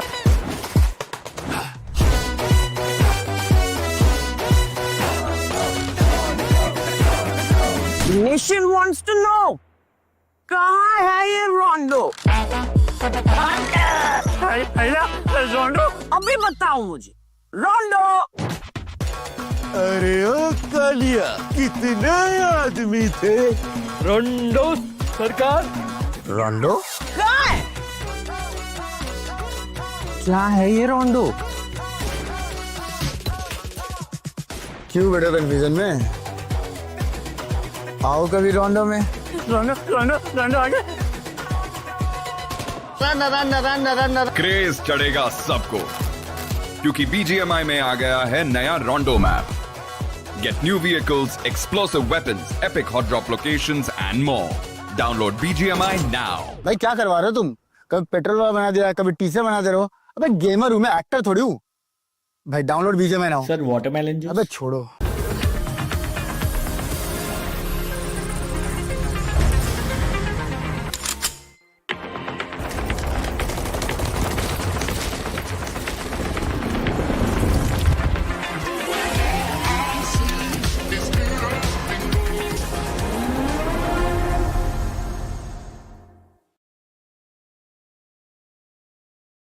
Scout भाई पेट्रोल भर दो ना क्या भाई लोग रोंडो जाना है क्या? तो जानता नहीं मैं कौन हूँ? अबे तू बाहर में भर के तो बता। अबे रोंडो में रोंडो क्या है? रोंडो किसको बोला रे? रोंडो बोलता है हाँ? तू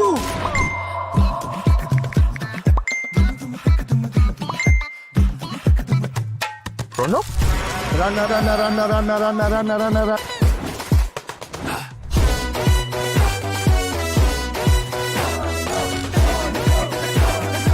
Nation wants to know. कहाँ है ये रोंडो?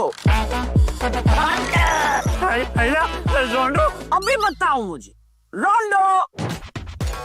अरे ओ कालिया कितने आदमी थे? रोंडो सरकार रोंडो कहाँ है? क्या है ये रोंडो?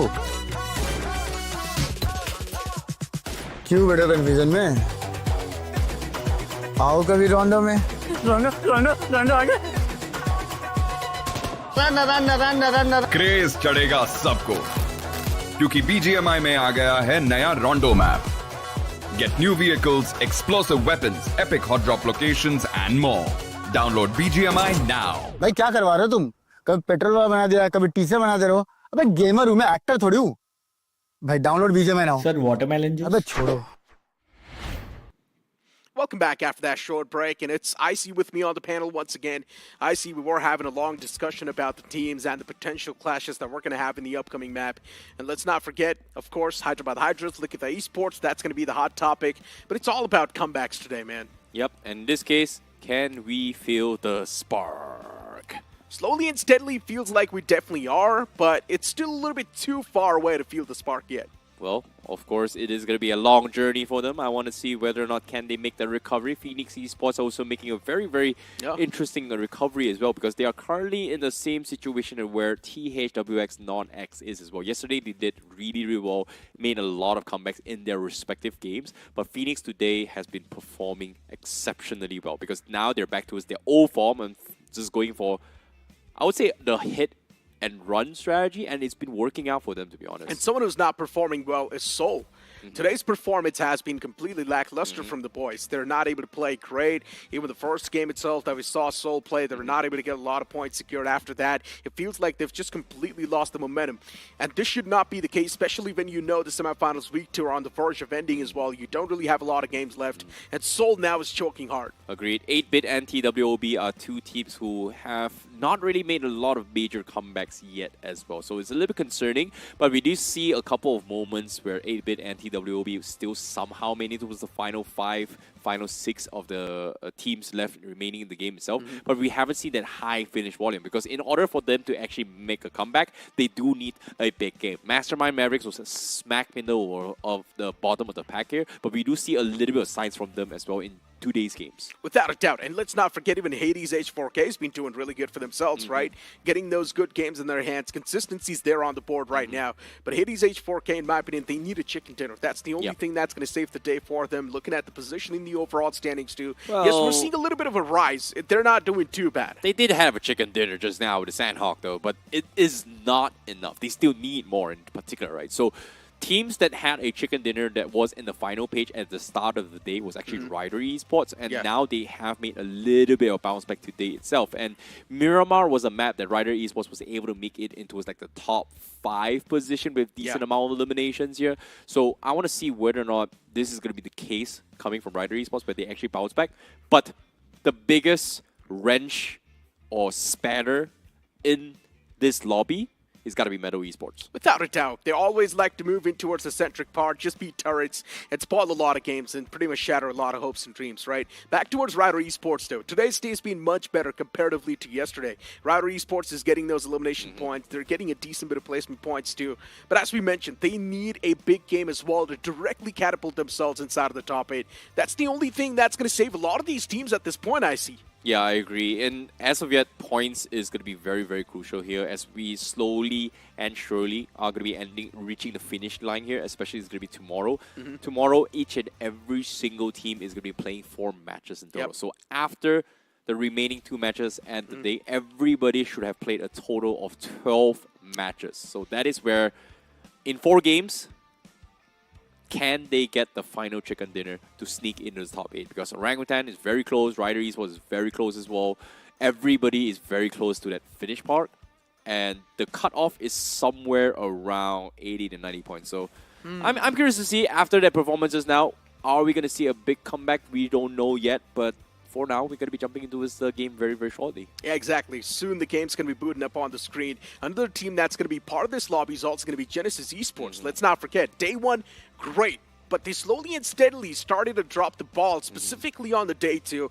And now in the day 3, Genesis Esports is getting taken down, manhandled. I think today they dropped the ball. Yesterday, Sam999 was able to salvage the fight. It was a big game from Genesis Esports. Yesterday was a better performance, but today is the day where they actually kind of fell a little bit short here. We saw Apollo getting shut down multiple times. Even the rush coming from Phoenix was the reason why Genesis couldn't translate any more conversions in Erangel itself. So I would say this was a big day for L2 specifically coming from Phoenix Esports because he's been making a lot of right decisions, and his decisions and clutch plays has made it in a way where before they take a fight, his utility usage on forcing people out of cover, forcing people out of position of strength is the reason why Phoenix is able to get a very, very clean rush every single time. So it's not a lot of people that knows how to utilize those Molotovs in time, right? So nades is, you have to cook it, you time it, you surprise them. But the moment you go for a rush, instead of dropping nades, they drop Molotov on specific windows to make sure that they don't pick out from those angles. So there's a very interesting plays coming from L2 in particular for Phoenix Esports. Without a doubt. So specifically speaking of Genesis Esports, the performance basically went from good to okay to bad, which is not a good thing at all. As the days and the games keep on passing by, you expect the teams to improve, but Genesis Esports, for them, the performance is on a downhill curve. You mentioned Phoenix Esports, the macro has been working out pretty well. Mechanically, of course, gifted players, so even the firefights have been looking pretty good. But is the upcoming game going to be good for Phoenix Esports? Once again, that's a question. Can Likitha Esports win that battle once again? Let's find out on this game of Miramar.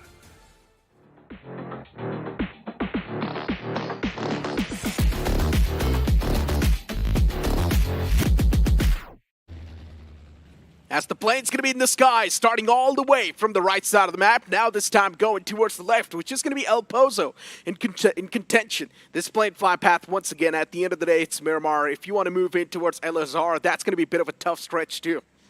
Well, this is going to be a little bit of an interesting one as well because the flag path is going to be coming in from the southeast corner of Impala and then ending towards the northwest corner of El Pozo. This is going to be a little bit of an interesting one considering the fact that if teams want to go towards prison, it is going to be a little bit far off, while teams heading towards Campo Militar, once again, is going to be also quite far off so far. But I don't think this lobby, any team has gone towards Campo Militar, but I'm a little bit more curious on Likitha Esports going up against Hyderabad Hydras again in Picado. And once again, the plane fly path is actually favoring this location too.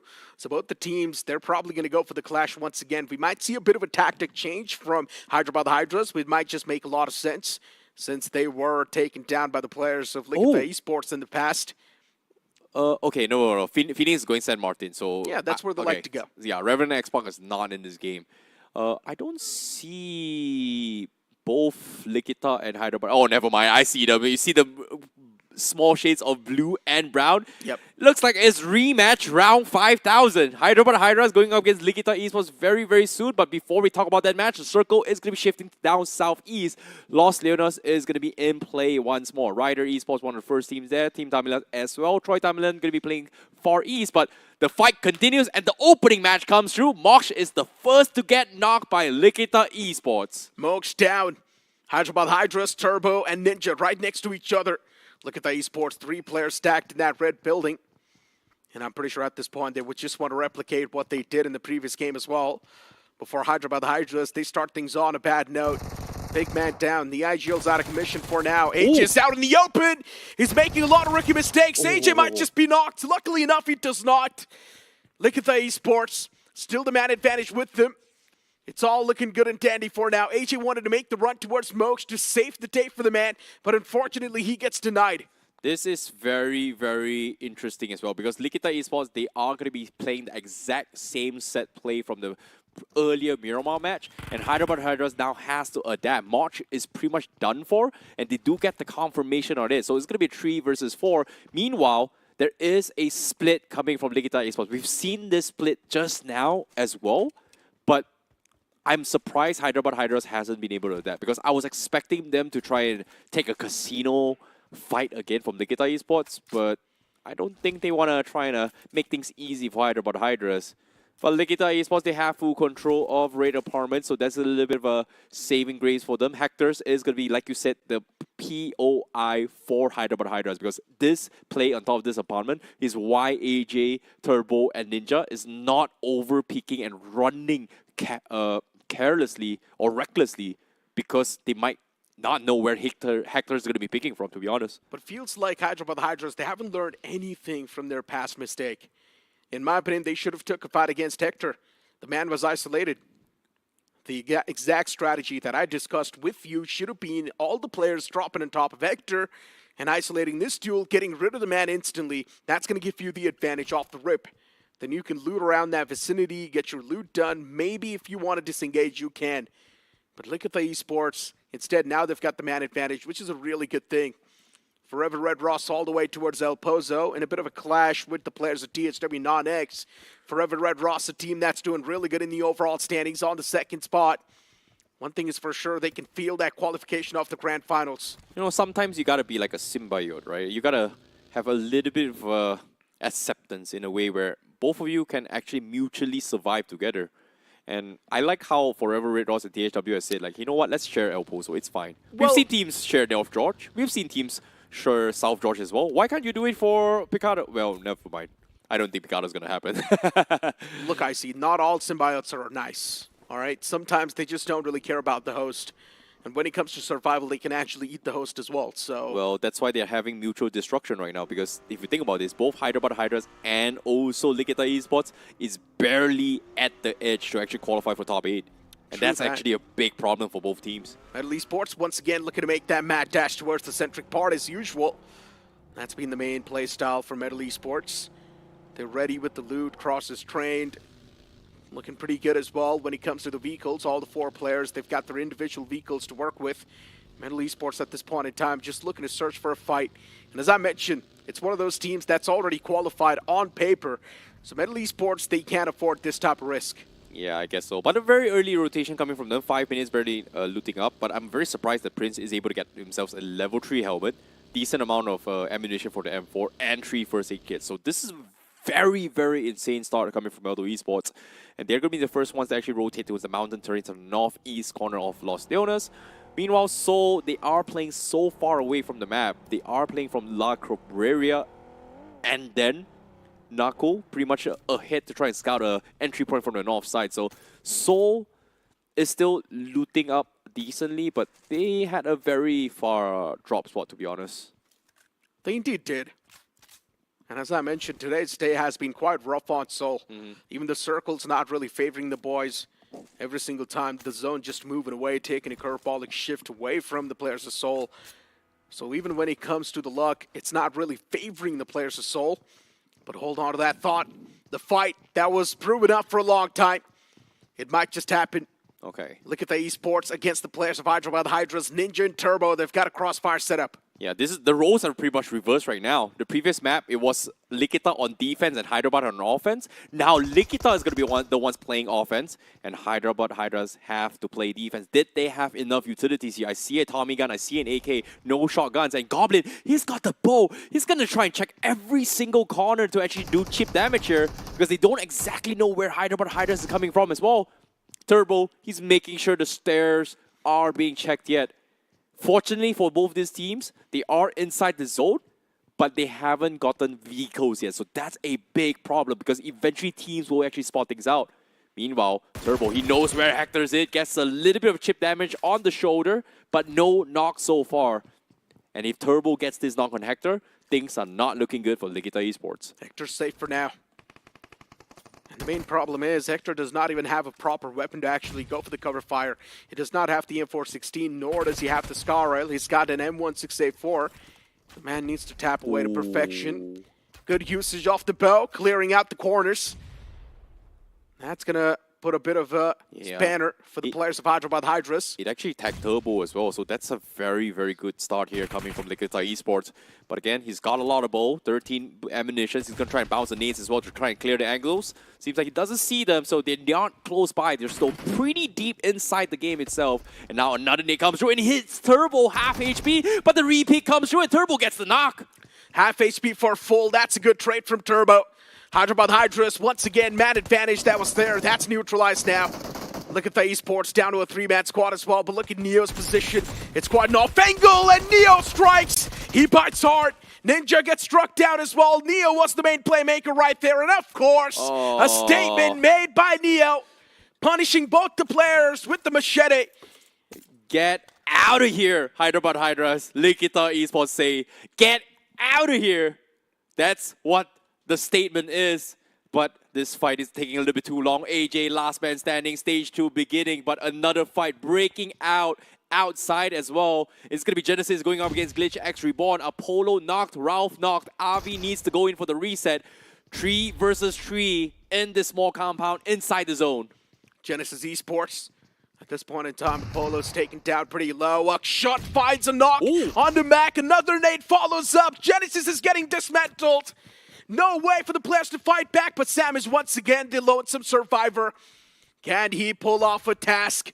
Can he be the one to make the comeback? But Metal Esports, they've heard all that commotion. They're here to third party, knock on the doors of this fight. Sam finds the first knock, wanted to go for the confirmation too. And he does find the confirmation as well. Glitch X Reborn down to a 3-man squad, but the fight's not done yet. Metal Esports, even they make the pounds. Glitch X Reborn down to a 2-man squad. The fight's now taken down to a 2v4. Advantage in the hands of Metal. This should be an easy dismantle. Look at the confidence. They don't really care. They're just rushing everything. Thunder, they found the knock, and now Avi, last man standing.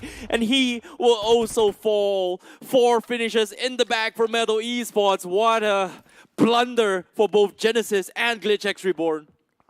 Glitch X Reborn should not have lost that man in the instance. In my opinion, the man around the corner should have peeked a little bit more earlier and saved the day for the player. But instead, we saw some individual plays coming in, and that's one of the main reasons why Glitch X Reborn did not have all the 4 players standing to fight off against Metal. Well, I feel like Metal Esports right now is just going to go for a hit and run strategy, but look at the circle. It's going to be shifting onto his Labadita, in between Labadita and also Impala.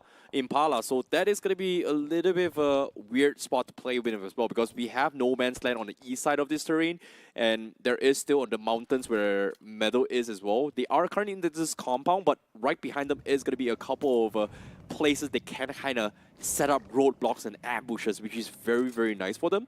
But it all comes down to where the circle shifts through, right? If it shifts to Impala, a lot of people are going to be forced to run into his Impala. And if the circle shifts west side, a lot of people are going to dodge a crater inside Minas Generales. Without a doubt. Even the last man from Hyderabad Hydras actually gets snuffed out and eliminated from the game. So yeah, for Likita Esports, a clean sweep. Neo getting 3 finishes all by himself. The main man in that fight. Likita Esports, smooth outing from that. 4 elimination points secured.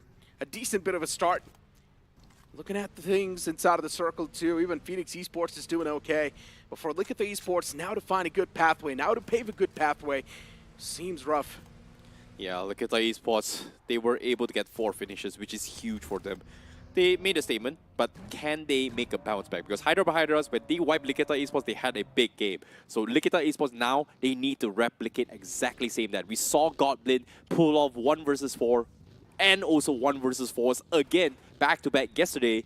Do they need to do the exact same thing? Because I feel like there is a lot of weight on Goblin's shoulder here. But seeing how the circle is, it is going to shift onto his Minas Generales. So that is going to be open fields here, and Mastermind Merrick's is inside.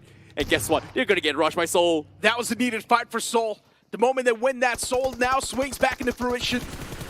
This is a lifesaver from Manya. Winning that 1v1 duel, giving a good spot in the hands of Soul. Now Soul can just dominate Mastermind Mavericks. And they back away from that spot. Soul has taken the smack center away from Mastermind Mavericks. That's a statement right there. This is huge. This is really, really important here as well. So they've got a decent amount of compound. If the next circle shifts as well, they should be able to find a lot of people rotating. But the only concern of that compound is that their vehicles are going to be a little bit exposed. And Mastermind Mavericks knows that they are there. That's for sure. They indeed do. Mastermind Maverick still not doing too bad. A 3-man squad can make a lot happen as well, let's not forget. Forever Red Ross Lucifer in the enemy terrain. Manya Hunters right next to each other, and of course they will punish the player too.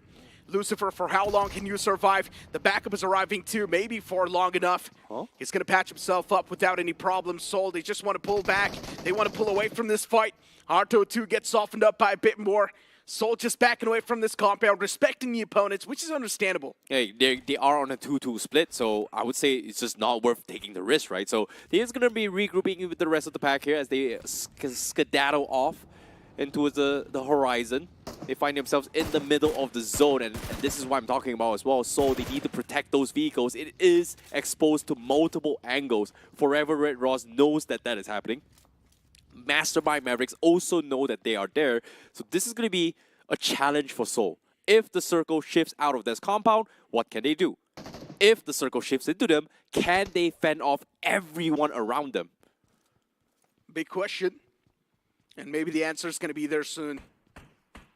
Tri-Timberlane Esports losing out on the Runveer off the rip like that. A lot of teams handicapped. Mastermind Mavericks, Rider Esports, GlitchX Reborn eliminated, Hyderabad Hydras eliminated, Genesis 2 falling up that same line. And we had a conversation too about Genesis and their inconsistency, right? Day 1 was good, day 2 was okay. But Day 3 today, oof. Really bad. I know, right? So Tri-Timberlane Esports also taking a little bit of low-key approach here. They haven't been actually bounced back. I know there is a lot of expectation coming in from the fans, especially for Team Dominus and Tri-Timberlane Esports. So this should be a potential comeback for both of them. And hopefully things are going to be a little bit better here. But Likita Esports, they are going to be waiting from the north side 4 seconds before the zone closes in. And this zone is going to be very important for them. And guess what? It is going to shift onto its Soul. Oh no, there's not a lot of space to work with. Soul has so much control inside the zone. And the crazy part is, if you want to take a fight against Soul, you need to go through an open terrain. And Soul can just spot you out and take you out in that open terrain itself. So there's no point in going for a fight against Soul. They've got the advantage right now when it comes to every single piece of land that's available in that white line. Metal Esports is on the edge this time. For the first time we're seeing Metal Esports on the edge, actually. Look at the Esports, even they make the balance, but this is not a good one at all. I'm not even sure what Hector is planning, but look at the Esports. They want to go for a proper fight. Mastermind Mavericks around the vicinity. Look at the Esports tossing the utilities. Runveer's going to be safe for now. Another nade tossed out. Viper gets knocked by Phoenix Esports from the back. Look at the Esports, a bad way to kick things off inside of the fight. Oh my goodness, Likita Esports, they didn't really have much options as well. They needed this spot, they need a third party, they need to wrap things up, and now Viper being knocked here means Mastermind Mavericks finds a little bit of space as well. Goblin looking for the clutch, he's dropping his way through, but doesn't seem to be able to find Adi, so he's going to try and go in for the resets here. Marco dropping down very, very low, but Likita Esports wants to keep everyone healthy for this fight. And Neo with a very, very far support flank, looking to get a couple of picks in, and because of this, Mastermind Mavericks, they're afraid to push through. Mastermind Mavericks, they can actually try and isolate the duels if they play things right. They just need to use the smokes properly. Goblin overpushed, overstepping the boundaries, giving the advantage away, now in the hands of Mastermind Mavericks. And Mastermind Mavericks, they're doing the perfect defense. Marco is there in the front. Molotov tossed out to try and avoid that peek. Look at the Esports. They take the fight down to a 3v3. A big blunder from Goblin. Yeah, they've lost Goblin, but because of Goblin's death, Neo comes in to say to even up the odds as well. They need to find some sort of fighting grounds here. But it seems like Likita Esports, they are going to try and rotate to a different side here because Mastermind Mavericks, they're taking some shots as well. And it's going to be THW. They're actually third parties from the northeast corner. Look at that small little yellow shade on top of the screen itself. It is going to be THW that finds an opening, and they actually get the confirmation. And if Likita Esports know that they are a man short, they should have the confidence to fight this. But I don't think they've realized that this is happening because a lot of people are looking in towards this compound here. And I know for a fact that THW X Non X and Phoenix Esports has those mountain terrains. They know they cannot push into Seoul. And that's the reason why they're farming finishes and thinning the herd before finding some space into the next phase. Without a doubt, TSW Non-X, Mastermind Mavericks right underneath. Marco and Adi next to each other. At this point in time for TSW Non-X to do anything, will not really make a lot of sense. TSW Non-X is doing okay with the terrain they've got, but still it's not a good spot at all. So for TSW Non-X, if they do poke a lot of teams, they're also going to be gathering a lot of attention on themselves. Agreed. But if you guys want to play the best BGMI of your game, you guys got to check out the realme P3 Ultra 5G, the smartest AI gaming control to give you guys some lightning smooth reflexes in-game itself with India's first Dimensity 8350 Ultra chipset in its Dimensity itself. The best performance in its segment is on display. But as the game continues as well, the calm before this storm, as the circle still favoring onto its soul. Not a lot of cover to work with. Phoenix still having a little bit of safety net from the northwest corner. But Seoul, right in the middle, they are going to try and shove everyone from the southeast corner. As long as they are able to hold out on those compounds, every single team from the southeast corner is going to get stuck out in the open. Look at Team Tumulus. Players right next to each other. Rotating inside of the circle is now going to be a daunting task as well. Metal Esports' rotation spotted. Shots were taken, but those shots are not going to find the proper connection they need to. 8-Bit trapped in the fight against the players of Tri-Million Esports. Not a lot of escape options available either. They need to go for it no matter what. Yeah. Utilities tossed from 8-Bit. They've got the man advantage, but as soon as I say so, they drop the ball. Omega knocked out, instantly confirmed too. Tri-Million Esports can still get the fight back in their hands. Yeah, they have to wrap things out as well. They have no choice but to fight. 2 minutes left before the circle completely closes in. And it is going to force everybody out. And as of yet, if they don't fight, nobody's going to be able to leave this. And somebody's going to pay the price. It seems like the push continues. Inferno's trying to find some people here, but so it seems like he does scout out members from 8-Bit. It's right side by side, but here comes the ward over. He misses Inferno. The blind spot comes in, but doesn't matter. Derby, he goes for the drop shot. He missed the shot, and he was able to find conversion. Tri-Million Esports, what happened? Inferno, you should not have missed that. Yeah, as expected, Tri-Million Esports losing out on the fight. 8-Bit, solid stuff. But still, this could have been much more better. This could have been a flawless fight conversion, which from 8-Bit it wasn't. It's not even about the fight now. It's about the future terrain. How do you travel it? It's too exposed. Soul's going to have to line of sight every single area. And for 8-Bit to wipe the line of sight, it seems impossible. 8-Bit's moving out in the open, barely squeezing themselves in the circle as well. Now Smokes is going to be their good help. And those smokes are tossed out as well. Pekka, the man's in the sidelines. And at this point, tossing out an 8 is the only thing they can do. They cannot even make the pounce. It's too exposed. Yeah, they're trying their best to actually protect the UAZ as well. THW also can take a little bit of damage. Termi was able to find a couple of stray stragglers coming in from THW. But the nade comes through. Pekka, oh, perfect nade from Mafia from 8-Bit. They're still 3-man strong, 6 finishes in the back.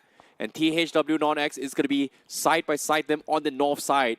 And despite all that, Wobble is also pretty much stranded on the northeast corner. Vehicles, UAZ, and buggies pretty much done and dusted. No tires, no whatsoever. And they may be forced to commit to this fight against them. TSW Non-X, do they really want to make the pounce? Do they really want to make the push? Look at Rush Boy, the man's taken down low. TSW Non-X, strong with all the 4 players. The nade was so close. Could have been tossed inside of the shack, but just barely whiffing the mark. And this one, it felt like it almost was going to find the connection too. Luckily enough for Jins, it just passes away. And now for TSW Non-X, a man was knocked out. Even the confirmation was instantly racked up.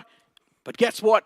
8-Bit, they steal it away. Agreed. 8-Bit was the one that actually saved Wobble here. They were able to punish Lawish out in the open, and because of this, they get another finish point. But the question remains for these 3 teams on the east side. They need to find a way to push inside zone, and Seoul, again, they have so much control in this zone. Everybody's going to be stuck in our open as well, because the teams in the west side, look at this. H4K, they need to get down from the mountain on those craters.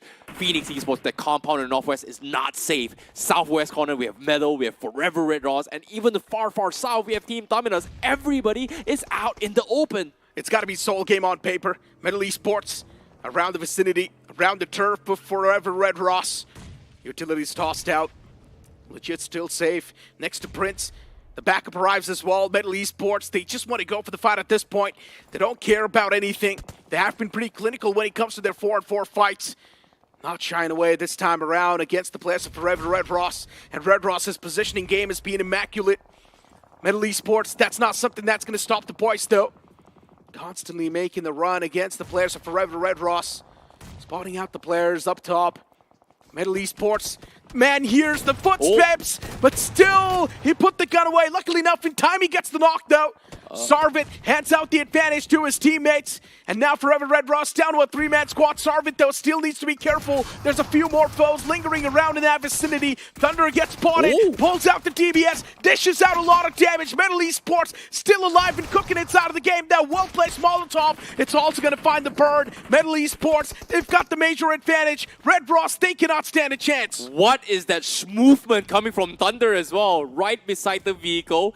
Instantly Swapsy got out. That is some movement tech coming from Thunder because Forever Red Ross wasn't expecting that push. Meanwhile, Seoul, what is this? They're pushing out a compound. They're getting a little bit greedy. They tried to hunt down Team Tamilas, and now Manya is pretty much knocked, and Hunters and Manya pretty much stuck out in the open. They need cover fire. And look at the minimap itself. 8-bit from the east side manages to get close towards Seoul's compound. And this is not looking good for Seoul at all because they gave up control.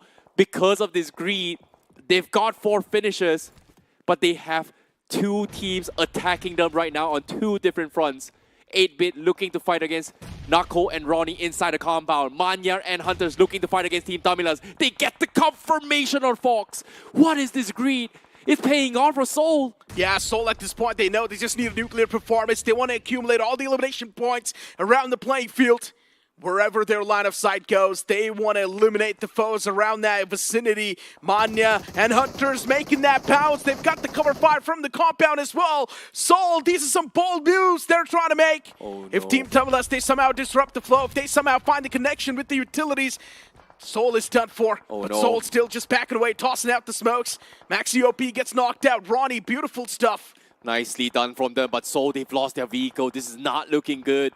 Nako is trying their best to actually provide cover fire, but Team Tamilas leaving only Mr. IGL left, and he's going to get shot by Metal as well, because Metal does have a little bit of a high ground from the southwest corner, but he's not inside zone. But the peek from underneath, Hunter sprays underneath, gets the confirmation, 7 finishes for Seoul, but little did they know the reason why Team Tamilas wasn't pushing was because Metal Esports was keeping them in check from the southwest corner. Metal Esports is also a constant threat. Everyone needs to watch out. But Seoul, 7 finishes so far on the board. This might just be the nuclear performance the boys were searching. This 2-2 split sort of working out. Seoul's playing for map control straight up at this point. Look at 8-bit tossing out the smokes. They want to create a trail. But hopefully this trail works out. Yeah, they don't really have a lot of options as well. No vehicles. They have to run out and open here. Ronnie, Nako dropping a couple of nades here. Hopes to get a little bit lucky. They get the knock on towards Mafia. Can they find a second? Thermi still trying to hang on in towards this smoke here, but the random sprays comes through, and they do find one more. Thermi, last man standing from the side of 8-bit, and the nade connects. Naku finds him, and Seoul finds themselves even more points. 10 total finishes for Team Seoul. Seoul, this might just be an absolute incredible game. Look at the esports 2 spotted out in the open. The man goes for the peek. Neo could have been shut down in that instance. Wiper closes on up towards the comrade. Seoul still with all the 4 players looking pretty good and dominant. 11 finishes on the board. Look at the esports out in the open now facing the wrath of Phoenix Esports. Hades H4K2, all the 4 players alive. You've also got Metal Esports on the southern side. But Seoul with all the 4 players constantly dominating. That's the only compound that's available inside of the circle too for Seoul. They've got the game-winning position. The only team that can be a spanner in the works is Hades H4K. Agreed. Ligita Esports, they've lost 1 player getting knocked from the side of Phoenix. And Venom finally goes down as well as H4K shuts them out.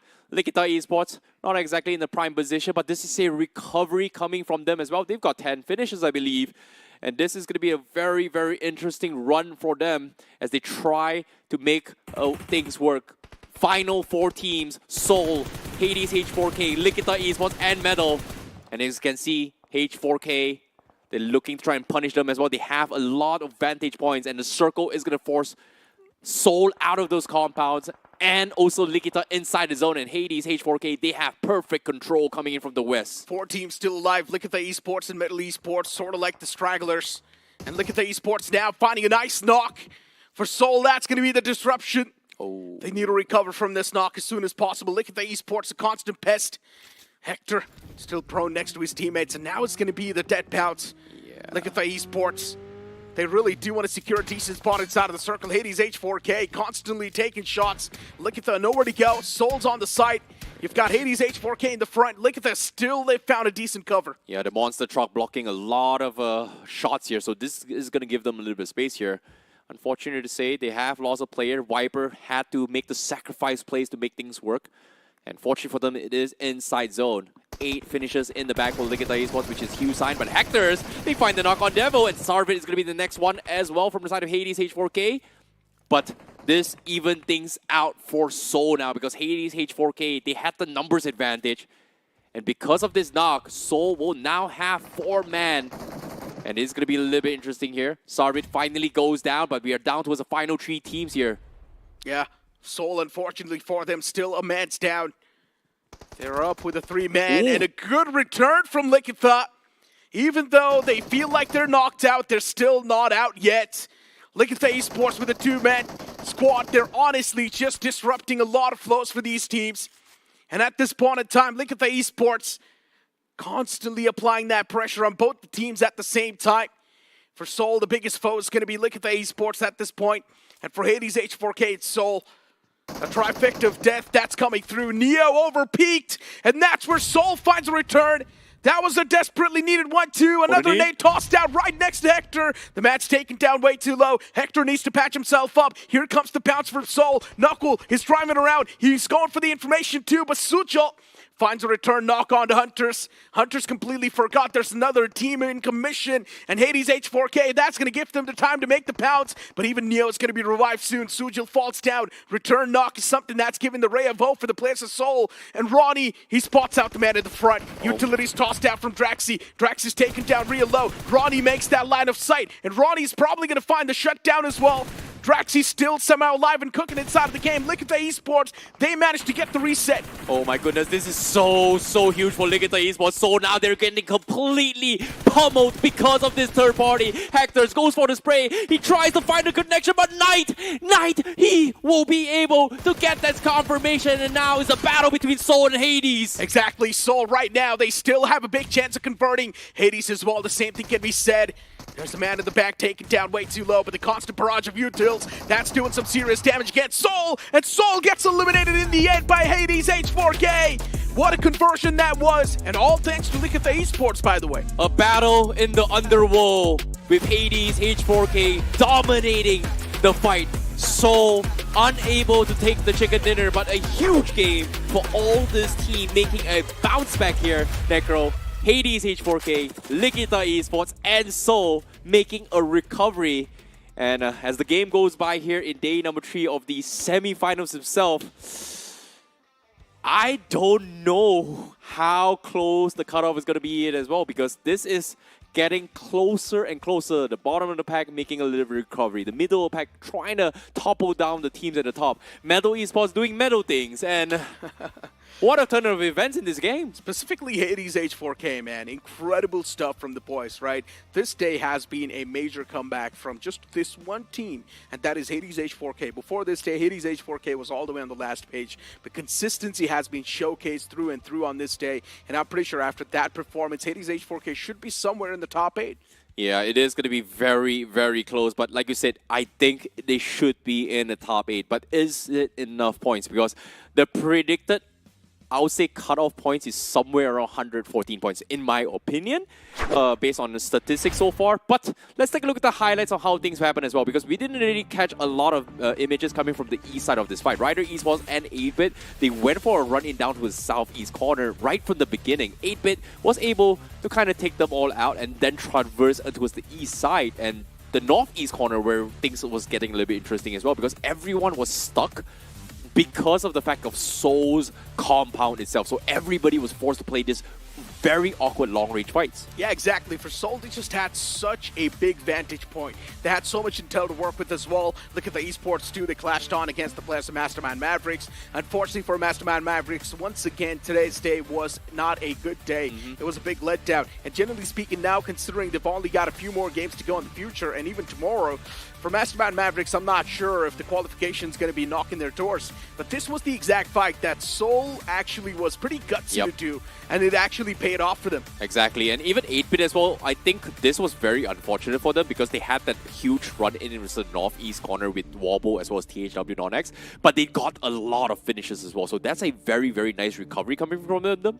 But Likita Esports, this is a big recovery for them. Top 4 finish with 8-9 finishes, which is pretty decent. Unfortunately to say, they could not convert more because Seoul was getting a little bit greedy. They're trying to farm almost all these finishes, but Hades H4K was there to completely shut them down. So I can understand why Seoul is getting desperate like this, because they need a nuclear performance, right? They need all these finish points if they want to stand a chance to make a comeback. We've seen this happen coming from Seoul. 28 finishes in a single game has been done before, but with all things considered, as the day is about to close very, very soon with one more game to go here in day number 3 here.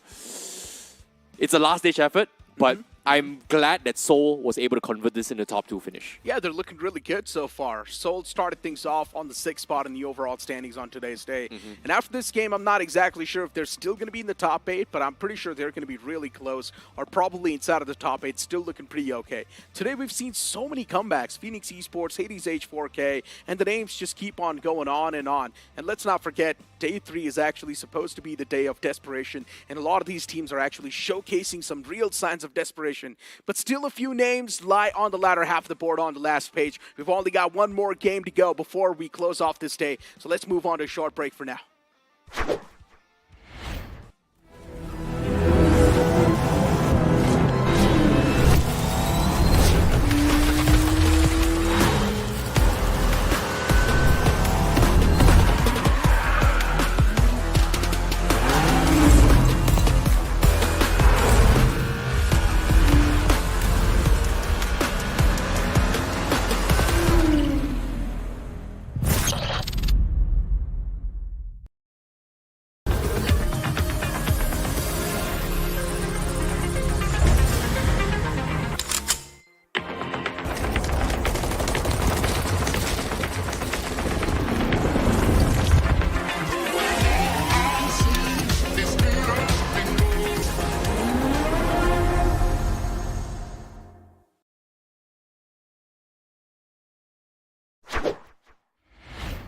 Welcome back after that short break, and now it's Johnny with me on the panel. And Johnny, look, I understand Hades H4K is doing a comeback. Seoul as well, this was the best possible game today they have had so far. But Likita Esports, even they placing themselves on the 3rd spot in that previous game, specifically when with just a 2-man squad, none of us saw this coming. Yeah, and it's that slow and steady climb from Likita Esports that gives you a lot of hope, but you can't deny it. One big performance would be nice to witness from this team. We know this lineup is capable of great things. At least that is what we saw from Goblin yesterday. So I would love to see them get that 20-point, 25-point chicken dinner once at least. Without a doubt. Look at the esports. They got that early bit of confidence the moment they won that fight against Hyderabad Hydros, right? Yeah. It's a clash that's been going on from the start till the end. But something that's going to help you in your drop fights, it's also going to be the Realme P3 Ultra 5G. Move on towards Google, search for the Realme P3 Ultra 5G, and you might just stand a chance to win the device and also some more exciting rewards. Let's not forget the device comes in with India's first Dimensity 8350 Ultra chipset and also 90 FPS BGMI gaming, so I would recommend you guys to check it out. But back towards the conversation once again, right? As I mentioned, the previous game, look at the esports doing great. For Seoul, this was the best game so far in today's day they've had. But is Seoul really inside of the top 8? I think they are going to be. Maybe just barely clinging on to the top 8 position. They do not have a safety cushion to work with, and neither did they have a safety cushion at the start of the day. So performances like this keep things in check, at least relieve that pressure of, oh, we are not in the top 8 heading into that last day. So this was, as you said, very needed from the side of Seoul. Yeah. But Hades H4K, man, we have to talk about this team. First, that Sanhok earlier, and now this Miramar. Out of nowhere, Hades H4K, from being a team that was playing in the bottom 4 in last week, they've turned out to be a team that actually stands a very good chance of qualifying for the grand finale. I wish I could interview the players. I just want to know what exactly happened. Because in week 1, Hades H4K was consistently at the bottom. Yeah. And now it's out of the week 2, specifically in the day 3. Hades H4K has pulled a remarkable comeback. And speaking of remarkable stuff, we've also got the MVP for that previous game. It's going to be Neo from Likita Esports. 5 finishes, 28-28 survival time, and a lot of damage dished out as well. Hector right next to him with 5 finishes too. Manya from Seoul with 4 finishes. You've got Draxi from Hades, and even Knuckle right there with 4. Yeah, and then again, I mean, Draxi from the side of Hades H4K, as you mentioned. I mean, incredible performance from him in that game of Sanhok. It was Knight who got all of the finishes for his team. But look at this, Necro. Wow. Today is a day of turnarounds. And hey, it seems like I was wrong. Seoul has a safety cushion to work with now. It is around 8 points, so not a big one. But hey, at least there is something for them going in their favor. Oh my, Phoenix and Seoul. What are you guys doing? 82 points tied up right next to each other. Hades H4K, what a catapult that was from the boys as well. And hey, they have a game in hand as well. That one game advantage can push Hades H4K into the top 3. And looking at the overall standings on the second page, you see Likita Esports right there too. On the verge of making a comeback, OG is right behind them. Genesis Esports, 8-bit. Even the second page seems super stacked. Luckily enough for Revenant Spark, that one game off Sanhok did bring back them to life. Yeah. But now the upcoming game, Revenant Spark is going to be playing in that. Hopefully the end is going to be good too. Did I see that right, Necro, though? Did I see Hyderabad Hydras on the 16th position? It's all because of that ego clash that's been going on in Miramar. They've played it 2 so far, and in both the times, they have been eliminated off the rip. Yeah, but that's a very nasty drop for Hyderabad Hydras. They were in a decent position. I believe they started the day on the around the 7th or the 8th position. But this drop, it's going to be too difficult for them to deal with now. Without a doubt, it's going to be a tough pill to swallow for the players. But as I mentioned, they dropped the ball in both the Miramars they played so far, losing out on a fight off the rip against Likita Esports. And talk about dropping the ball. It seems like monkey business again on the verge of shutting down. Orangutan, they are outside of the top 8. They are sitting on that 10th position, and they have been there for the last 2 matches. Exactly. OG's been there for a long time on the latter half of the board, on the second page itself. So OG, once again, showcasing the same signs that they showed in the week 1, but hopefully we see something changing in this last game itself. We've got the Group B on the screen too. Once again, Seoul's going to be in action. Team Tumulus, Rider Esports, Metal Esports. For Metal Esports at this point, they're just trying to play the sport, trying to get as many points as possible, trying to get as many eliminations as possible, and just showcase and flex things off. They have around, I believe, over 30-point lead against the team on the second position. So Metal Esports, I think they take the medal of the most dominating performance we've seen in the semifinals. And of course, this is going to be after those 8 teams already have moved to the grand finale. But kudos to Metal Esports, man. And it is such a beautiful thing, right? We had this discussion 3 days ago when semifinals week 1 came to an end that, all right, you pick up the momentum on the last day, carry it into week 2, and it's all going to be good. They did that for the first 3 days. They have been dominating. And now, Necro, the only thing that's going to be a little bit of a blow for Metal is going to be the fact that semifinals end tomorrow, and then there's this massive gap before that LAN finale. If the finale started on Monday, Metal would have won it all. Oh, yeah. I mean, they've got the momentum. They're swinging right now outside of the games, too. But I'm pretty sure they are going to try to play a lot of scrims in between to keep that flow, to keep that momentum going on for themselves. But speaking of the overall standings once again, now if Metal Esports does not even play the upcoming games, they're still qualifying. That is true. They can take a day off tomorrow.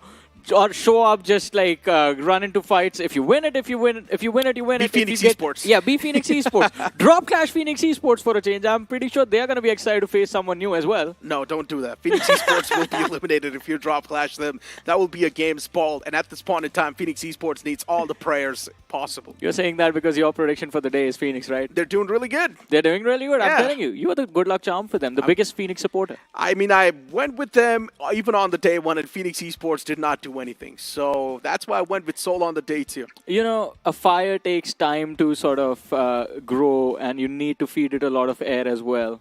So I guess they got a lot of air in those previous days. Yeah, and that's toxic motivation of yours has been working its charm, I guess. Actually, it was not a toxic motivation that I gave them yesterday. It was quite a good motivation. It was a good motivation. Worked out for Seoul, worked out for Hades. Now it's working out for Revenant Spark 2, and even for the players of Phoenix Esports. And hopefully it's going to work out for Hyderabad Hydras as well. Oh, yeah. I mean, Hyderabad Hydras need to wake up, and they need to wake up in this last game. Otherwise, I think this is all going to be done.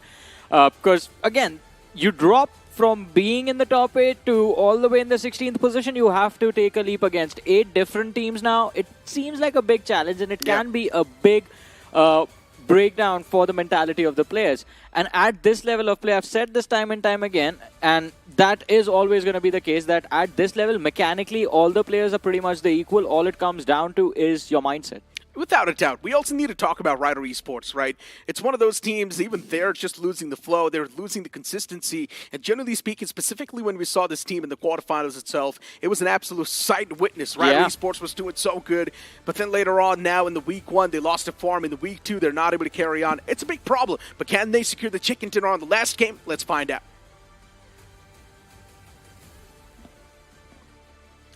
I guess there's some problems going on. The game is pretty much going to be there. But now let's move on to the game.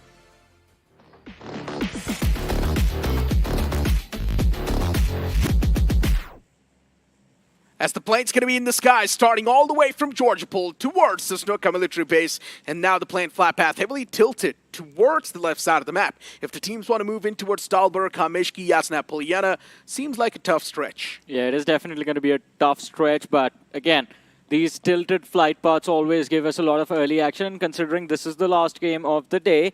And of course, names like Bodami Esports, Orangutan, Visista Esports, they're going to try and hit it out of the park. I think especially to build a safety cushion, especially for Bodami Esports, it has to be a big one. Let's see. This flight path allows them to go for that military base drop. Last time they started off in this position in the start of the day, they kind of had a decent run, finishing in the top 3 of that particular match. Hopefully they can replicate it this time, and if they can, I think Bodami Esports will have what they're looking for, a safety cushion within the top 8. Metal Esports 2 is going to be moving around that Milta vicinity. You've got Hades H4K wanting to consistently dominate and move on with the consistency as well. Yeah. Even the players who tried to Million Esports today's day, they have been inactive. Even yesterday's day, actually even on the day 1, tried to Million Esports was not able to perform. Week 2 has been their kryptonite. Diesel Esports, something happened inside of the week 1, and it feels like that mindset shift has just been hitting them hard. I think this is one thing I disagree with you on. Troy Tamil Esports, man. This team has been playing under the radar. Today they were able to sneak inside of the top 8 for a bit, and they are right on the edge. They need one big performance, one decent 10 to 15 points in a game, and I think they are going to be able to secure a position on the 5th or the 6th spot on the leaderboard. But I mean, OG and Seoul in the same match. Are we going to have that early fight again towards Rosehawk and School Apartments? I would love to see that happen. But I'm pretty sure for Seoul, too, they need that consistency. 82 points in the overall board, tied up with Phoenix Esports. And for Seoul, the good thing is that they've just got this one last game to play today. That's going to give them the edge over Phoenix Esports. Yeah. Secure a few more points, maybe be in the top 2, topple over Red Ross as well. Well, let's see, though. Hades H4K, 2 matches in a row. They've been quite consistent so far today, and it is a big outing for them, but it's not an easy one for sure. Knight in that game of Sanhok was incredible, got all the eliminations for his team. In the last game it was Draxi, but hey, awkward start for Medal. As they dropped towards the military island, they were able to rotate towards the northern main island, but now it seems like Sarvit might just be spotted out by the players of Altitude. He needs to be careful. None of his teammates are around him, so if he gets knocked out, there's no backup coming. Yeah, he's got 2 nates to work with. And for Metal Esports, looking at the position they've gotten and looking at where they are in the overall standings, I wouldn't be surprised if Sarvit actually solo pushes this, and that's what he's exactly doing. He does not care. Sarvit, they know they've already done the job. It's completely fine for Metal Esports, but that's +1 for Altitude. Yeah. It's one of those teams that's not doing too bad either. They're on the second page. Altitude can still pull off a comeback. This last game means a lot. Tried to Million Esports around the vicinity of Hades H4K. Right next to him. Hades H4K too. They've got the 6-pack control for now. They need the backup as well, but do they know? Draxi and Devil right next to each other. The pancake split drop, a legendary drop inside of this game. And a brilliant position to go for these early fights, but Hades H4K, they get surrounded by Troy Tamil Esports as they find the first pick. Devil, he's going to be exercised and sent back. 3 players still left alive, though. Draxi, position maybe known now. The man still slithering inside of the compound, finds the first, even hands out the death blow. That's going to give the man advantage in the hands of Hades H4K. It feels like they've just completely flipped the switch. It's a complete different Hades H4K than what we saw in the week one. Looking much more confident in their firefights too. Look at Sujal finding the second knock. Beautiful stuff. Ranveer hits the deck too. Another players around the vicinity. Triton Esports down to a 2-man squad. The chances of survival now they seem next to none, but what a shot that was. Inferno shuts down the man in the far fray, but even Inferno gets knocked out. Now it's down to just Hydru. The man's on fire. Still got the barrel to work with. 15 bullets in the magazine. The man needs a new one, and he will not have enough time. Yeah, and in that fight, I mean, a lot of miscommunication, I believe, from the side of Troitamil and Esports, because Sujal should have... He should have never been allowed to move out into the open like that, to be honest. They should have always covered that man between the six-pack, but hey, look at this. Look at the Esports versus TWOB. It's Western Circle centered on Everest, and it's a fight for the summit. Look at the Esports with a clean squad wipe. 4 eliminations secured. Viper was knocked out, but there's no one there to third party this entire fiasco, so it should be an easy revive and an easy recovery for Likita Esports. Look, Rich Reborn on the northern side, and Team Tamila is looking to climb from the south. Have me a little worried that the next few moments or the next few minutes might get a little stressful for Likita Esports. Having a look at the replay on exactly how the fight broke down too, right? TWOB, they were right there at the hill first, but then look at the Esports pushing up and taking that control away from TWOB. Actually quite a major statement too. Both the teams wanted to go for that hilltop control because they know this is going to be the prime location if you want to get the chicken dinner. But look at the Esports' firepower, just a little bit on par. You know, just to make this game exciting, I would love if the next shift of the circle and the next few shifts of the circle actually happen towards northern Georgia Pole. That's going to be fun because everyone is just eyeing for Everest, ruins, basically the central location of this stage 1 circle. On the other side, Metal Esports, they are paying a heavy price for that 4-man widespread start in this game. 2 players lost, but over here in Rozok, a little bit of a development as Seoul, they were able to loot school apartments and school very quickly and are looking to move in closer to the players of OG. OG, hearing that vehicle, they've got the surrounding awareness. But even those vehicles, they just drive past. Seoul does not want to go for the fight this time around. Instead, they want to focus on the consistency, which of course makes a lot of sense too. And OG is one of those teams that's not going to be easy to be taken down like that. OG knows their play style. OG knows the terrains as well. A big name at the end of the day. Veterans. It's going to be tough to take down a team like Orangutan. That's why Seoul knows the risk. They know the depth as well. And they know how much they need to fill up. But OG on the other side, I mean, Seoul is still in a position from where they can be this aggressive. OG, nuh-uh. They need to win this fight. They need to secure a spot inside of that top 8. Of course, it is going to be a big challenge for them, but if you want your fights inside of your games of BGMI not to feel like a challenge, check out the Realme P3 Ultra 5G, India's first Dimensity 8350 Ultra chipset, 90 FPS smooth BGMI gaming experience, and of course, the smartest AI gaming control. So move on to Google search for the Realme P3 Ultra 5G, and you could stand a chance to win some exciting rewards. These things can actually make a lot of impact in your gameplay. So I would recommend you guys to check it out as well. Back towards the game now. Revenant Spark this time around just camping the bridge. They actually want to throw the players of Bot Army Esports off guard. Revenant Spark, time for revenge. It's been a while. Bot Army Esports, they have spoiled their dreams a couple of times in the past as well. And that's one of the main reasons why Revenant Spark is actually trying to sabotage the game of Bot Army Esports too. And luckily enough for Bot Army Esports, they somehow haven't really made their mind to rotate towards the bridge. Yeah, I have a feeling with how they're moving towards that shoreline, they might just make a water rotation. I believe the players from Revenant X Park have been spotted out across the bridge. That camp spotted and Bot Army Esports aware of the threat that's waiting for them on the other side. But this rotation has been delayed for both the teams. And if a fight happens and Revenant X Park end up taking too much damage, there's a possibility that they could get taken out in this game as well. Necro, imagine the defending champions getting eliminated in the semifinals. What do you mean imagine? It's pretty much happening on in front of our screens. Yeah, we are watching the story unfold, but hey, the conclusion for these semifinals is not written yet. A few Still, 20-pointers in a row from Revenant Xbox, they make a bounce back. it is still possible. Revenant Spark is not too far back. Exactly. It is still very doable. Revenant Spark can actually topple over in the top 8 and maybe barely qualify too. But for that, Revenant Spark needs consistency, and they're lacking that majorly. I have a very weird feeling in my gut What? that, as you said, Revenant Xbox are going to topple over in the grand finale, like barely qualify on the 8th position, and then they're just going to end up dominating the finals again. You think so? Yeah, I think that just might happen. At this point on time, it all comes down to luck as well. Because that needs to be on the side of Revenant Spark too.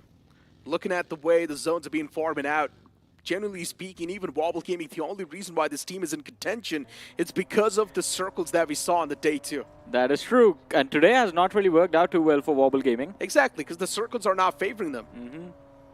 But I mean, this is a team that has kind of always been unlucky, I guess, Revenant Xbox, because think about their entire journey throughout the entirety of 2024. Was there a single tournament where they showed up as the top contenders for the trophy? No one used to pick them. Everyone was picking all the other teams, and Revenant Xbox were just completely sidelined until they just ended up winning both the trophies. Generally speaking, in BGIS 2024, Revenant Spark, yeah, they got eliminated outside of the grind. Yeah. But with the way they were dominating the league stages and the way they dominated the semifinals week 1, we all thought that this is one of those teams, a possible contender for the trophy. So yeah, they were dominating the league stages though. They were dominating the semifinals, and right now they're not doing that. What about the end of the Pro Series, though? After the day 1, yeah, we all thought Revenant Spark has dropped the ball. They're not going to be the champions at all. But then on day 2, something just happens. And it felt like Lady Luck just blessed them. And somehow they pulled off a major comeback. Even Joker was pulling off some insane individual plays. Necro, I have to say this. The most incredible game of patience put on display by Bot Army Esports, man. They waited Revenant Xbox out, Revenant Xbox moving for the zone, and now Bot Army Esports get to cross that military bridge without breaking a sweat. Which makes a lot of sense, too. And Bot Army Esports now, technically, if you look at it, they've got the edge over the players of Revenant Spark because they come in from the back and they can bite them. Because Revenant Spark can never expect a team to move in so late from the blue. Exactly. They probably thought that Bot Army Esports have taken a long route, probably out of the military base, probably inside of the circle already, but Revenant Spark can be caught off guard by Hitler. Oh, but look at this, OG. In a very uncomfortable position. They know the fields down south are going to be occupied, and if a team has scopes, they can definitely take shots against OG, and OG find themselves close to Hail Inferno squad. Just on the other side of the ridge, Hades H4K. It seems like the 2 last survivors from the side of Metal Esports have been spotted out by Draxi. He does spot him out, though. That's all he does. At this point, Hades H4K, they know they've done a Herculean climb. Is Devil doing something else, man? I mean, it's fine. But back towards Hades H4K. I mean, in general, losing out on Devil, still they've got 3-man squad. Yeah. And we know Hades H4K, they've already gotten 4 points. If they manage to get consistently, even 6 points per game, they're still going to be in the top 8. That is true. I mean, even in this game, as you mentioned, 4 finishes secured. So not a lot of heavy lifting left for them to do. 2 finishes with how they are playing should not be a big challenge. Yeah. But Bot Army Esports, I was concerned, to be honest, for Bot Army Esports at the start of the day because yesterday was not kind to them. They slipped outside of the top 8. And I was having this conversation with IC that, yeah, Bot Army Esports just like to stick close to Orangutan. They were following them on their path. But today, I love the fact that they've separated themselves from OG and regained a spot inside of the top 8. Now, though, again, time to build a safety cushion for yourself if you want to guarantee a spot inside of that grand finale. Otherwise, if you slip even once, they're not safe, by the way. So if they slip even once, they're going to be watching that finals from home, aren't they? The main problem with Bot Army Esports is the consistency. They always do find one big game that brings them back in the race once again, but they never find that continuous points flow that's needed in the overall standings. And that's one of the main reasons why I still do not really trust Bot Army Esports fully. But if they get another big game, that's when we know Bot Army Esports have already cracked it. I agree with you. I don't trust them either, but Necro, you have to agree with me that they're fun to watch in action as well. Oh, You never know what they're going to do. I mean, in that first game, that move from Devotee, he's just charging to the faces of Forever Red Ross with a nade out into the open. Let's not forget, Bot Army Esports, at a time they were known as one of the most aggressive teams when we saw them for the first time. Yeah. Because they packed a lot of punch too. And let's not forget this either. They were also dominating that drop clash against God's Ring over and over again. So it's one of those teams that possesses some serious firepower. You cannot take them just in a joking way. But hold on to that. The circle now favoring the players of Team Tumblers, Wasista Esports as well, around this vicinity. And once again, I'm going to give you an interesting fact. Whenever the circle pops up around this vicinity, Team Tumblers is always spotted in the top 3. Ooh, that is true. That is true. That compound is actually a very strong hold as well. It's the god spot, if you will. Because you have a lot of vision of the fields on the south. The teams on the northern side will not give you too much trouble. But talk about trouble, and look at the Esports find themselves in a little bit of it. Fight initiated by the players of Rider Esports, Neon knocked and finished, and now look at the Esports all of a sudden are there at the summit with just 3 players. It's completely okay though. Look at the Esports. Not too far back in the overall standings. Yeah, still they are desperate for points, don't get me wrong. But they've managed to acquire 4 finishes. The average should be around 10 points. The task is definitely cut down by a margin. Look at the Esports. Just needs 6 more points. It can be by placement points or by elimination points. Altitude Esports climbing up from the back. You've also got in the front lines covered up by the foes as well. Where can Look at the Esports go? They're in a big sandwich. Altitude, the moment they peek out from this side, look at the Esports. It will be a world of trouble just collapsing on top of them. Big problems. I don't think they have anywhere left to go, Necro. Because as you mentioned, Rider Esports on that eastern side, Altitude moving in from the west, and the southern slopes. The only position where Likita can move out from are in the line of fire of Vasista, of Team Tamilas. From the flank, there's Hail Inferno squad that can take pot shots at them. So this is going to be a very tricky situation. The only thing they can do is keep their heads down, wait for an awkward moment to strike. But hey, Revenant Xbox, oh my goodness, they're getting taken out by the players of Glitz Reborn. The blue zone damage is going to make sure that Shadow will be on his knees. He barely stays alive, a few more inches, moves in, and is still in a fighting position, while Joker is kind of like the last man that can actually take a duel against anyone in this game. Shadow falls, and now Joker is the last survivor. Some things just never change, and Revenant Park once again choking. Oh, they're done. Oh, boy. There's no way they're going to be surviving this wrath. Even Joker's going to fall apart. Did not have enough time, and that's it for Revenant Park in this game. With just 1 point, they're going to find the exit. And as I mentioned, some things just never change. Revenant Spark chokes once again. And keep this thing in mind, audience. This was the last game for the day. That means they've only got 4 more games to go tomorrow to actually establish any sort of comeback. That means they need more than 15 points per game. Exactly, and they're going to have to pull off a versatile on that last game. On that last day, my apologies. 4 matches, man, to decide the fate of the defending champions. But in the meanwhile, OG, they've done quite decent for themselves in this particular match, winning that early fight. And now, moving forward, they have to be a little cautious. Look at the Esports, though. Down to their last man all of a sudden, but that last player makes a run for his life. And, of course, it's going to be the main survivor for Likita, Hector, who has somehow figured out how to move down that slope and let the players of Rider Esports collide against Altitude. Zyro and Fragger right next to each other. Rider Esports against the players of Altitude. Oh. Good Nate that was. Does not find the knock, though. But still, it's fine. The player's safe. Rider Esports. The next zone's going to be shifting right on top of the players of Team Tumulus once again. It's one of those favorite terrains that Team Tumulus loves to play. And for Metal Esports, losing out on the early players as well, that's not going to help them control the compound of Team Tumulus. But I'm going to hold on to that thought. Rider Esports, they've managed to find the opener. Altitude now crippled. Down to just a 2-man squad. Utility utilization has to be on mark. It needs to be precise. Zyro gets taken down real low.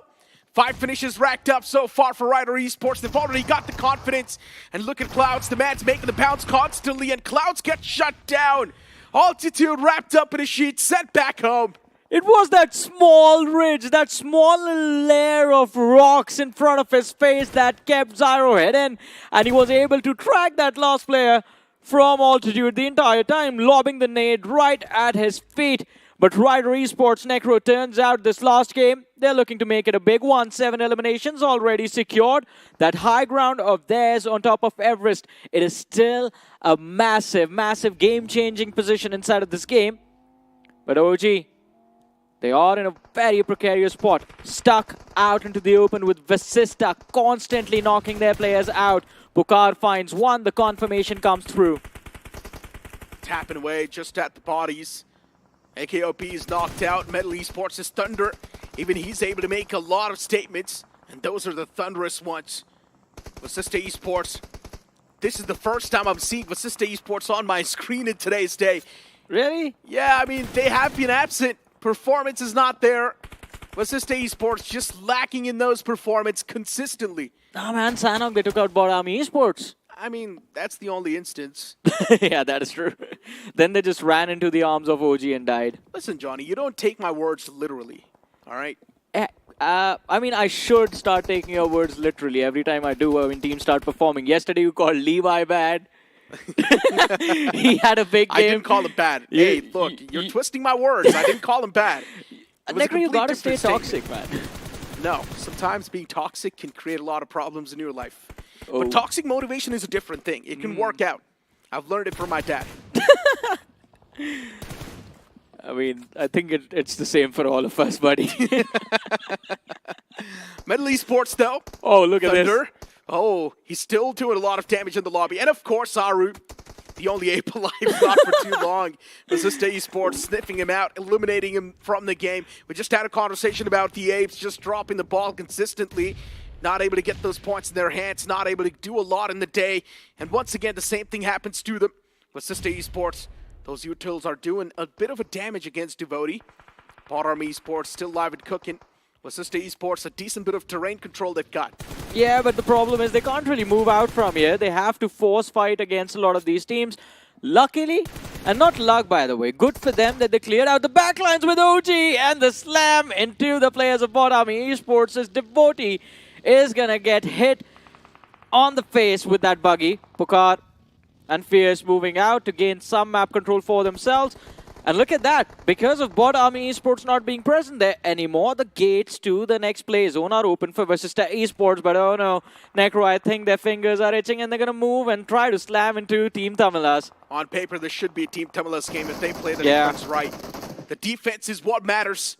Hail Inferno squad in a weird terrain. Surviving and sustaining this spot's going to be real difficult. From the top, you've got Ryder Esports constantly raining down Hellfire. Now from the back, you're going to have another team closing on up in the name of Vasista Esports. Both the sides pinned. And being in such a bad scenario, might just cost you the game as well. Ryder Esports, 9 finishes so far on a dominating affair. Diesel Esports in the sidelines.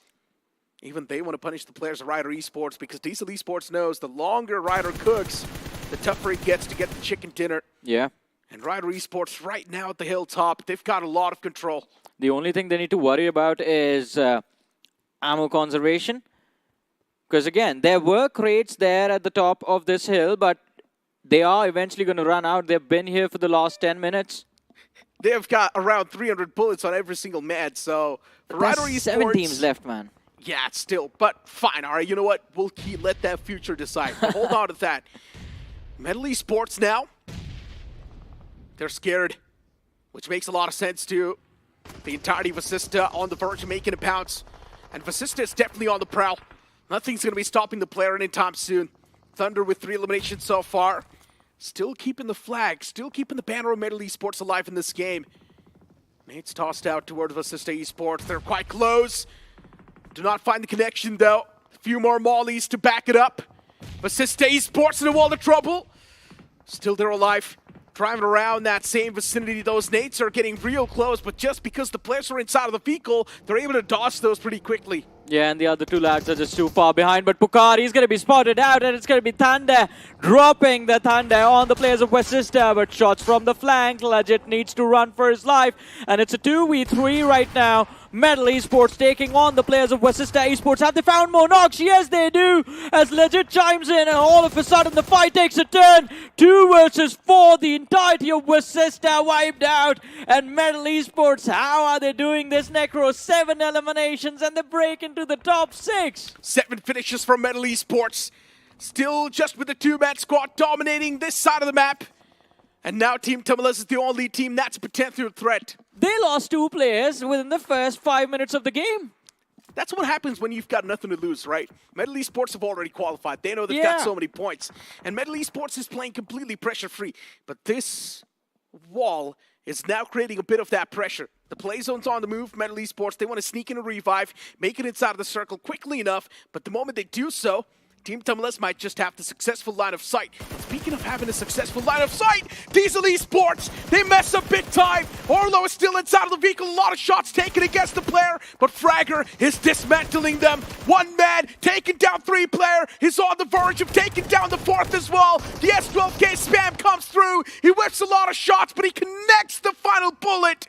Fragger manhandles Diesel Esports. And I think with this fight and with this game, Rider Esports can actually ride their way inside of the top 8, 13 eliminations as they finally make a break in the top 4 of this match. Now looking to move and charge towards the players of Hail Inferno squad. Finally, they get themselves on even footing, but Necro, Team Tamilas, they are still there with the man advantage. This is going to be a long nade. Falls a bit short, and Jatin is going to be so lucky to survive, but he runs up to it. Oh.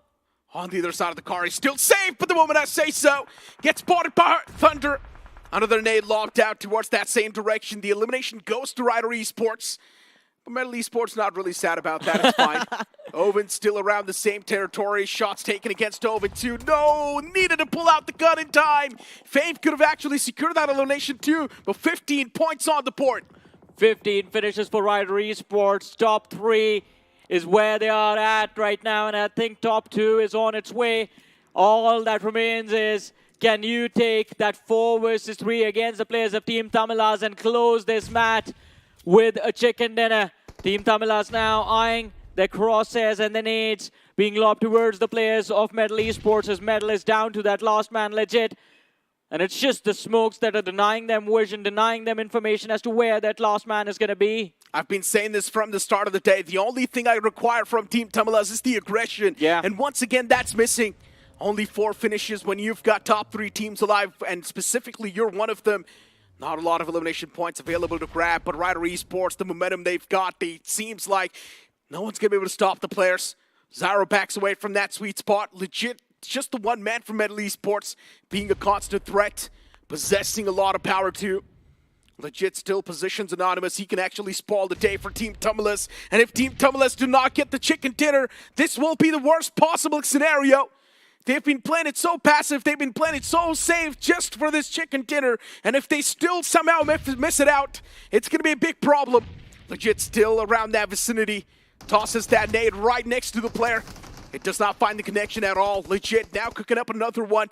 It's going to land right next to Rico.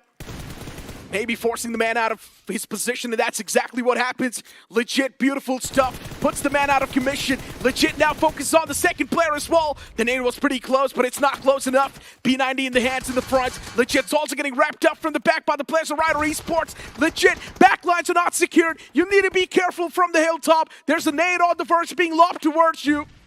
And Zyra's position is now known. Well, I don't think it's going to matter because Legit has just given the chicken dinner to the players of Rider Esports. Zyro finds Legit and Team Tamilas, they're looking to recover if that revive comes through. We're going to be at an even footing again with Team Tamilas having that slight man advantage, but Fragger, he has those nades, and I'm pretty sure from that off angle, he will be able to track the players of Team Tamilas, all of them in fact, but need to send out those pings, buddy. Need to mark those players, those bodies for your teammates, because Zyro and Fame, they're just dealing too much pressure to the players of Team Tamilas. And of course, look at the utility. They're running out of nades and they keep finding those crates, man.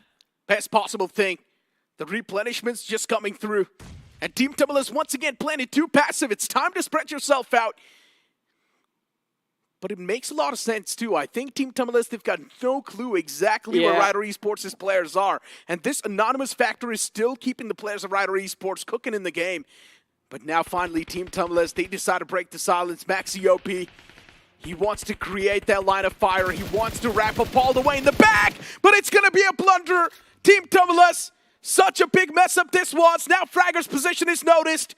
The fight's taken down to a 3v3. Both the teams now on even Steven crowds.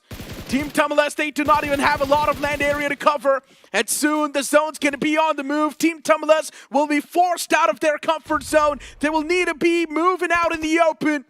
What can you do? The nade's going to find the mark. Almost finding the knock onto Rico. Smokes are now going to be your best friend. Team Tumbleless forced out of this ridge. A few more utils tossed around that area. Not enough to get the knocks. And I think with that pick on Maxi OP, the chicken dinner is now kind of guaranteed to Rider Esports because Blue Zone is forcing the players of Team Tumbleless out into the open. But Zyro, Fragger and Fame are all prepared. Rico's HP, he's down to half his HP bar. Not a position to be in, but Mr. IGL leading the charge finds the opener. 2 versus 1, and it is Rider Esports cleaning the game, cleaning the house and securing the chicken dinner. A big one as well, man. What was that, 17 or 18 eliminations? Yeah, crazy stuff for Rider Esports. Insane stuff, wiping out the entirety of Team Tumbleless in the end as well. Yeah. And then securing that chicken dinner. That is a nuclear performance right there. I think they got 20 points. 20 elimination points. So that means they've gotten 30 points on the board just off of this game. But Team Tumbleless, how do you lose that? Yeah. How do you lose that? You guys were playing it so safe. You guys had all the eggs in one basket. You guys did not even have a lot of elimination points till the end. And this is why I'm asking the aggression from Team Tumbleless. Even if the worst possible case happens, at least you've got the backup points ready. You were right. They have 20 finishes on the board. It is a 30 bomb dropped by Rider Esports, and I 100% agree with you. That position at the cliff of the hill, at the foothills of Everest, was a god spot for Team Tumbleless. They could have put up similar numbers to Rider Esports. All they had to do was clean house because Glitch Reborn tried to take a fight against them. There was Metal Esports that tried to move in for that compound as well. And another team did try to breach in from that southwestern edge of the play zone at stage 6, stage 7. But Team Tumbleless just stayed indoors. They just protected themselves. They got those last few eliminations from the last few fights of the match. And had that not been the case, this could have been a big game for them. But now what did they get? Like 4 eliminations, second place, 10 points from this game? Yeah, this is disappointing from Team Tumbleless, right? Yeah, I do understand we should be praising them since they got the second spot in that previous game. But let's be honest, it was all because of luck. The circle was constantly farming on top of that compound over and over again. And just still being able to get the minimum amount of elimination points, that's not a good outing. Yeah, but I did enjoy that Rider performance, especially from Everest. They saw where everyone was, and I like the fact that after winning the fights, the earlier initial fights of Everest, they just waited there to scout information about everyone else down below. Once they had the info and once they were sure that the teams at the far fray were cleared up, that is when they moved down. And of course, Diesel Esports was one of those names that could have actually caused a lot of trouble for Rider Esports, but man, that 1v4 changed everything. Being honest, Rider Esports just turned on God mode in that game. Oh, yeah. They realized last game, not doing too good in the overall standings. How many points do we need? Potentially more than 20 points. You know what? Let's just drop a 30 bomber. I mean, as we say, right, Necro, I mean, there are 2 spots where you are going to be pressure-free. When you're either at the top with a big lead in your hands, or whether you are struggling so bad that you feel like there is no hope for you to make it through. And I think Rider Esports were kind of moving towards that second category. But with this game, I'm pretty sure they're going to be in the top 8 with a comfortable spot to their name. But let's not forget, look at the esports after watching Rider Esports dominate in such a way. I'm pretty sure even they're going to be kicking themselves because this performance could have been from Look at the Esports as well. If one of the men wouldn't have been taken down that early in the game, they would have had all the 4 players up in life, and only if the decision making would have been a little bit more accurate. It wasn't just that. If you remember the first Erangel of the last day of semifinals week 1 where Godlike was playing the same spot and then they got sandwiched by 2 teams from the other sides, that is what happens when you get to Everest early and you make a lot of noise about your presence. Teams are going to start pressuring you from both your sides. And then you're going to get sandwich. Because Everest, the summit of the hill, it is such a big area that it is impossible for a 4-man squad to control the entire summit. You can play from one side, but you can't just stay in the center and get sandwiched and just hope to stay alive. Generally speaking, teams that get the average control off the rip early game should not try to control the entire hill. That's not exactly. the play style. You should just try and control one side of the hill because you're not going to be stopping the flows from all the sides. It's impossible. And 4 players splitting yourself apart like that, even that's not going to help you at all. Instead, 4 players make a nice 2-2 split, defend one side of the hill, and then when you feel like, yes, the circle is forming consistently on top of the hill, that's when you push up and try and take the entirety of the hill control. Either that, because one time or the other, someone is going to climb up the other side, right? Exactly. That is going to cause a lot of trouble. I think the best Everest play was during the wildcard stages from THWNON, because their strategy was just get to the top early and just stay passive, stay hidden. Late game, we get those finishes. But if you do not want to stay passive in your matches and you want your device to keep up with your skills, check out the realme P3 Ultra 5G, India's first Dimensity 8350 Ultra chipset with 90 FPS, smooth BGMI gaming experience, and of course, the smartest AI gaming control in its segment. So move on to Google, search for the realme P3 Ultra 5G, and you could stand a chance to win some exciting rewards for yourselves. Kind of like Rider Esports winning this amazing, big, massive chicken dinner. Now, speaking about the serious stuff, we've seen some insane comebacks today, right? Yeah. Soul is one of them, Phoenix Esports, Hades, H4K, and now we've also seen Rider. Rider Esports right there on the verge of making a comeback too. So 4 teams pretty much just securing a slot directly inside of the top 8 we've seen so far. I mean, a little bit of a shout out to Bot Army Esports because they also made that climb back into the top 8. Although this game, I expected a little bit more, but I was happy to see that Bot Army Esports can also be extremely patient, just waiting out Revenant X Park and avoiding that bridge camp towards the military bridge. Hey, the MVP of the previous game, it's going to be Fragger from Rider Esports with 9 finish points racked up and 28-26 survival time. Damage dished out, it's going to be 1,344 with 2 assists and 4 headshots. Moving on towards the top 5 players, Metal Esports' Thunder is also going to be joining the pack with 5 finishes. Zyro from Rider Esports with 5. You've also got Exist from Rider Esports with 4.